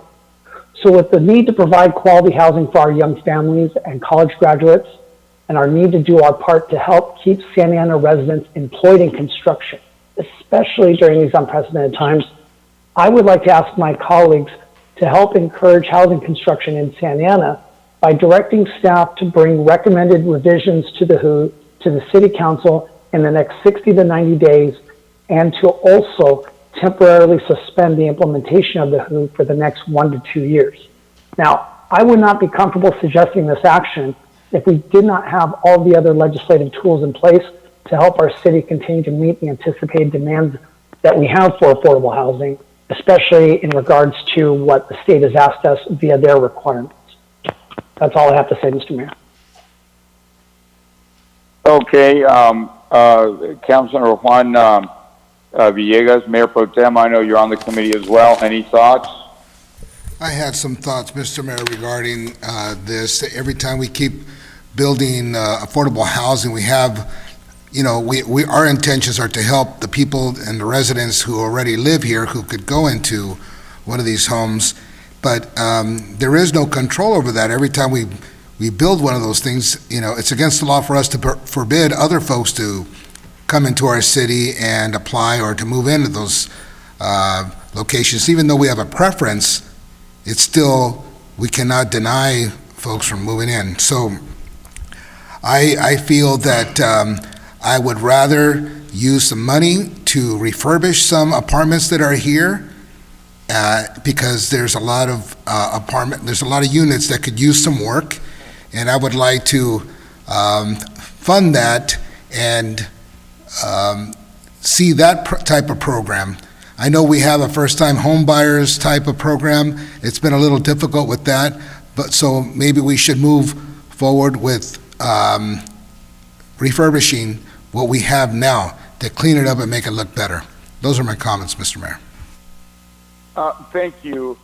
Before I make comment, I'm aware or reminded that I believe we have some speakers. I'd like to afford them a chance to speak as well, and then bring it back to council for more comment.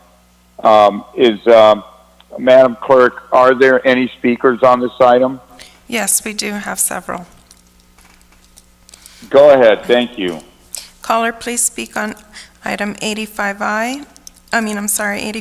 For the record, please clearly state your name, whether you're in support or opposition of the item. You have 3 minutes from the time you are unmuted. Please proceed with your comment. Thank you. It sounds like me. Mayor, City Council members, thank you for allowing me to speak tonight. My name is Steve Lamont, the Executive Officer for the Building Industry Association of Orange County. By way of background, we're a nonprofit trade association representing over 100,000 individuals within the home building industry.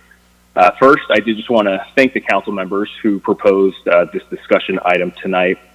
The past several months have seen, as everyone's been saying, unprecedented impacts to the local and global economy. The state and federal directives to remain home were nearly unimaginable until they became a reality, and the economic impact cannot be overstated.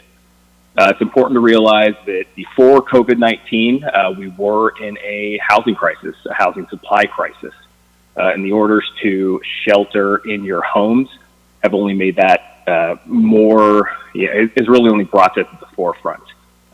California needs more homes to meet the demand.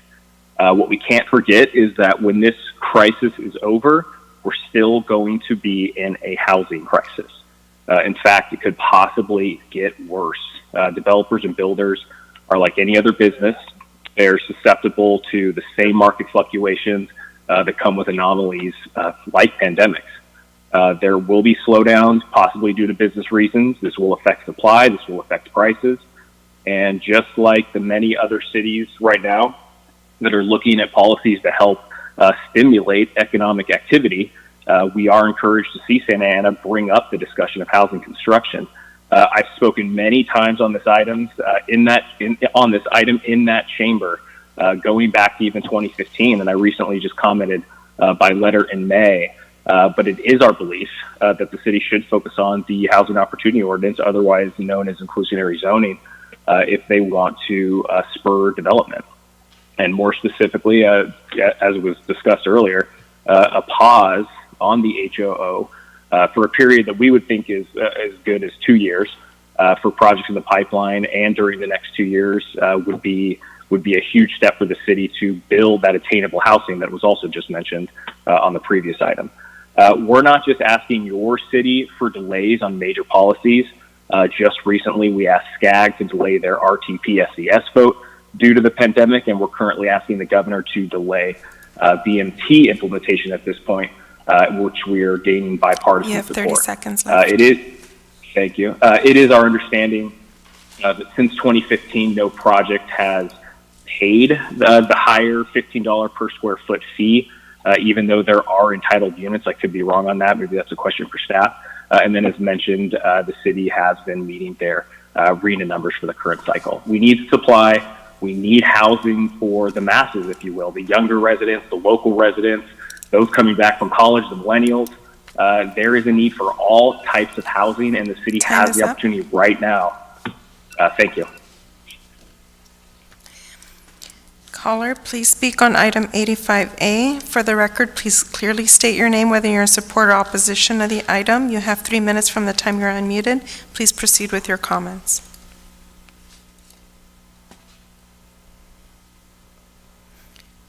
Caller, you may proceed with your comment. Okay, next caller. Please clearly state your name and whether you're in support or opposition to the item. You have 3 minutes from the time you're unmuted. Please proceed with your comment on item 85A. I'm John Hanna, representing the Southwest Regional Council of Carpenters, including many members who are residents of Santa Ana. And I would speak in support of the theme of 85A and recommend that Santa Ana look at options that would encourage both residential and commercial construction, not only to overcome the negative impacts of the pandemic on our economy, but to provide long-term revenue to help fund essential city services, especially for our youth in this city, many needs which were discussed tonight.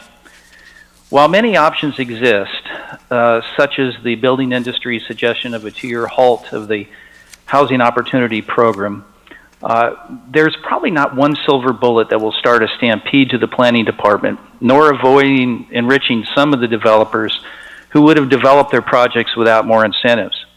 But it's certainly worth exploring the opportunities for construction, and I applaud the council for doing this. We worked with the BIA on that delay and the SCAG rulings, and we are committed to more construction of residential housing as well as commercial. If the council decides to go for a 2-year halt in the Housing Opportunity Ordinance or creation of another incentive, Santa Ana should demand more than just the hope that there will be a significant increase in construction. One benefit the city should link to any inducement for developers would be to require the use of a skilled and trained workforce for construction. This would ensure that a certain percentage of construction workers on these projects would be apprentices in a state-certified apprenticeship program or journeymen who are graduates of those programs. The requirement would avoid having Santa Ana attracting a poorly trained workforce subject to more accidents. You can tell a skilled and trained workforce often by their adherence to COVID-19 safety measures, such as work distancing and the use of face masks. By requiring a skilled and trained workforce, when an inducement is given to developers, opportunities open up for Santa Ana residents, and especially young men and women who can earn while they learn, many of whom will be getting college credits in their apprenticeship program, getting them halfway to an associate's degree. With unemployment expected to skyrocket in the construction industry, Santa Ana needs to always find ways to keep our people employed. Now, this is a critical time for the city to look at ways to increase revenue without burdening Santa Ana taxpayers. It's also a critical time to try and provide for employment opportunities for Santa Ana residents. We encourage you to look at various options, including the ones that were discussed tonight.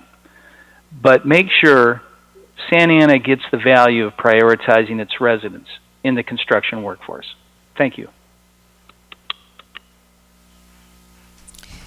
Caller, please speak on item 85A. For the record, clearly state your name, whether you're in support or opposition to the item. You have 3 minutes from the time you're unmuted. Please proceed with your comment. Good evening, Mr. Mayor, members of the City Council. My name is Eric Nelson, and I am a member of the BIA, and I currently serve on the executive board of the Orange County chapter. During the day, I oversee community development for a very small family-run home builder located here in Orange County named Trumark Homes. Let me start off by commending you for taking a look at the current situation and opening up the discussion on how and what the city and its partners can do to deal with the current cost of housing. I think the good news here is that we can all agree something has to be done. And as a policy issue, we want you to get it right. Getting it right has a cascading impact, as does getting it wrong. I've also had the wonderful opportunity of building in this great city, and we would love to have the opportunity to come back and do another project. But as discussed earlier, changes to the WHO in the recent years have made most of it, if not all, projects impossible. I recognize that inclusionary zoning is a complicated and sometimes controversial topic, but it is worth discussing. The current policy aspires to harness the ever-changing dynamics of a private market with a fixed, one-size-fits-all policy objective. In the past few years, I've had the opportunity to look at several projects in Santa Ana, but due to the existing policy, the projects were unviable. To give you a quick example, the last project we built in Santa Ana included a fee for inclusionary housing of $1.475 million, roughly $7 per square foot or $13,000 per unit for inclusionary housing. Today, that same project would be required to pay $3.175 million or $30,000 per unit. And to be clear, this does not include the additional $36,000 in other impact fees, such as traffic, parks, schools, and so on. Today, that project under the current policy ends up paying upwards of $52,000 per year in impact fees, effectively killing opportunity for new housing. There are options, and there are wonderful opportunities that are worth exploring. Options that can harness a free, dynamic market with meaningful incentives such that it could solve the ultimate policy objective of building more homes that are more attainable for more people. I know that our industry and all of our members would welcome the opportunity to work collectively with this council and staff as you discuss and potentially implement new or revised policies. There are a host of tools and options that work, such as incentives, fee waivers, density bonus, parking reductions, coupled with certainty around timing approvals, all would help to produce more attainable housing. And while I don't think anything can get done quickly, pausing those policies that impact housing production negatively makes sense more now than ever. I want to thank you for your time tonight and for your commitment to your community. Caller, please speak on item 85A. For the record, clearly state your name, whether you're in support or opposition to the item. You have 3 minutes from the time you've been unmuted. Please proceed with your comment. Good evening, Mr. and City Council members. This is Tim O'Brien. I'm with Legacy Partners. I'm calling to speak in favor of this discussion. I think that this is completely an appropriate discussion to encourage housing, especially at this time during the COVID crisis. I would ask, while you're considering the matter and the reduction of the freeze of the WHO fee, that you consider the application of this to projects that are in plan check, as well as in the entitlement process. The COVID crisis has created a serious impact on any kind of proposed project. In our case, the Sunflower Apartment project, which was supported by your city council last summer, this is a project that is ready to go and it's been rendered infeasible by the COVID and the economic conditions that we currently see. With a freeze or reduction of the WHO fee, this would help make this project feasible and be able to start at a time that it's most critical to start. Jobs we need now, and this is a project that that is supported and provides community support to the Santa Ana Youth District Sandpoint neighborhood, as well as provides union jobs through the local 652. I appreciate your consideration of the matter. And have a nice evening. Thank you. Caller, please speak on item 85A. For the record, clearly state your name, whether you're in support or opposition to the item. You have 3 minutes from the time you're unmuted. Please proceed with your comment. Hello, can you hear me? Yes, we can hear you clearly. Thank you. My name is Nate Greensides, and I'm in favor of this. I wish to bring up the fact that community land trusts exist here in Santa Ana. And for those of you who are unaware, thank you for joining us tonight, Nelly Mendoza. A community land trust ensures permanent affordability, whereas, quote unquote, affordable housing has an expiration date and is only available to those who are not undocumented. With community land trusts, the land is owned by a nonprofit community-driven organization, and the structure of the home or the building itself can be owned by individuals. In this manner, both entities, the CLT and the individual, can ensure community success and stability. Housing affordability in relation to income here in Santa Ana, even for those who have degrees, is increasingly becoming unattainable, especially for those whose parents or predecessors offer no assistance with down payments, for example. CLTs offer really powerful means of community ownership and individual attainment of home ownership. They do this in two ways: by ensuring that there is permanent affordability of the land. They also support community enterprises and also allow for low-income residents who may or may not be documented to attain home ownership and control of their housing in the communities where they have contributed to the success. Attainable housing, as someone else previously commented, needs to include those who have been here and contributed to the success of Santa Ana. And to this extent, I urge that the City Council not only consider institutional housing builders and providers, but also the tenants and families which make those institutions so wealthy and continue to ensure our success here in Santa Ana. My ask is that City Council please ensure that any ordinance or program instituted to mitigate the effects of COVID on the housing supply in Santa Ana also take into consideration CLTs. Thank you. Caller, please speak on item 85A. For the record, clearly state your name, whether you're in support or opposition of the item. You have 3 minutes from the time you're unmuted. Please proceed with your comment.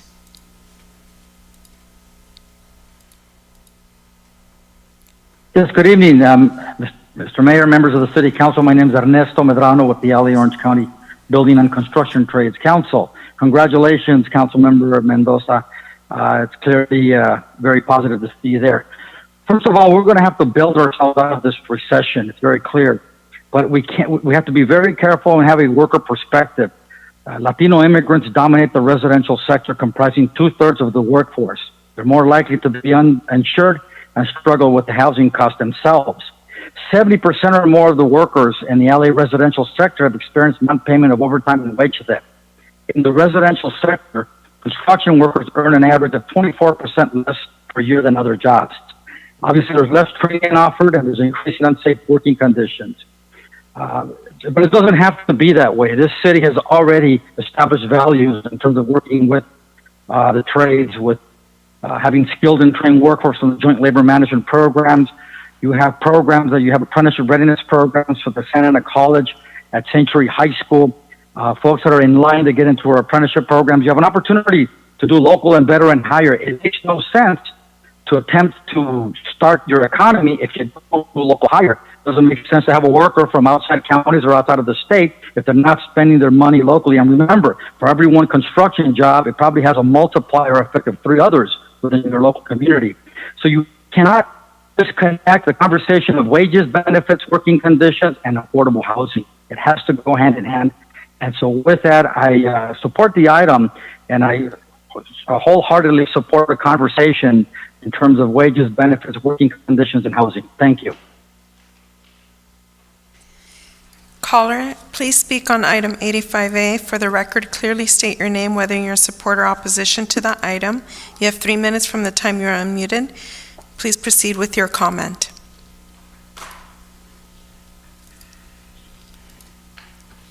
Caller, you have been unmuted. Please proceed with your comment. Good evening, Mayor and Council. My name is Santi Kamjam. Thank you for allowing me to provide input this evening. I'm the president for the Building Industry Association's Orange County chapter, and for my day job, I work for a residential development company. We currently have about 2,000 multifamily units under construction throughout the state, which were all started last year. Normally, I would also tell you how many units we have in our pipeline, but the extraordinary times we are facing has resulted in many developments stalling. The fact is, it is exceedingly difficult to get housing built right now. Market conditions have cast a huge shadow of uncertainty on the financial viability of moving housing forward. If you truly want to facilitate housing construction, you have to look at removing as many burdens as possible. While I would encourage the city to look at everything from fee structures to project approval timelines, I would suggest, at a minimum, the city consider a minimum 2-year pause to the Housing Opportunity Ordinance, more aptly called inclusionary zoning. Everyone acknowledges the lack of affordable housing, but when we burden market rate housing with the hopes of adding affordable housing units, it effectively decreases the amount of housing that gets built and makes the problem worse. If you want to drive down the cost of housing, provide more of it. If you want to increase the price of housing, provide less of it. Thank you. Caller, please speak on item 85A. For the record, clearly state your name, whether you're in support or opposition to the item. You have 3 minutes from the time you are muted. Please proceed with your comment. Hi, this is Carla Juarez, Santa Ana longtime resident and also a tenant counselor. I am in support, but I would like to know more of it. So I would like to see reports on how it will affect our community.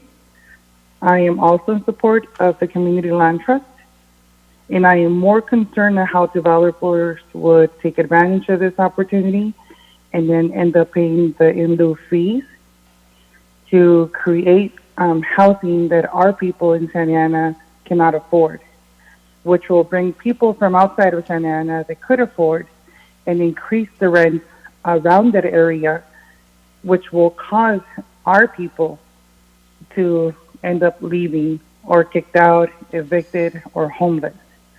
So that is my biggest concern, which also brings me to my next point, which is keeping people in their houses.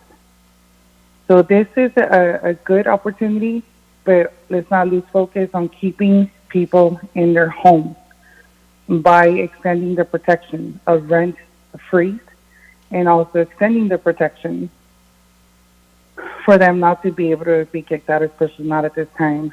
So I am in support, but I also don't want developers to take advantage of this. And I am in support of community land trust. I don't support in lieu fees, and I don't support housing that is not affordable to people that live in Santa Ana now. Thank you. Caller, please speak on item 85A. Clearly state your name for the record, whether you're in support or opposition to the item. You have 3 minutes from the time you're unmuted. Please proceed with your comment. Good evening. My name is Brian Germain, a Santa Ana resident in northern Santa Ana, Ward 3. I'm a member of Smart Local Union 105. Smart Local Union 105. And I want to speak on my encouragement of the conversation of construction housing in Santa Ana and how important it is to have good conditions for those workers on that site. I can speak of many of my friends within the city who attempted to go work on several projects, one being across the street from Norm's on 17th and Main, but turned away. This is a project in his own backyard. Wish to be part of those projects and implement some of his skills where he has safety training. He's gone through an apprenticeship program. I guess what I'm getting at is that our own residents here in the city aren't getting the opportunities to work on many of these housing projects that are taking place, and in the future moving forward, it'd be great to establish those relationships where a developer and general contractor, subcontractors, and workers are able to come to an agreement and compose safe and sane housing projects for our community to live in. Thank you. Have a good night.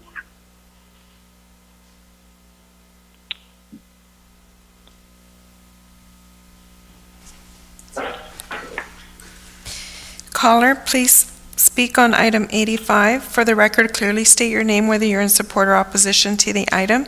You have 3 minutes from the time you're unmuted. Please proceed with your comment.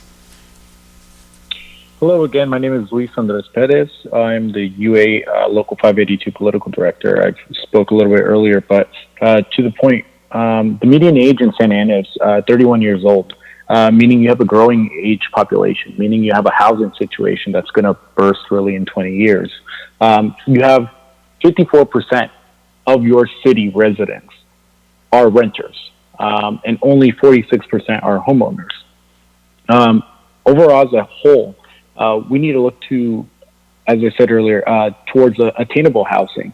And we've already established to make sure that not only that we're building enough units, but making sure that the workforce on top of that are folks from Santa Ana and that could acquire that work through local hiring aspects, whether it be through pre-apprenticeship programs or having folks in which we're already supporting our youth through our JATC programs. We need to make sure that more than anything, that we're building enough units. And on top of that, we're supporting our workers from within the city so that we could create a streamlined service in which the city as a whole can be a supplier of not only of jobs, but of housing.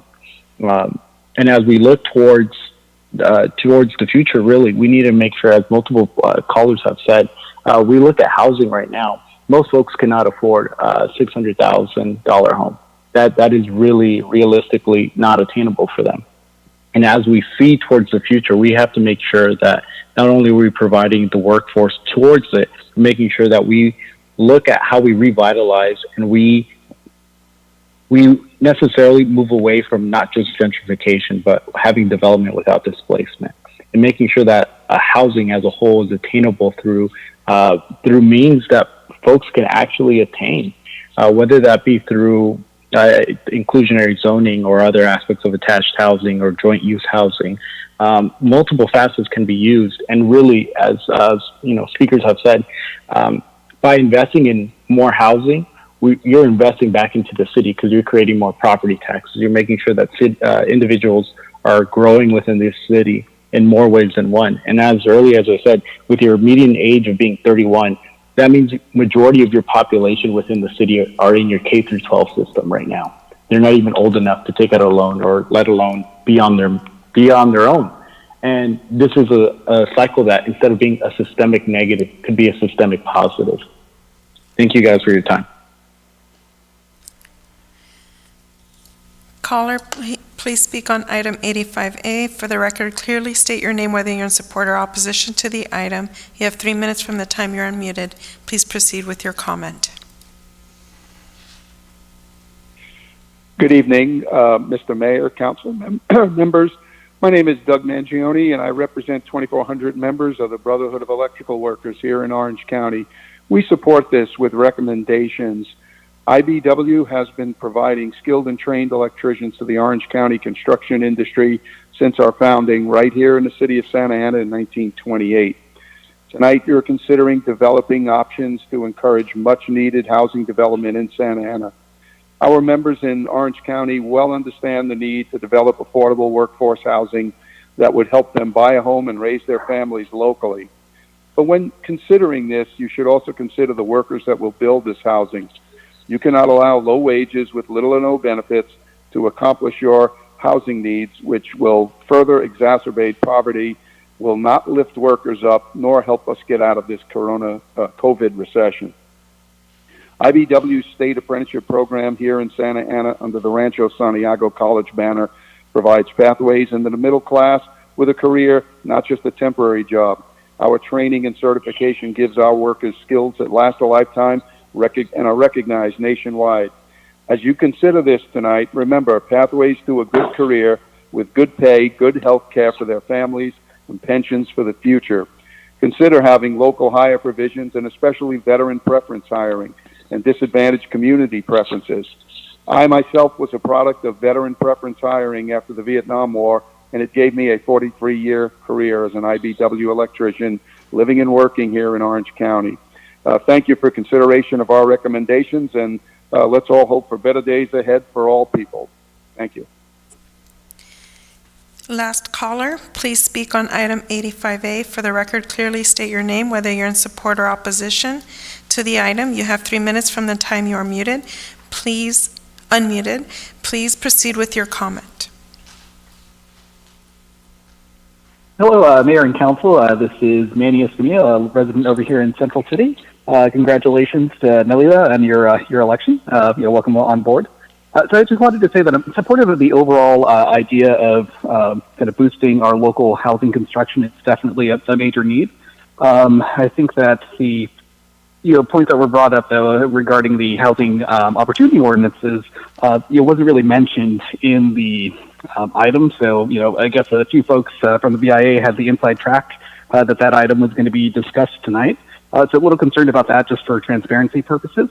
Overall, I do kind of see that we have this missing middle that we're looking at for residential construction. So, the idea that it's only going to be these very large projects that are the ones most directly impacted by the WHO as the only way to kind of build our way out, I think is a little bit short-sighted.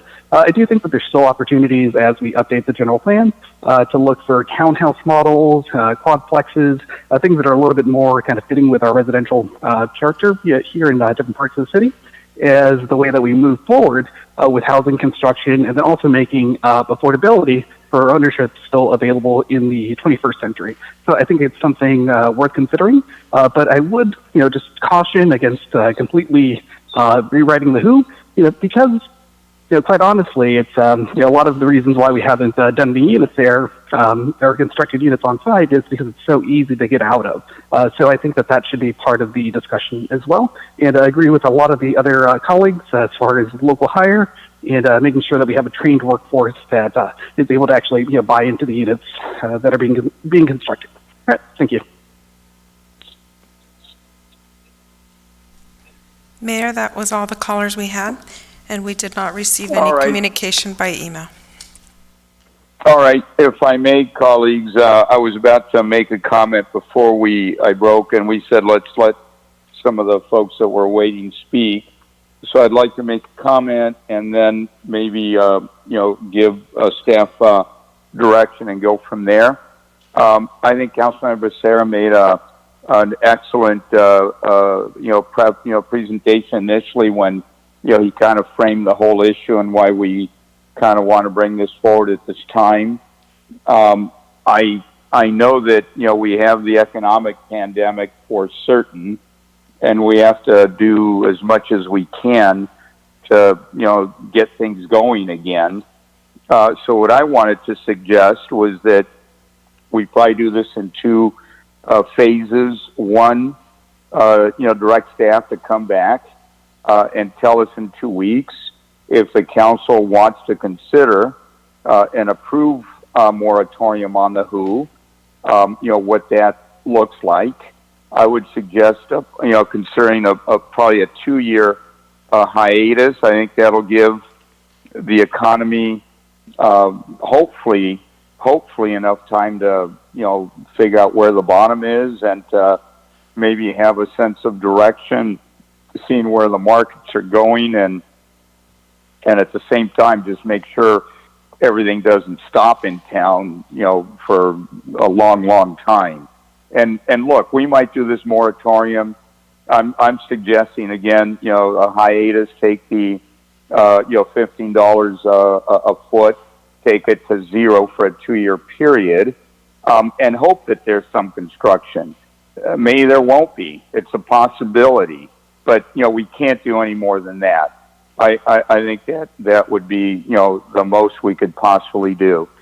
And then as a follow up, I know Councilor Becerra talked about 60 or 90 days. I'd want to talk to all of you and see who's interested, but possibly doing a follow up to the WHO.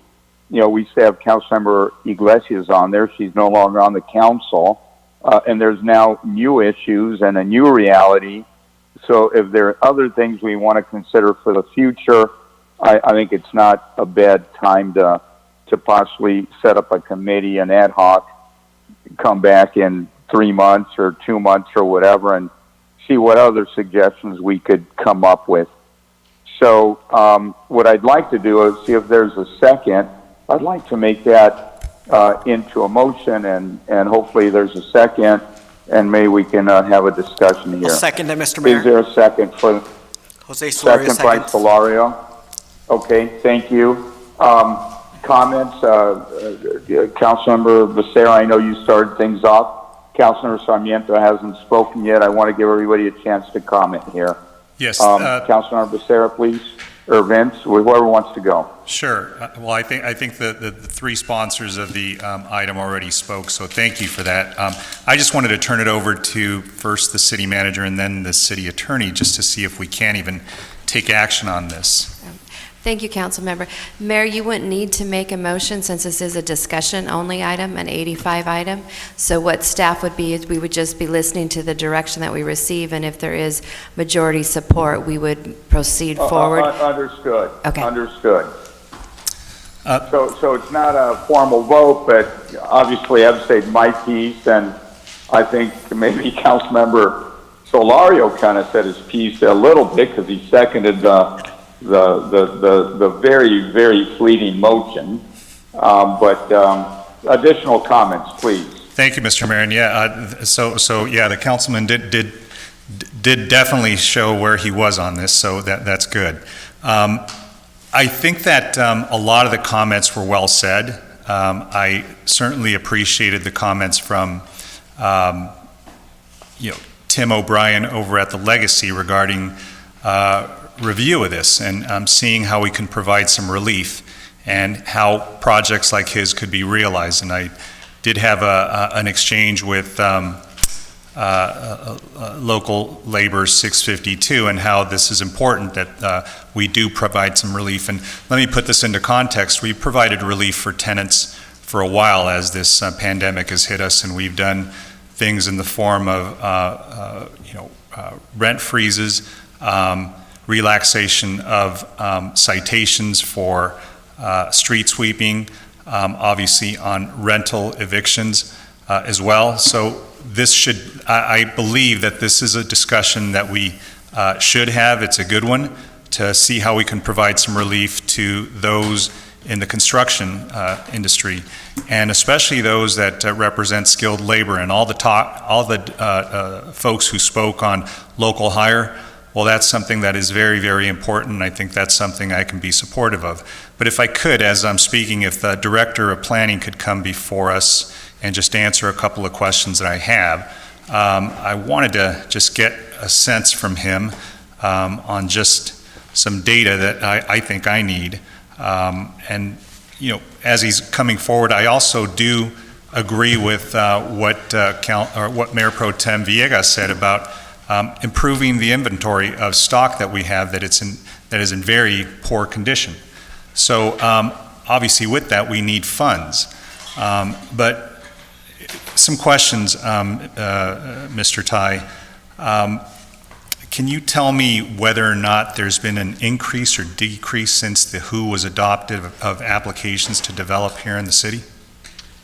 So based on the information that we have on permit issuance data, since 2011 to date, the city has issued approximately 3,400 permits or approval for units that would be applicable under the WHO. Of those 3,400 units, approximately 2,700 units trigger the WHO, and about 650 did not trigger the WHO. Of those that we looked at between 2011 and 2015, which is when the fee was still the original fee and wasn't changed, approximately 1,100 units were approved and entitled and issued permit. And between 2016 and 2019, we have approximately over doubling of that, about 2,900 units. But those units haven't paid yet. So. Understood, but I guess I'm speaking to the interest of Correct. Investing here in the city and developing units in the city. Has there been a disincentive, in your opinion? Based on the times I've been here, in terms of the apartment units, I believe there's still a high level of interest, but there has been expressed concerns about the WHO fee for the home ownership type products. I have not seen a major developer comes in, and the feedback I received from that has also been that since the change in 2015, it certainly made the for sale product much more challenging to build in the city because of the fee. Understood, but I guess what we're talking about is multifamily development right now, so we're not talking about single-family homes. So what I guess I'm trying to get to is, do you see a need for affordability in our community, given what our average median income is of our residents? I think affordable housing is, I would rather put it in attainable housing is needed everywhere. As you can see with the housing crisis, is that there is a growing cost for housing, and affordability is challenging for families. So attainable housing is certainly something that is needed everywhere throughout the state and throughout the nation. And here in Santa Ana, what's the average median income of a family? I believe the average is around $58,000. Okay, $58,000. That's what I recall, Okay. but I can look it up. What's the average cost of a one-bedroom apartment, market rate? The most recent data I have range anywhere between $900 to $1,200 for a one-bedroom. Of a new market rate, one-bedroom? For the newer market rate, it's a little bit beyond that, but Right. it's just correct. Is But it the close? newer unit, probably more like $1,400, $1,500. Okay, and that's on the low end, if you look at a spectrum. So that type of data, if you could bring back in your staff report and make sure we understand, number one, what's the average median income of a family here in Santa Ana? what the cost is for a 1, 2, and 3 bedroom multifamily unit? Also, can you also provide for us how many families are still living 2 and 3 families to a unit, and the level of overcrowding that we have in the city?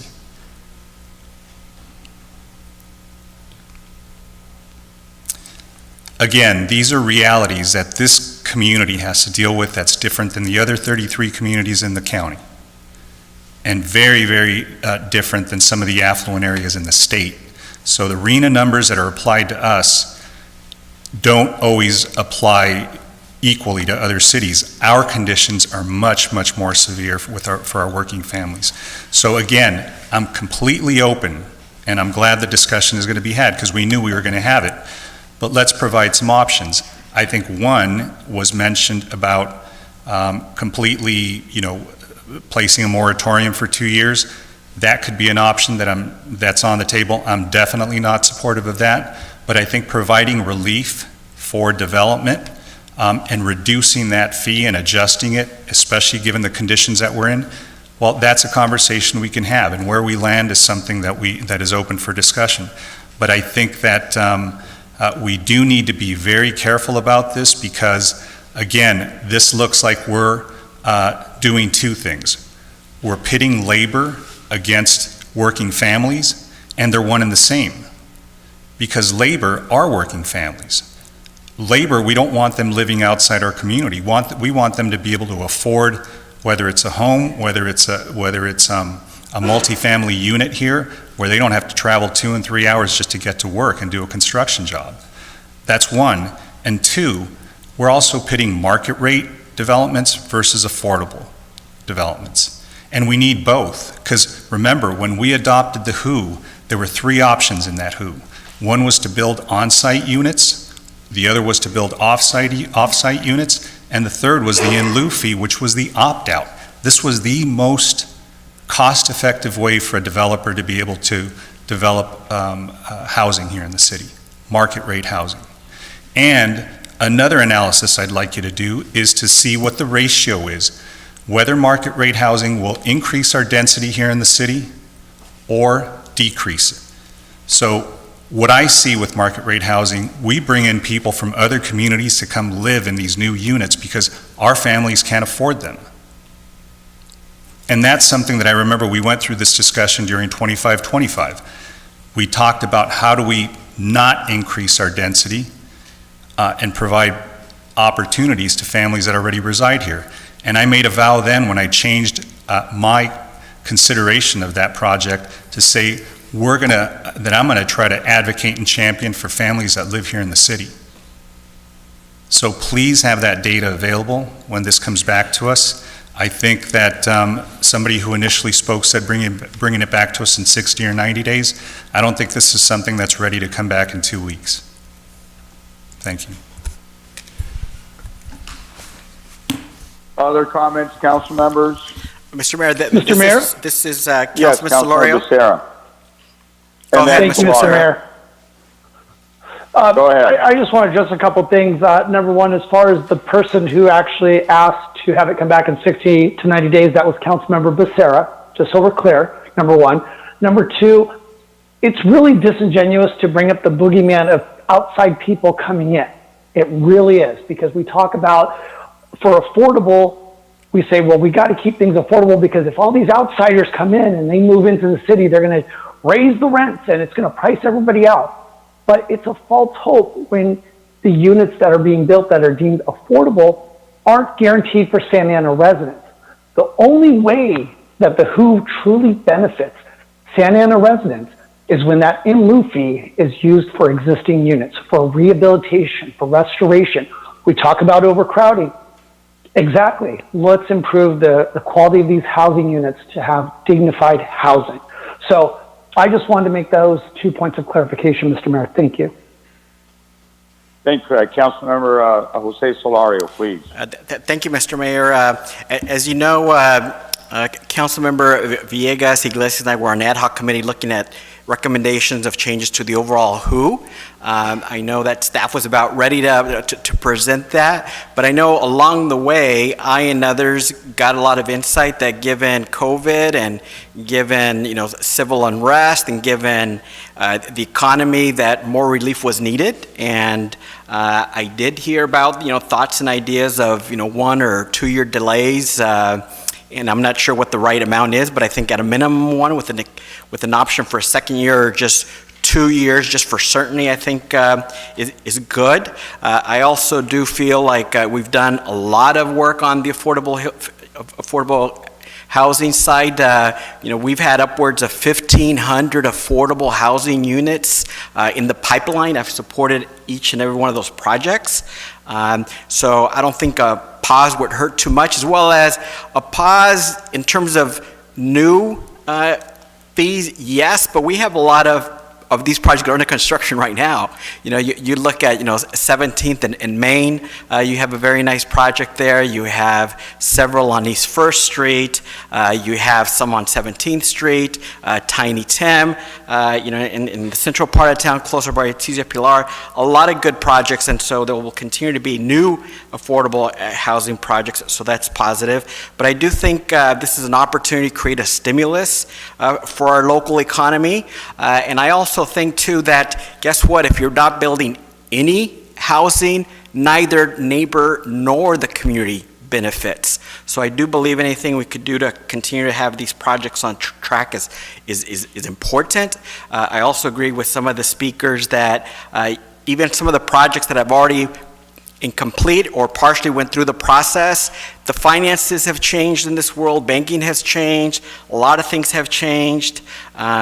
I also understand, because I know I've been talking to our housing community development people, we have other housing dollars that we could put towards the projects that I know Mayor Pro Tem Villegas and I also support, things like rehab, rental assistance, first-time home buyers. In addition, I've also talked about community benefit, whether it be trees or more space. The labor provision is very important. I'm very glad that various labor leaders from the carpenters and the plumbers, laborers, and Smart Local 105 all came out, because we can do things with students, with our local workers and local hire, and that keeps money here and that feeds their families, the restaurants, the dry cleaners, everybody.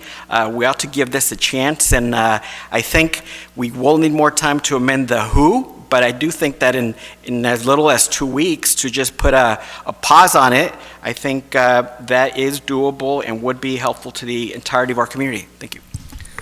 A comment, Mr. Mayor. Thank you, Mayor Pro Tem. A quick, short comment. So, we need a balancing approach here.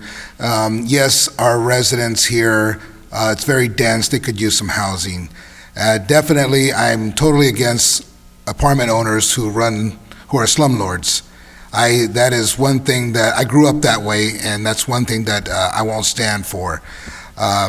It's very, very tough, some of these living conditions, and that's why I want to help those folks. But at the same time, we have council members up here that want to hold other cities accountable, that when it comes down to the homeless issue, that they need to build their shelters and so on and so forth, that we can't take the brunt. Yet we keep building affordable housing here. We can't control who comes here, and yet it gets very dense, and these people can come here. It's against the law. We can't stop anyone. But how come we're not holding these other cities accountable and tell them that they need to build workforce housing or affordable housing? So it's just not fair. This thing is touchy, but there needs to be, you got to look at both sides of the issue. And so with the present pandemic situation going on, I say we take a look at this, and we're doing all these things for our residents, but what are we doing for our businesses? That's what my thoughts are, and I'd like to take a good look at this, and that's my comment, Mr. Mayor. Thank you very much, Mayor Pro Tem. Mayor Pro Tem? Yes, go ahead, please. Yes, I concur with the majority of the comments that are going on, and being the newest council member, I would like to take a little time to learn more. However, I do support this item because I see that it will bring in businesses into our cities, more housing, and more revenue to our coffers. So I am in favor of that. I would like to explore a little more, though, on the moratorium and the reduction of the fees. And so, I do want to give that break because it's my understanding that what we're currently charging is one of the highest, which we should align with other cities in our county. And I would also like to see if I may be appointed to the ad hoc committee in replacement of the other person who had previously been there. Yes. Look, let me give that thought. I'll talk to you and council members. We'll decide very, very quickly. 2 weeks, I think, is enough for staff to come back with some of the basic issues that have been discussed today, and we will have more discussion. At this point, I think staff, have you heard from enough folks? Are we ready for the next item? Yes, sir, I believe I have direction. All right. What's the next item, Madam Clerk? Mayor, now we are where we can enter into the Housing Authority meeting. All right. So now I'm going to go ahead and convene the Housing Authority. And maybe we can just combine the items into one motion. I guess we have the minutes, items 1, 2, 3, and 4. Is that appropriate? I'd entertain a motion. Move the item, Mr. Mayor. Mayor, Second. the only thing is that I would need to abstain from item number 1 because I was not present at the May 5th meeting. Can we just note that she'll vote yes? Councilmember Mendoza will vote yes, but make sure that the record states that she abstained from the minutes because she was not present. Yes, I will do that. Thank you. Authority. So I believe we had a motion and a second. Yes, and Authority Member Becerra? Yes. Authority Member Mendoza? Abstain. Authority Member Peñalosa? Yes. Authority Member Sarmiento? Yes. Authority Member Solorio? Yes. Vice Chair Villegas? Yes. Chair Pulido? Yes. Motion carries 6-1 with 1 abstention. And Okay, so go ahead, Madam Clerk.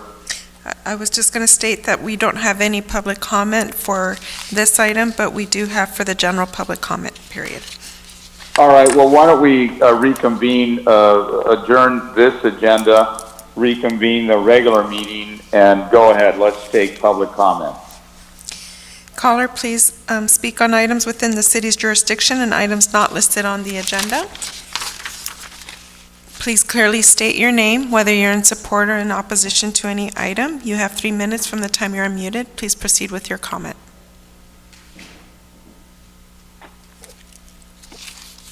Hello, my name is Kaylee and I am a resident of Ward 5, and I'm just calling to speak on 2 policies that were passed in other cities that I think would be beneficial for our city to adopt. So one would be LA just passed a law to encourage landlords to follow tenant protection laws. So if they're found illegally evicting a tenant who is affected by COVID-19, they would actually incur fines beginning at $10,000, and fines would be larger if they're violating the rights of the elderly or those with disabilities. And I'm a tenant counselor in the city, and so a lot of the stories that I've been encountering, this would be enormously helpful because it would give consequences to the landlords violating the law and help make these protections enforceable. And even just having that would discourage landlords from breaking the law, whereas right now many landlords haven't been concerned about the repercussions. And there's local laws, state judicial order, and previously there was the governor's order. So even with all of that, there's been a lot of self-help evictions, unfortunately. So it would be great if the city could encourage landlords to follow the law by passing something similar. And then also, Buena Park mirrored Santa Ana's freeze on rent increases language as it is currently written. And they extended it for 6 months, so it matches their eviction moratorium timeline. Santa Ana can and should do the same. And if the council needed more time to review this, then I would ask that you at least consider extending the rent freeze to match the current moratorium on eviction, so extending it to the 30th of June. So those are my comments. Thank you.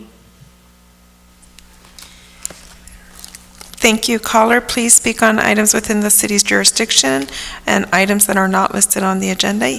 You have 3 minutes from the time you're unmuted. Please proceed with your comment.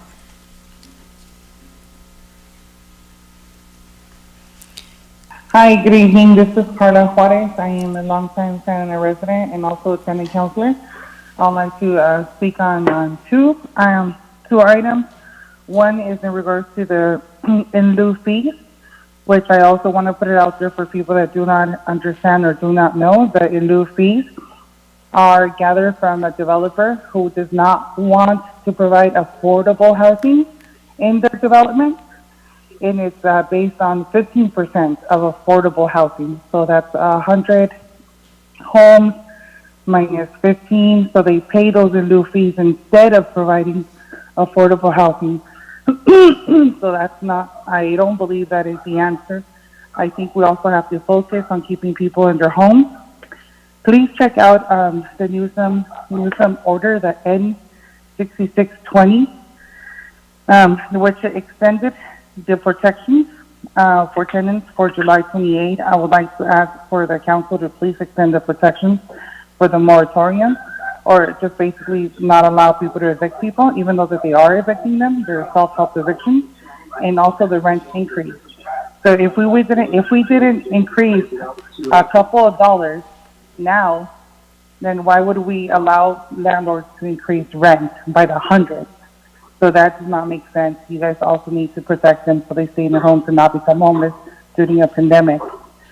I also want to point out that there is affordable housing that is focused in Santa Ana residents, and it's the senior housing apartments that just recently became available, the Metro East Senior Park. So if we could do that there, why wouldn't we be able to do that everywhere? And I also want to show support for the Community Land Trust, which is the way to go to keep our residents here in Santa Ana and for them to become homeowners instead of continuing renting and living in fear. Thank you for your time. Thank you, caller. Please speak on items within the city's jurisdiction and items not listed on the agenda. You have 3 minutes from the time you're unmuted. Please proceed with your comment. Hello, my name is Maria Sahan. I am a Santa Ana resident. And I'm also a tenant counselor here in the city. I just want to advocate for the extension of the rent freeze and that the city of Santa Ana follows the footsteps of Buena Park just like they followed ours. I really do not understand the logic of allowing a rent increase in the middle of a pandemic that is evidently not going away anytime soon. I do not understand the logic of allowing a rent increase when tenants are expected to pay the rent back when they were unable to pay because they lost their job, they lost income, or were unable to work because they were sick. I'm sure you are all aware that Santa Ana is the prime city of the large number of cases we have in the city. I also, as a tenant counselor, I've had the honor of listening to tenants' experiences, and I've been trying to support them as much as I can. And I have seen a lack of accountability of the harmful actions of landlords. And if we could follow the example of LA with mechanisms to hold these landlords accountable and cite them for their wrongful actions in the middle of a pandemic, that would be grateful. So I would really appreciate if you guys take this into consideration. Thank you.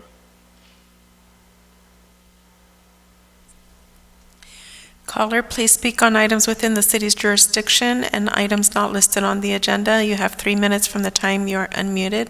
Please proceed with your comment.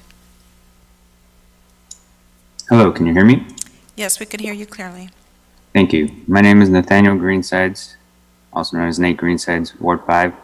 I want to make a quick note that the phrase investing in youth should never be equated with parks and rec funds and programs. In my opinion, that's a sad way to quote unquote invest in the youth. One, because everyone, whether they're a youth or not, enjoys the services and spaces offered by the Parks and Recs Department. It does disservice to both the youths as well as the Parks and Rec Department. Also, I just want to offer that if this idea of investing in youth by somehow investing in parks and recs should really be exercised an idea, then why are the police always harassing youth who hang out in the parks? The idea completely conflicts itself in this regard. Also, I want to note that there won't be any youth to invest in if you allow for their families to get evicted because the landlord keeps raising the rent. Some other folks have offered what possibilities exist, such as enacting policies which incentivize that landlords should follow the law, such as in LA, where fines against bad landlords, in addition to the right for tenants to sue bad landlords, exists. Aligning our eviction moratorium with the rent increase moratoriums like they did in Buena Park will also be beneficial. At minimum, maintaining the rent increase moratorium until at least June 30th will provide the ability for community members to get securely and stably back on their feet as they're able to return to work. More importantly, I have noticed that a lot of people who have made comments tonight have tried to assert that by quote unquote investing in youth, we can somehow curb the fact that police disproportionately kill Black people. Black men with university degrees and even well-paying jobs are still at higher risk of being disproportionately targeted by police, regardless of the skin color of the police officer themselves. Solely, quote unquote, investing in youth won't stop police killings, brutality, and targeting of Black people, people of color, people with disability, or homeless people, which has and continues to occur in our nation. Being not white in America as well as here in Santa Ana means remaining fearful that what should otherwise be an inconvenient exchange with law enforcement officers may result in death for someone who is Black or who is a person of color. George Floyd was unemployed because of coronavirus. And Stephon Clark in Sacramento was a youth who was being invested in by his grandparents, and he was shot dead in his grandparents' yard. These two folks hold this almost exactly the same exact life circumstances for many community members here in Santa Ana. Police accountability in Santa Ana and oversight is poor. This is the reason that the city is finding itself in a lawsuit where police vehicle transport parked at the court left some individuals locked in the back of the police vehicle in the heat almost to die. This past Sunday night before the curfew came into effect, police, without any provocation whatsoever, shot tear gas and rubber bullets at leftover protesters at Ronald Reagan Building. I urge the council at minimum to establish a citizen oversight committee and make all police activity 100% transparent and publicly available. Otherwise, the growing call to defund the police becomes the only alternative. Thank you. Thank you. Caller, please speak on items within the city's jurisdiction and items not listed on the agenda. You have 3 minutes from the time you're unmuted. Please proceed with your comment. Hi, good evening, everyone. My name is Meshley Lopez, and I'm calling tonight as somebody who volunteers for a tenant rights cause.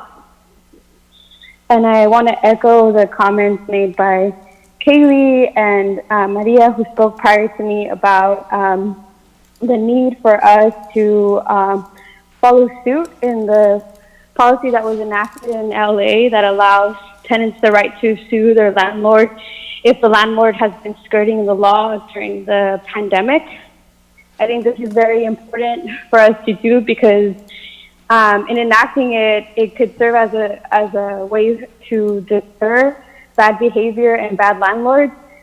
We've been seeing cases that are just completely despicable and heart and soul breaking, like families being illegally evicted even though they've paid the rent for that current month, but the landlord wants to get them out, even though there's an eviction moratorium in place, and even though this specific family that I'm talking about, one of them was in a wheelchair and they had nowhere else to go, no family to turn to. We're still working with them to try to find them alternative housing. We've heard cases of people being harassed by their landlords, specifically mothers, and just like so many other terrible things that I could go on and on about. But basically, landlords are being frivolous and they're ignoring the laws and they're taking advantage of their power in this situation.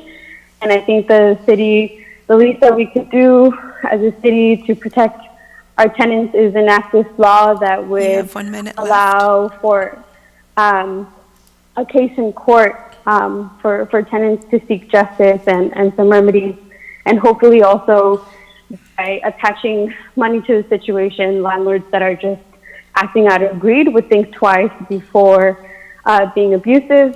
And then I also want to echo the comments that were made about considering extending the rent freeze to match the one in Buena Park, since I've heard a lot of you say that the reason why you couldn't extend it here in Santa Ana was because it was not possible. It was possible in Buena Park. Thank you. Caller, please speak on items within the city's jurisdiction and items not listed on the agenda. You have 3 minutes from the time you're unmuted. Please proceed with your comment. Hi, I'm Olga Rodriguez Lau, and I'm from Ward 3 of Santa Ana. I'm calling upon the City Council to take a stance against the unjust murders of countless Black lives by police officers, and do so by defunding the police department and allocating these funds to create an independent unit that would be in charge of investigating misconduct in the Santa Ana Police Department, or a citizen oversight committee to ensure our voices are heard. Officers under investigation should not be allowed to have paid leave, and those with a history of excessive force should be terminated and not have the option to retire with pension. To ensure accountability, I demand that you become proactive in abolishing the doctrine of qualified immunity for police officers. I would also like to state that I am disappointed in the unnecessarily large police presence during the peaceful protest in Santa Ana on May 31st. While there, many times we were corralled by officers, and we feared that they would incite violence to spice the peaceful efforts of the protesters. Councilman Sarmiento, I wonder, did you and your family run away alongside me from the cops multiple times for fear of violence? I'm also disgusted by the rumors of ICE presence. I don't know if they were there or not, but allowing such rumors to circulate is irresponsible. We are a sanctuary city, and many of our residents are undocumented. How are they supposed to show up for the Black community when doing so can risk their livelihood? Latinos want to come out in solidarity for the Black community, and our undocumented residents should not have to fear the risk of deportation or detainment while doing so. I'm asking you all to do better. People's lives are at stake. I'm 21 and I've spent 17 years of my life in Santa Ana, and I do not plan on leaving anytime soon. Just like the people before me said, the youth are watching you. Thank you. Caller, please speak on items within the city's jurisdiction and items not listed on the agenda. You have 3 minutes from the time you're unmuted. Please proceed with your comment. Hi, this is Carl Benninger, and as you know, I'm a member of ETEC and Vice President of Comlink. I first of all want to welcome Councilwoman Mendoza to the council. Looking forward to working with you, and also looking forward to Tam Pham running again in November for Ward 1. I think her and you and the council would make a dynamic team. I also want to thank the Santa Ana police and those that helped us. I've heard a lot of comments against them, but when you're standing in front of a crowd and they're yelling and screaming and throwing rocks and stones and fire extinguisher and endangering you, it's very hard to keep your calm, and they did a professional job with that. And also, I'm with those that are protesting. I'm sick of the killing of George Floyd, the gentleman that was jogging down in North Carolina, and even my beloved state of Michigan coming out with the Confederate flags and guns to protest. It's just not called for. That is just not right. And so I'm with you.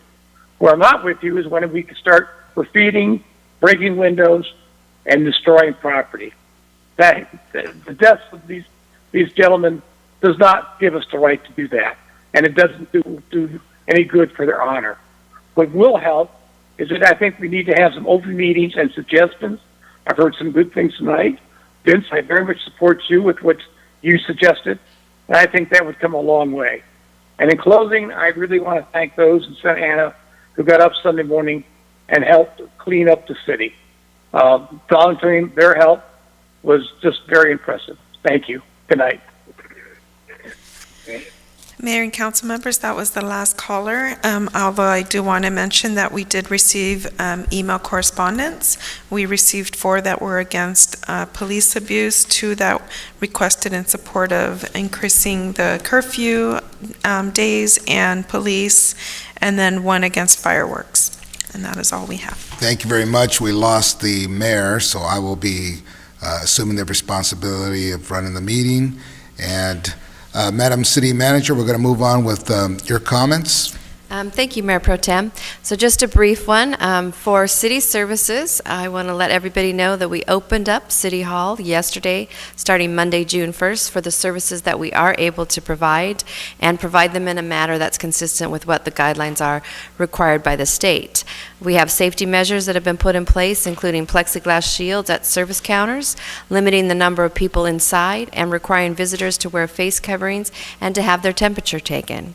Most of the services now require appointments, which can be made online or by phone. Information is located at the top of our webpage at santa-ana.org, or folks can call 714-647-5491. The cashier counter doesn't require an appointment and is open for walk-ins. And that's all, sir. Thank you very much. We're going to move on to council member comments, and I'll just call on the 2 that are not here with us. So, council member Becerra. Thank you, Mayor Pro Tem. I want to congratulate Councilmember Mendoza on being sworn in this evening. Welcome to the council. I would also like to invite our community to participate in my monthly office hours.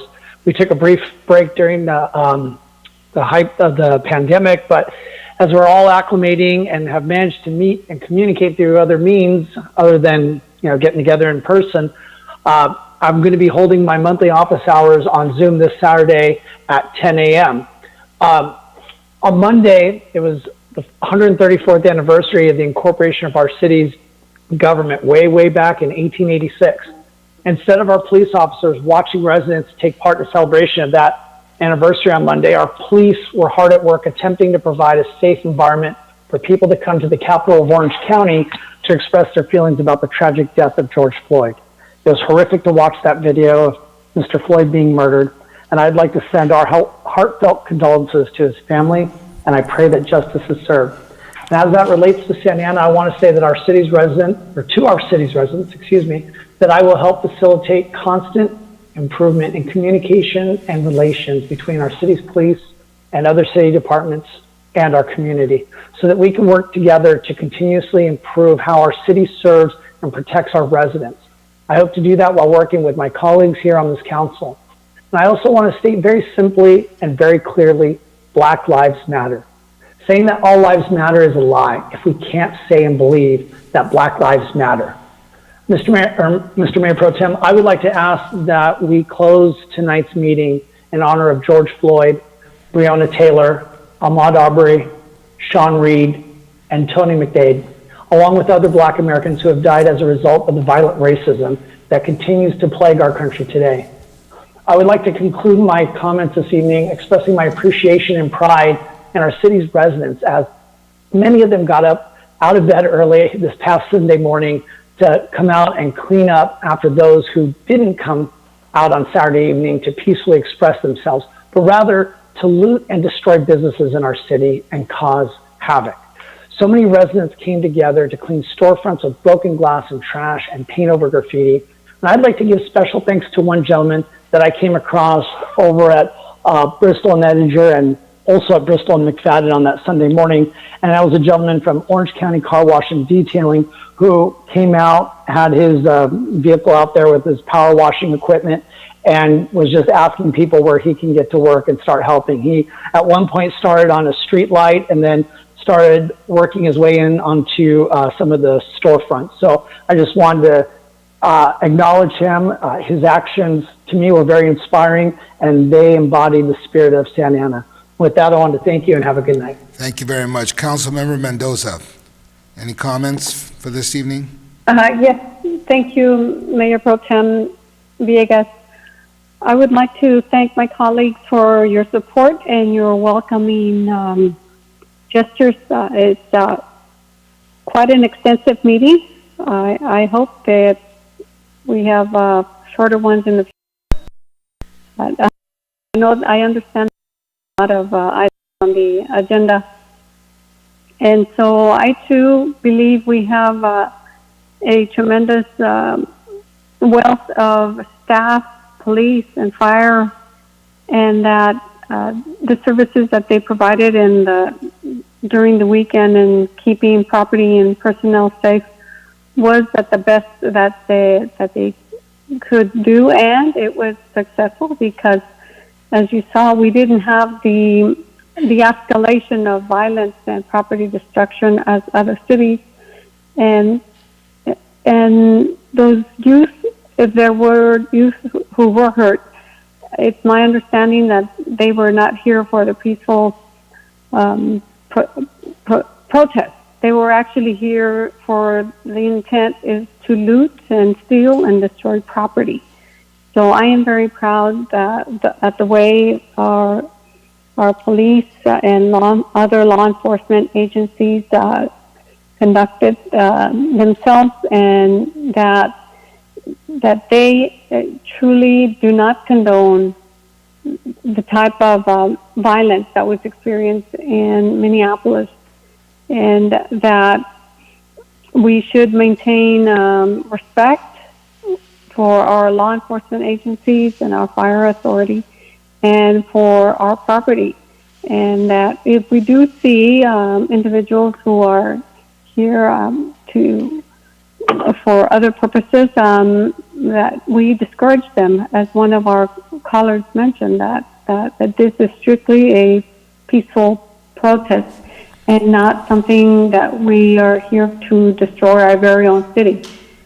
And I would like to thank the young people who stayed up late for their comments, and it's always refreshing to see the young people being involved, because they are going to be our future leaders. And there is no offense in saying that our young people in the park services, as one caller mentioned, what we mean is that we want our youth to be successful in whatever it is that they want to do, whatever career they choose, and that the city of Santa Ana is here to provide a pathway and services to make their path a little easier, and to provide resources, and to know that we are here to help and not to hinder, and to live prosperous and safe lives in our communities. So to all my colleagues and staff, thank you for getting my feet wet, and I actually enjoyed listening to and learning from you, learning all of the items that are before us today.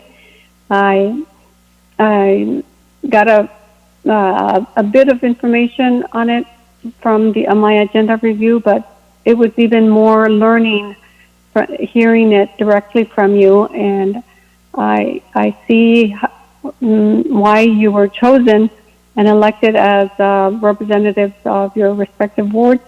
It's because we have true dedication, and I see that you are truly interested in working together as a council to benefit our city and to continue to unite in those areas where there has been conflict in the past. So thank you very much to everyone. I appreciate it, and good night to staff. Thank you very much, Council Member. The latest I got out in a council meeting was 2:10 in the morning. I think so. We're just getting started, and I forgot to do the 3-minute thing on here. So just kidding. It is late. It's almost midnight. Council Member Solorio. Thank you, Mayor Pro Tem. Welcome back, I should say, Councilmember Mendoza, I know you were a redevelopment housing commissioner some years ago, and I think maybe even a staff member at some point. So welcome back. We all look forward to working with you. I know we're still dealing, obviously, with the COVID situation, and we continue to want people to try to be home as much as possible. I know there's a lot of confusion about the masks, and the reality, I think, at the end of the day is that, the sheriff's departments and others, they're not gonna, look out after everybody as they leave their home, but masks are important for our own personal health and the health of those around you. So please do use them until we hear from the governor and others that it's not necessary. I know, too, as I mentioned earlier, there are industries that are trying to open up quicker, and here, because we do have so many young people and, they've been sitting at home for a long time, we got to get them out to be able to at least exercise in our parks, maybe play soccer, maybe swimming, other things, to the extent that you, city manager, or a mayor can help, that would be fantastic. With respect to the protests over the weekend, I was very proud and pleased with the way that our residents behaved, as well as our local officers. I think we saw with our residents that they were very patient and supportive. We have many people of color in our community, many working class residents, and so they understand how many people of color across the country feel choked just by the economy and by the situation, and unfortunately, in a few cases, police brutality that no one wants to see. We also saw a lot of support for our officers and keeping property safe. And yeah, we had some issues on Bristol, but turn on the TV, and I'm sure many of you have. Look at Long Beach, look at LA, and many other areas. We did okay here, and we want to keep staying okay. I also saw and do want to share that I think our residents are cool with the protests if they're nonviolent, but if it's about looting or destroying property, we're not cool with that. So please, if you see protesters from out of the area or people that are being aggressive, just trying to tell them to be nonviolent. And I know our officers are doing the best they can. I know because of the ongoing questions about curfews, I've been encouraging that people, sign up to Nixle. I know the city is as well. Again, the more we can communicate on the safety of this overall situation, plus COVID, I think is good. And then finally, I do think it is appropriate to adjourn in the memory of George Floyd and others that have unfortunately, fallen to the same unfortunate death at the hands of police brutality, and we all hurt for that. Thank you. Councilmember Sarmiento. Thank you, Mr. Mayor Pro Tem. And yeah, I'll welcome newly minted Councilmember Mendoza. I know her as Nellie. We were young commissioners way back when on redevelopment and housing. So it's great to have you with us, Nellie. I know that, I certainly look forward to working with you, and I know you're going to represent your ward very well. So thank you for bearing with us. Boy, this was quite a meeting, your first voyage to have with us. It's almost midnight, and we're still here. So I did want to, talk about a little bit about what happened this weekend. I think, we did kind of chronicle, what took place, and I'm glad that there were reports made by both the chief of police and the fire chief. But I did want to say the day after, I think Sunday morning, I saw both Councilmember Peñalosa and Becerra over at the McFadden and Bristol sort of epicenter of where everything took place. And, I think they were helping clean up, and I know I brought some water for some of the volunteers, and by the time I got there, and I thought I was early, but it was like 8 or 8:30, and things were already cleaned up. And I did see former council member Iglesias there too. I want to acknowledge that her presence was, she was present there. But, a lot of us were kind of still kind of dumbstruck by what had happened the night before and what was happening in the days in advance of that all over the country. And I know that some of us were speaking with raw emotion still at that time. And I do want to acknowledge that, I put up a Facebook post about the image that was really burned and embedded in my mind, which was about Mr. Floyd and his, and the officer with his knee on his neck. And, to me, it depicted a moment that haunted me. It brought me to tears. It brought me to rage and, eventually to hope. But I did put it up, and somebody pointed out, hey, that was not right because, I didn't have the consent of the family, and that was insensitive to people who were close to Mr. Floyd. And I did take it down and replaced it with another image of hope. But nonetheless, I think that it's important that we don't normalize that sort of behavior and that sort of conduct. And I think it gives all officers who do go out every day and do a good job, it really does smudge, their image, because I think those good officers work so hard to change the narrative. And unfortunately, all it takes is an incident like that and others to change that. I do want to also thank and commend Councilmember Peñalosa, because he, as I did, was speaking from emotion and made some comments that I know he publicly regretted, and he explained to everybody that he was speaking from a place, a good place, and maybe he could have used a different choice of words, but it takes courage to come back and admit when you did something wrong. And I respect that, council member, and I think that the public should as well, because the last thing we should do is try to, just focus on somebody who makes a mistake, because none of us are perfect. Believe me, I know I'm not.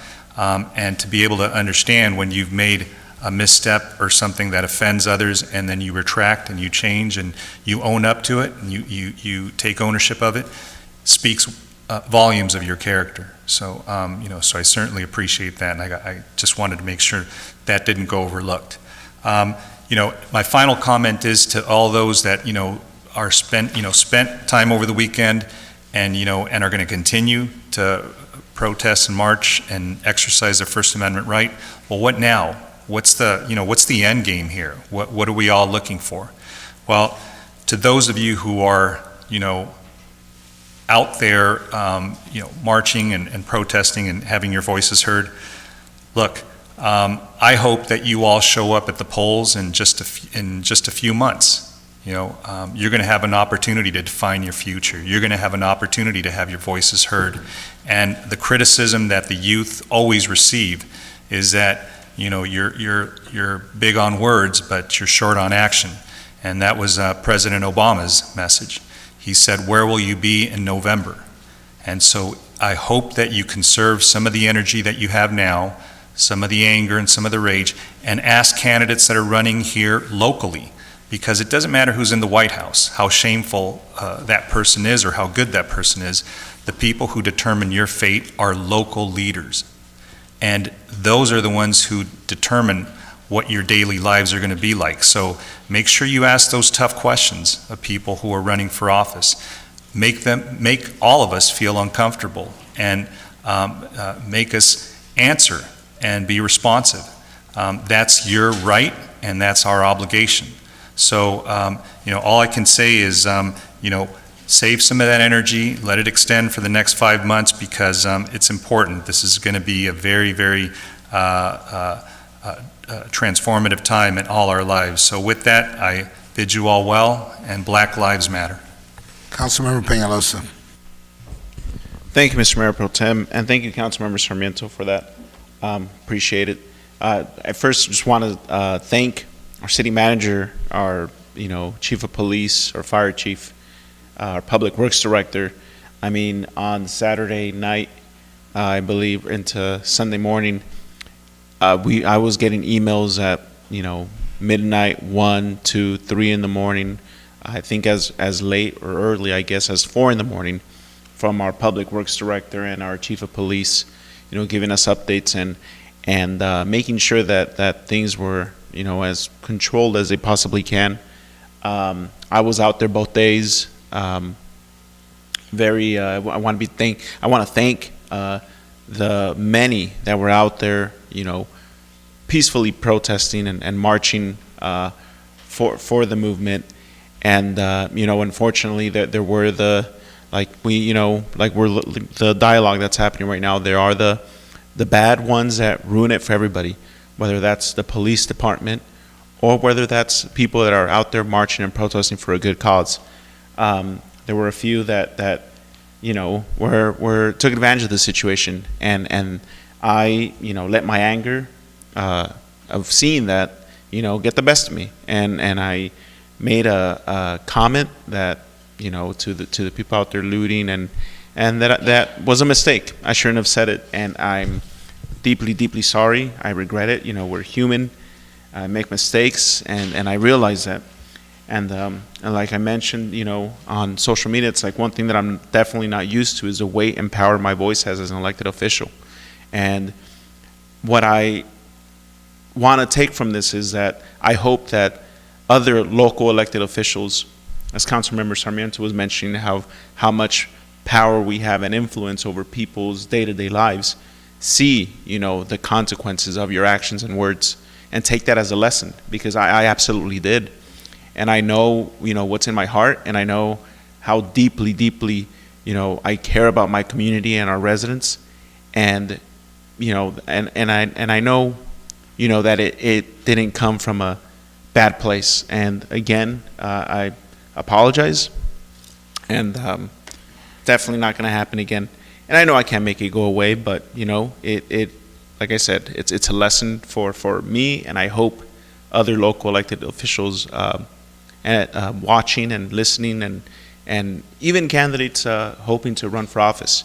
Your voice has weight, and it has consequences. And with that said, I also want to say that for those out there that keep saying all lives matter, just know that all lives do not matter until Black lives matter, and that is as accurate as it can be. So with that said, good night, everybody. Thank you, everyone. Quick comment, it was nice I guess I beat everyone to McFadden or to Edinger in Bristol, because I was there at 6:50 in the morning, and I saw all of you folks later on. I saw it on Facebook that I was driving around assessing all the areas, wanted to make sure we didn't lose anything, which places were vandalized and which weren't. But I did make contact with the folks who were there cleaning. Channel 7 was already there, so big shout out to all them folks that came out to help clean, because that was very, very big of you. Those people really, really love the city. And we are going to adjourn this meeting in honor of George Floyd, Tony McDade, Sean Reed, and Breonna Taylor. May they rest in peace, and may justice be served. Meeting adjourned.